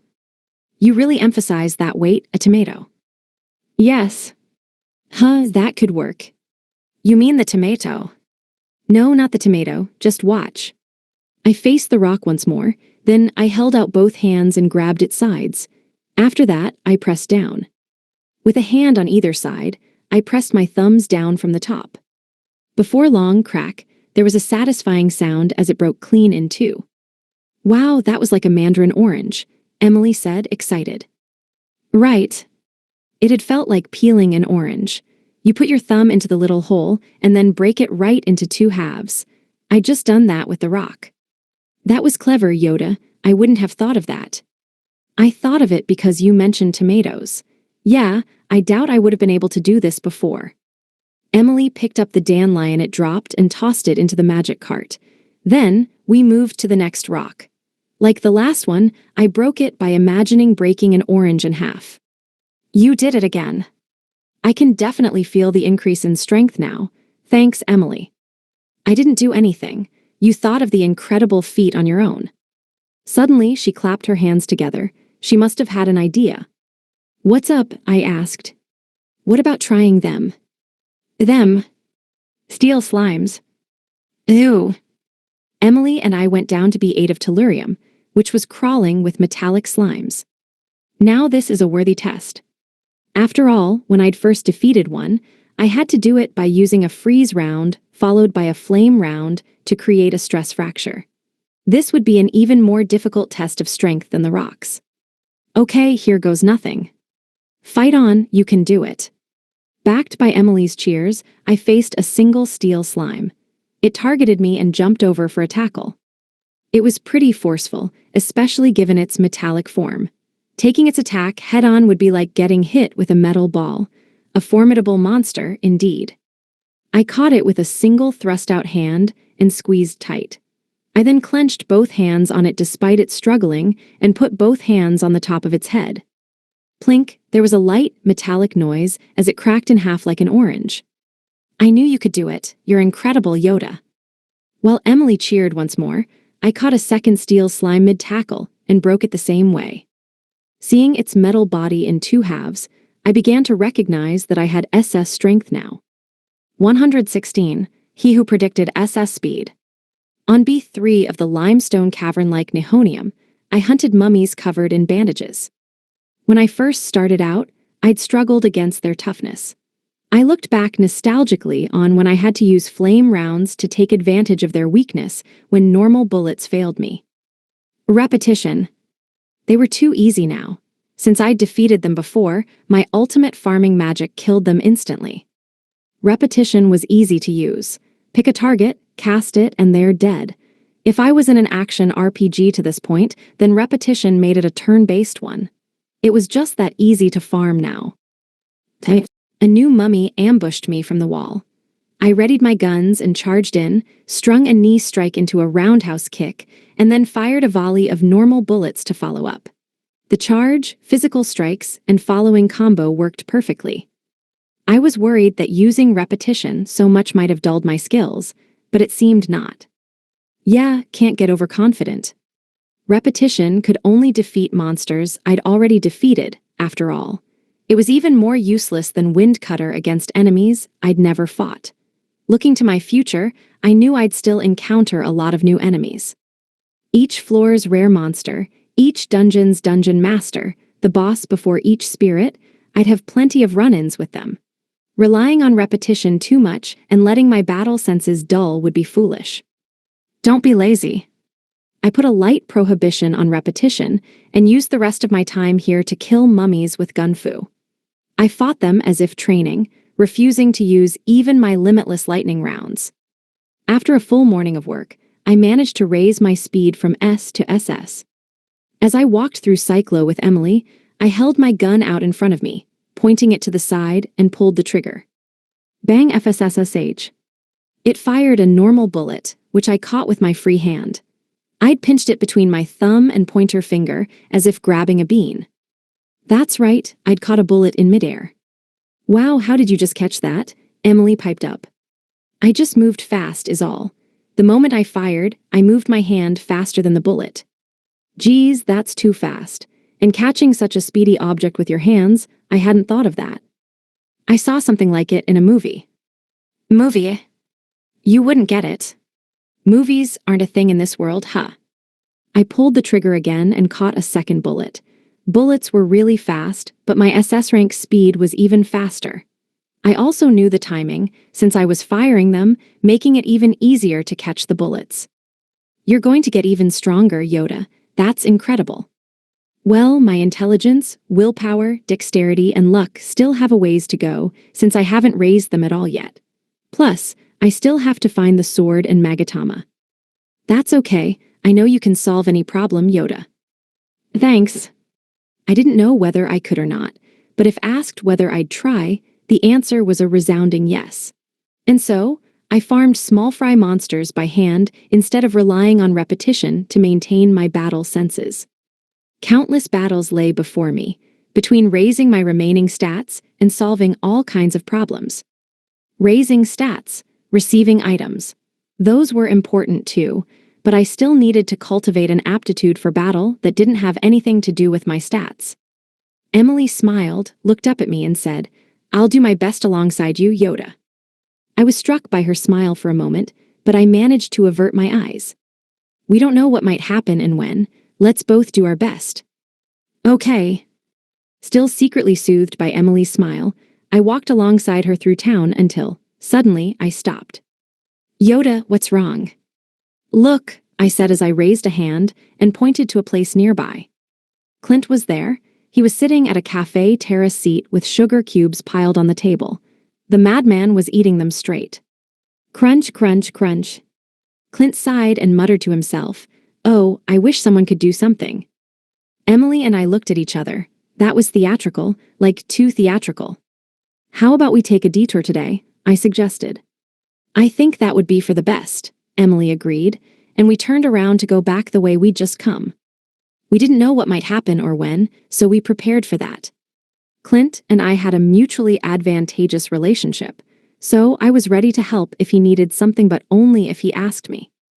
You know, when people wait for you to ask what they want. It definitely feels bad. Emily and I were in full agreement, so we turned around to leave. However, Clint stood in our path. He was on the stairs in front of some home's door with sugar cubes in hand, still crunching and munching on them. But now, there were more of them. Before, there was a 5-level pyramid, but it had extended to 10 levels now. He sighed ostentatiously again and said, "Oh, I wish there were some strong adventurers around." Emily, how about we just head home for the day? Good idea. I think it would be best if we went home and relaxed. We made our way home, fast walking this time. This is bad, this is clearly very bad. His theatrical wording, his getting ahead of us, the drastic increase in his sugar cubes, every factor was pointing to the severity of the situation. We hurried, our fast walk turned into a jog. We just need to get around this corner, and we're home safe. Yeah. We looked behind our backs, Clint wasn't there. Did we shake him off? Emily asked. Emily, don't say that or else. Whenever someone said that, things took a turn for the worse. Like when you've just unleashed your full power on a strong enemy and someone asks, did we get them? It did not take long at all for it to come true because when we turned the corner, Clint was right there. He sat in front of our house, and the sugar cube stack had become a 20-level pyramid. Oh, I wonder if there's anyone strong with high drop rates named Sato out there. Now he's literally asking for me. After saying that, I immediately panicked and covered my mouth, but quickly gave up. I was trapped either way. He'd chase us no matter what. Even if we ran away today, he'd be back tomorrow. Hell, even if we'd escaped into our home, he'd be 2 steps ahead of us. We couldn't escape, so I resigned myself and spoke to Clint. What's the problem? Oh, Sato, perfect Timon. Cut the act, please, I interrupted him. What happened? I already decided I'd take on the task, so I figured we should just omit the back and forth. First, thank you. Clint gazed into my eyes and said that with the serious face of the Dungeon Association head I knew all too well. I couldn't ask anyone but you for such an important thing. This was the most serious I'd ever seen him. Arsenic is dying. 117. The immovable object. Clint and I faced each other in the meeting room of the Dungeon Association, where he nervously chewed on his sugar cubes. He chewed them when we came into the room, he chewed them after speaking with his secretary, and he chewed even when he sat down. He just gobbled down that giant pile of sugar cubes like some kind of rodent. It was so much that I got heartburn just looking at him. You sure can eat, huh? I mused. Apologies for showing you such an unpleasant side of me. Is it related to arsenic dying? I asked. Clint nodded firmly, still chewing on his sugar cubes. Tell me what's going on. How did you learn that the dungeon was dying? Clint gazed at me for a while before sighing and swallowing all of the sugar in his mouth. He then said, It looks like bringing this to you was the right decision. Why's that? Your question just now. You are fully aware that dungeons die, and you don't question that fact. That's just one of the rules of our world, isn't it? I played dumb. In a way, that was a careless mistake. The reason I didn't find that claim confusing was that I'd already met Aurum and Nihonium. It was therefore easy for me to accept that dungeons die. However, in that case, you should be aware of the sanguine shower. After all, everybody who knows of dungeon death knows that. Sanguine shower, like a rain of blood. Right, it happens within a dungeon when said dungeon is near death. Blood falls on the various floors. However, it's only a visual phenomenon. It doesn't actually touch the people inside. So it's like dungeon snow, I noted. Yes, sanguine showers and dungeon deaths come as a pair. None know only one or the other. I see. You are a mysterious man, Sato. If there's anyone who can stop arsenic's death, I have to believe it's you and you alone. There wasn't any point in asking why arsenic's death had to be prevented. In a world where all items came from dungeon drops, dungeons had untold effects on a city's tax revenue. As the head of the Dungeon Association, Clint would naturally want to prolong their lives. On the other hand, is it normally impossible? I asked. Right, nobody's ever been able to prevent it. Got it. I stood up and headed for the door. Are you going to do it? I can't make any guarantees, but I'll test out a few ideas. Thank you so much. Clint stood up, followed after me, and shook my hand over and over as he repeated his thanks. I went down to be one of arsenic. When I stepped inside, I was shocked by the sight before me. Sanguine shower, literal raining blood. While the gentle fall of dungeon snow from other floors was almost a dreamy sight, the red rain here made for a dreadful mood. Its one salvation was that it had no physical effects, much like dungeon snow. First, I'll have to go and meet arsenic, I said and turned around. There were 4 girls behind me: Emily, Celeste, Eve, and Alice. The whole Ryota family had gathered here. How do we do that? Emily asked. I'm not sure, but when I think back on Aurum, I'd say a path should be opened once we've cleared the dungeon and defeated the rare monster on the final floor. Rare monster on the final floor, the absolute rock on B30, Celeste surmised. Do you know about it, Celeste? Yep, it's a tough one too. Though it doesn't attack like all of Arsenic's other monsters, it's so hard that no adventurer has defeated one yet. As tough as its name would suggest then, huh? I mused. Can I defeat such an enemy? No, stop thinking like that. For now, let's just go try. What should we do? Eve asked. Help me clear it. In the worst-case scenario, I might have to clear every floor on my own, but maybe we can split up the work. Like with Aurum. That's right, Alice, so. I gazed at the 4 of them. Emily, the tiny girl with a big hammer. Celeste, the long-haired woman who looked even more like a model in the blood rain. Eve, the girl with the bunny suit and natural bunny ears. Alice, who had all 3 monster buddies on her shoulders. I bowed my head to all of them and said, "Please help me." "Leave it to us, Yoda." "I'll do whatever it takes for you, Ryota." Carrots, 1 heaping helping and 1 magic cart helping. Sashimi and steak alongside them, 2, please. We're fighting as a full family force. Oh, I'm so excited. The friends I'd made in this world each replied in their own special ways. Thanks to them, I was reassured and happy. We decided to split up the work. Emily, Celeste, and Eve would work together on the first 15 floors, while Alice and I would do the 16th onward. We went down to B16. When I ran into a monster, I instantly killed it with an annihilation round. These worked better on Arsenic's rocks than my limitless lightning rounds did. I killed it in 1 blow, threw the flower it dropped into the magic cart, and sent it right away to Urza back at home.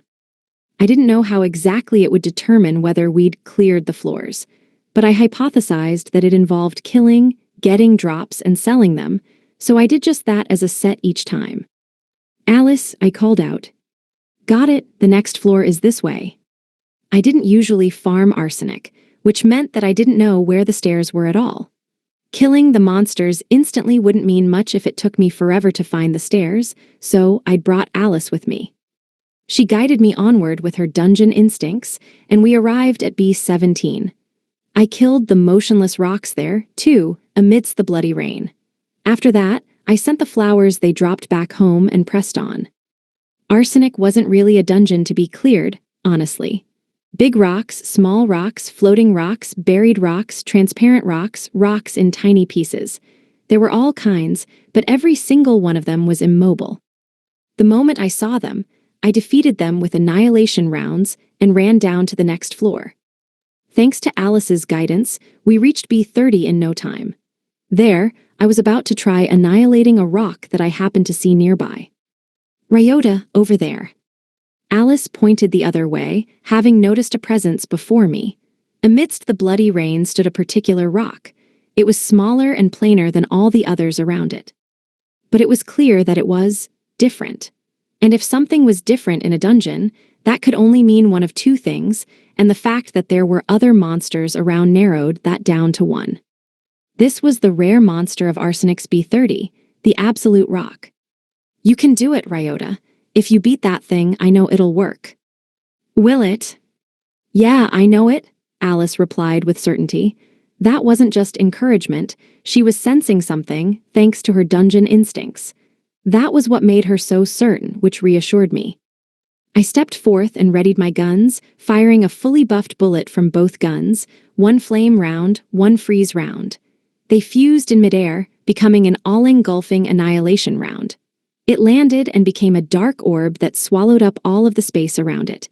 However, "It didn't work," she gasped. "Seems like it." The dark orb that had previously annihilated all within had itself been swallowed like a lunar eclipse. After the bullet's effects faded, the Absolute Rock stood there unshaken. "Ryota, can you do it?" "I'll try a few things." I fired several bullets at the Absolute Rock, fully powered lightning rounds, piercing rounds, homing rounds, even single flame and freeze rounds. Wondering if this might be a sudden curveball, I also tried recovery and restraining rounds. I even tried combining recovery rounds to make a sleep round. And for good measure, I'd attempted some fully buffed regular bullets. Everything failed. I'd tried every single bullet I had, yet the absolute rock didn't so much as budge. Yoda, called a familiar voice. I turned to Emily. Her, Celeste, and Eve came running after their completion of the first 15 floors. We've finished the upper floors. So that's the absolute rock, Celeste said. Out of the way, the bunny will handle this, Eve declared and slowly walked toward the rock. She raised her right hand and unleashed her slowest chop yet, or rather, her fastest chop yet, which was so fast that it looked slow, but ow. It didn't move an inch.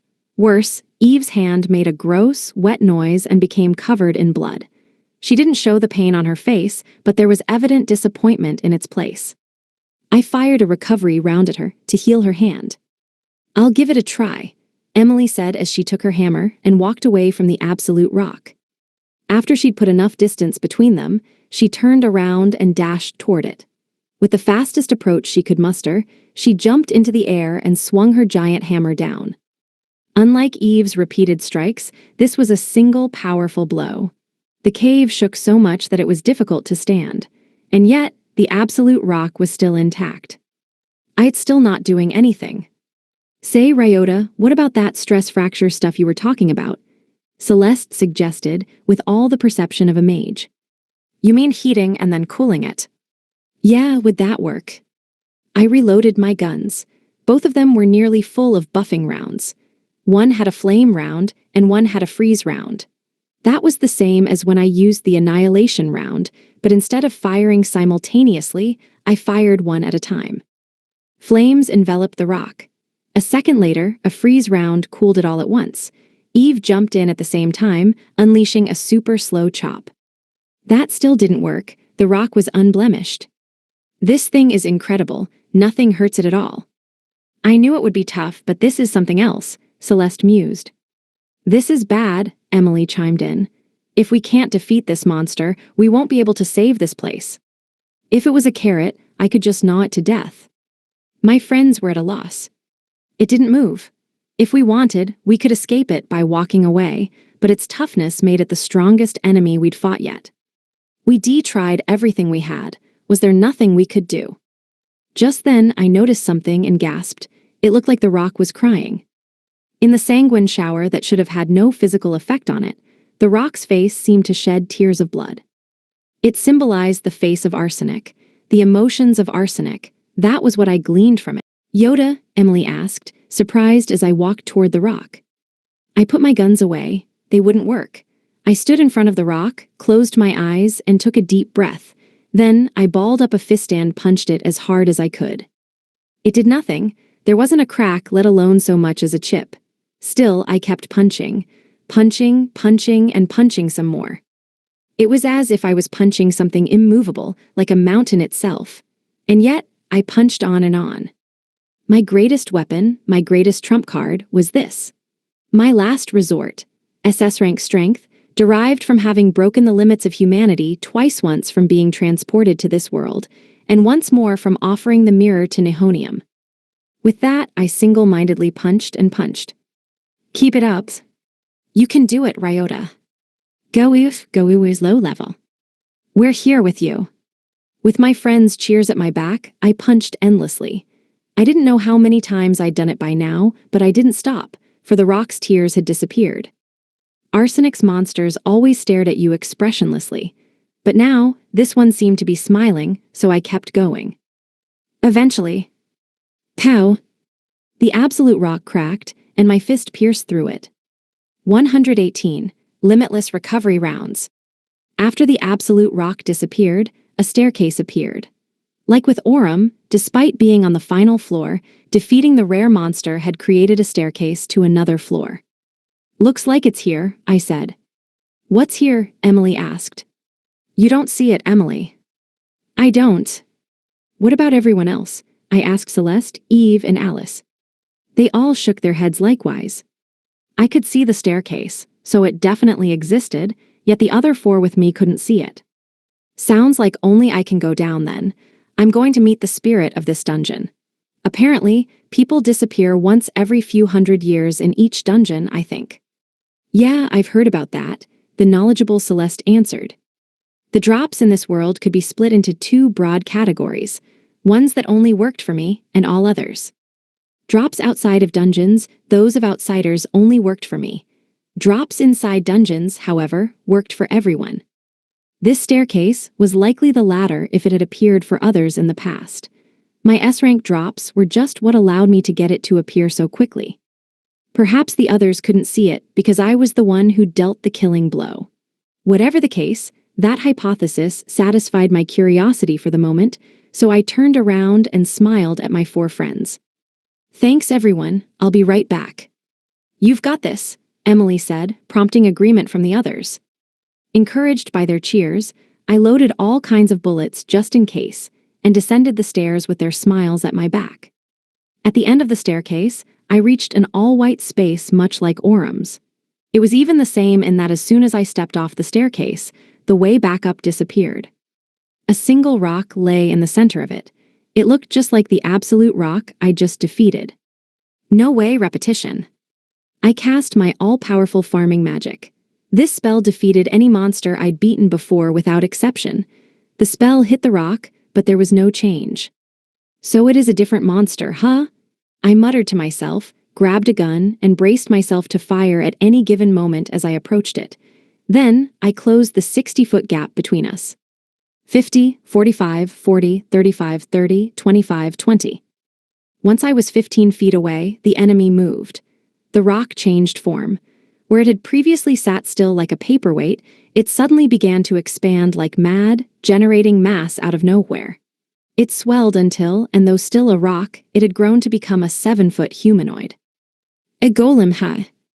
A humanoid monster made out of rock, bulky enough to show that it was a power type at a glance. Honestly, no word other than golem could describe that as far as I knew. Plus, its shape wasn't all that had changed. Unlike every other monster in Arsenic, this one moved and attacked on its own. It groaned and swung a powerful arm, which I dodged by jumping to the side. Its punch slammed into the ground and shook the room. That would have been bad news if it had hit me. How about this? While I evaded, I pointed my barrel and pulled the trigger. First, I used fully buffed lightning rounds. The bullet drew an electrical path as it flew at the golem. The golem held out its hand and caught the bullet in its palm. Electricity raged, crackled, and boomed in its hand. Once it subsided, however, the golem was unwounded. No good, huh? I evaded his counterattack and tried a few more attacks. From annihilation rounds to restraining rounds, I used one of everything. And yet, the golem was unmoved. So he's as tough as the absolute rock then. The sight of it before it transformed came to mind. It was exactly the same as the rare monster that had put us through so much trouble on the floor above. It probably had the same characteristics. In other words, it was a mobile absolute rock. That's troublesome, but not that troublesome. While dodging over and over, I got a good grasp of the golem's abilities. If its toughness was about equal to S or SS, its strength would be B. While its speed was not even E, it was just an extremely sturdy monster, with little else to it. B-rank strength was pretty threatening, but it was nothing compared to the defenses of an absolute rock. Basically ignorable, honestly. I stowed my guns and stood in place. The golem swung its arm for another punch. With all my strength, I punched back. There was a boom as the air shrieked. Our fists collided, and the golem tottered back. It hadn't taken any damage, it just tottered. I was becoming more and more certain that it was no threat. It was less powerful than Emily, for all its sturdiness. The only thing special about it was that it moved. And so, I used the same strategy as on the previous floor. I stopped there and punched as hard as I could. I punched and punched and punched. When the golem attacked, I countered its fist with more punches. It being a counter put more force behind it, so the golem cracked with fewer punches than the absolute rock. It stooped over. I didn't miss this opportunity, showering it with blows. Over and over, I pummeled it with all of my SS rank strength. The crack grew, spreading over its body. Then came the final counter. After that air-shaking blow, the golem began to fall apart. It started with its arm and spread to its body. FSSSH. The cluster of rocks sizzled and disappeared. I watched in silence. After the golem fully faded, a rainbow bullet appeared in its place. I approached and picked it up. Please choose one limitless bullet. It was the same as in Aurum. I promptly replied and chose recovery rounds, the one that I'd needed so much more of these days. The rainbow bullet fused with a recovery round and became limitless. I loaded it into my gun and fired repeatedly. Countless recovery rounds came out. Now I don't have to worry about ever running out of gas for repetition. Satisfied by my secondary reward, I put my gun away. And then, well met, young one. Upon hearing that hoarse voice, I straightened up. I knew that this was where the real challenge would begin. 119, in 1,000 years. An old man appeared. He was even smaller than Emily, which meant he was under 43. To me, he seemed like an older dwarf or something. Like with Aurum, he appeared seated like a Jizo statue. How many hundreds of years has it been since I was last blessed with a visitor? He mused. Are you Arsenic? The very one. If you already know my name, then might I assume that the surface still has memories of me? I only knew this old man was Arsenic because of my past experience with Aurum, but I decided not to mention that. Either way, I had more important business. Are you dying? I asked. Indeed I am. Speaking on a human scale, I suppose I have about 1 month left. How can we stop it? It isn't possible for humans. I don't care, tell me how to do it, I insisted. Arsenic looked at me in surprise. He gazed at me, his eyes searching for my true intent. After we stared each other down for a while, he said calmly, well, it's no trouble for me to share how, I suppose. Very well then. To prolong our lives, we dungeon spirits require fruit of life. Image summary. An old, bearded elf sits in a squatting position. Fruit of life. You don't know, do you? That is no surprise. It is an illusory fruit unobtainable by human hands. If they could, just touching the legendary fruit would brighten their soul and extend their lifespan. Just touching it extends your lifespan. Again, human hands. Hold on a second. I cut him off, turned around, and left. I ran all the way up the stairs, to where my friends were waiting in the bloody rain on Arsenic's B30.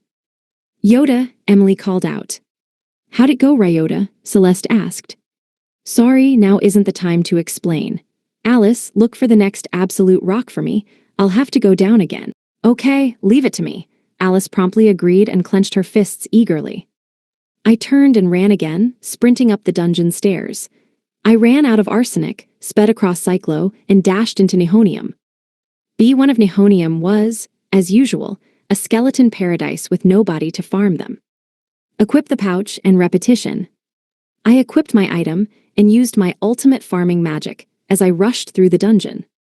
Once I was done with B1, which I knew like the back of my hand, the pouch was full of HP seeds. Just touching them prolongs your lifespan, unobtainable by human hands. I think he means these. I took the pouch and left the dungeon, beelining straight for Arsenic. Back on B30, Celeste awaited me. Ryota, this way. She led the way. We rounded a few corners and found an absolute rock surrounded by the other three. Thanks, everyone. I thanked them all, and they smiled and stepped away from the rock. I then held out my hand and used repetition, but then I felt dizzy.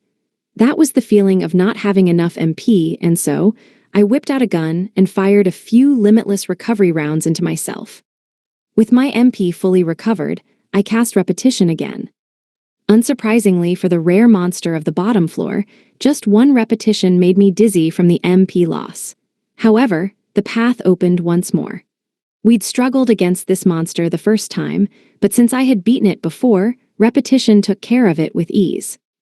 Yoda, that's incredible. The only person in the world who can do that is Ryota. Brazen low level. Eve, maybe you should try saying that without blushing. Huh, Eve, are you? My friends clamored over something, but I ignored it for the moment. After confirming that I had my pouch on hand, I went down the stairs again. The absolute rock golem was there. This one was annoying too, but I used the same limitless recovery, round into repetition combo to kill it. Arsenic returned once more. Wah, he exclaimed, gazing at me in wide-eyed shock. You're here again? The same person arriving is a 1 in billions chance. Young one, what sort of? Forget that for now. Are these the fruit of life you mentioned? Huh? Arsenic peeked inside the pouch. His expression was blank at first, but it gradually changed. Fruit of life, and so much too. So it was this. You, what sort of being are you? Again, forget it for now. Just use these. I didn't ask how much you needed, so hopefully this is enough. If not, I'll bring more. Oh, it's quite enough. Arsenic looked befuddled. He still didn't seem to understand what was going on, but his interest was gradually drawn to the HP seeds, so-called fruit of life. He took a seed from the pouch holding it outside Nihonium, like I never could, and put it in his mouth. After chewing for a bit, he swallowed. His body emitted light. Yes. I feel reborn. That sigh was comically long. It was like pent-up gas that had gathered thanks to his patience and the responsibilities forced upon him. Delicious, freakin' delicious. Your personality really changed on a dime, I chuckled. How can you blame me? This is the first bit of food I've had in 1,000 years, and it's freakin' delicious. Has it been that long? How did he even survive 1,000 years without food or water? Is he like a hermit living on air? Or, well, maybe that's why he was dying. He didn't have any food. Arsenic guzzled down the seeds. Each time he ate, he glowed again. Even I could tell at a glance that his lifespan was growing. After watching in silence for a moment, I said, "Wait a little longer, Pops." With that, I left him to his rodent-like devouring of the seeds and went back up. With basket in hand, I returned to Arsenic's space once more. The old man was belching to himself with a big grin on his face, having cleaned up the seeds. "Hey, young'un, back again," he greeted me with a smile. "You really helped me out, now I can live on." Sure seems like it, the blood rain stopped. Right it did, that was a good 200 years of life. That much. I hadn't brought that many seeds, it was just one quick lap around Nihonium. I would need 10 times that to raise a stat by 1 rank, yet that was worth 200 years of life. "I thank you," he said. "No problem, but don't you want this?" "What do you mean?" "Here," I replied as I held out the basket to the old man. He opened the lid and looked inside. It was full of Emily's home cooking. After leaving before, I did Emily cook it for him. The moment he opened it, the room filled with warmth. Just by existing, Emily's cooking could splash warmth and comfort all around, and it reached even the inhuman old man before me. The selection of food was all easy-to-eat stuff: rice balls, different sandwiches, and even bite-sized Hamburg steaks. This was an obvious manifestation of Emily's consideration. He gazed at it blankly for a moment, but the moment it touched his tongue. "Cool man, that's good stuff." His reaction was so overt that I didn't know what to say for a moment, but I was just glad that he liked it. 119.5, My True Desire. I watched in silence as Old Man Arsenic devoured Emily's food. I'd have felt bad saying something, so I figured I'd wait, except noticing my gaze, he stopped. "Sorry about that, son. Lost my self-control there." "Don't worry about it." Still, it's hard to believe the outside world has changed so much in such little time. Who knew food could get this good? "This stuff is special, actually," I declared. "Really?" The old man's eyes opened wide in surprise. "My friend Emily made it.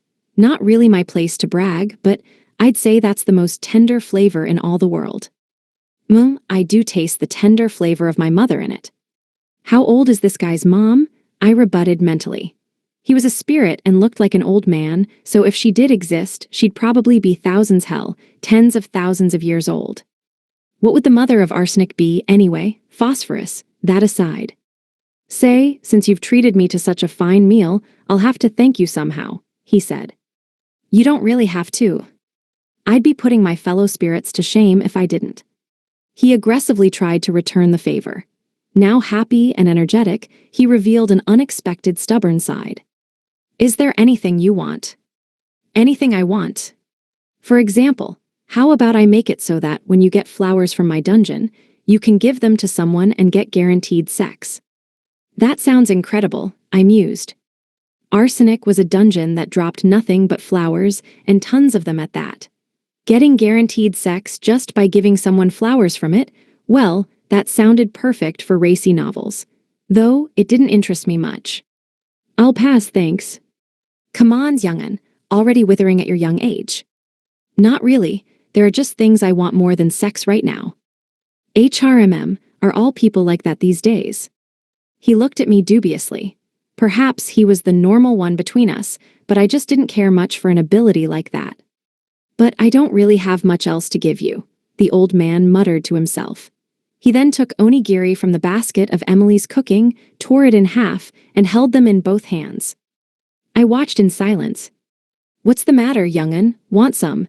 He asked as he offered one half to me. Nah, that's not it, just thinking about the binary moons. Binary moons? Apparently, sometimes 2 moons appear in the sky, and monsters get stronger and drop more stuff. He looked down to his hands, and his eyes suddenly lit up in understanding. Ew. What? Reite the binary moons. Huh, I mumbled, cocking my head in confusion. Arsenic tossed both halves of onigiri into his mouth, chewed for only a moment, and swallowed. You're probably gonna choke. Young'un, how about I make it like there are always binary moons in the sky when you're in my dungeon? So there'll always be a drop rate boost. That's right, what do you say? I thought to myself. Permanent binary moon effects. There isn't a dungeon that would benefit more from that than arsenic. There were 2 broad traits of the binary moons. Drop rates were boosted, and monsters grew stronger. Arsenic's monsters never attacked. Them being stronger wouldn't change anything, so it was just a flat-out drop rate boost. A permanent binary moon effect sounded incredible. So, he urged. After a moment's thought, I shook my head and said, nah. Still doesn't satisfy you, huh? No, that's not it. I'd like to ask you for something else, I said as I stared right into his eyes and told him my desire. He listened to the end and looked back at me with equal parts surprise and exasperation. And you really want that, he confirmed. Yeah. If he could do this, then that was enough for me. You're a weird one, young'un. Very well. A worthy reward for delivering the first bit of food I've had in 1,000 years. He smirked and held out his hand, which then glowed, and the shine spread through the dungeon. And then, the dungeon known as Arsenic. Image summary, a manga-style drawing of a young man saluting with a wink. Afterward. People write novels. Novels are written by people. Nice to meet you all, or perhaps good to see you again. I'm Nazuna Miki, a Taiwanese light novelist. Thank you so much for picking up Volume 4 of my unique skill, makes me OP even at level 1. Thanks to you all, we made it to the release of the 4th volume. Also, for the first time in my life, my work has received a manga adaptation. I don't have enough words to express my gratitude, but I truly appreciate all the support. This volume is similar in essence to the previous 3. Conquer dungeons, make money with drops, use unique skill and special items to get stronger. On top of that, dungeon spirits have made their first appearance. By helping these spirits with their troubles, Ryota Sato gains skills that help him per dungeon, honing his strengths in the process. Feel free to read this volume and find out just how he's growing stronger. This work continues to be published on Shousatsuka 9 Arrow as well. The web novel doesn't come with illustrations, but it will let you read ahead. It's being updated at a rate of 1 chapter every 2 days, and I've gotten 70 million page views now. If you've read this book and you want more of it right away in Japanese, try Googling it. Finally, I have many thanks to give. To Sabacha-sama, who continues to make wonderful illustrations. To Kei-sama, who continues to edit my awkward writing. To K-Light Novel Books Editorial Department, who made this publication a reality. To the bookstores who stocked this book, and to those of you who bought it. I offer my deepest thanks to every single person involved in this work. Here I'll put down my pen, praying that the next volume will someday reach your waiting hands. Respectfully yours, Nazuna Miki. July 2018. Author, Nazuna Miki. Formerly a wannabe voice actor, now a light novelist. The manga adaptation is tons of fun. Go check it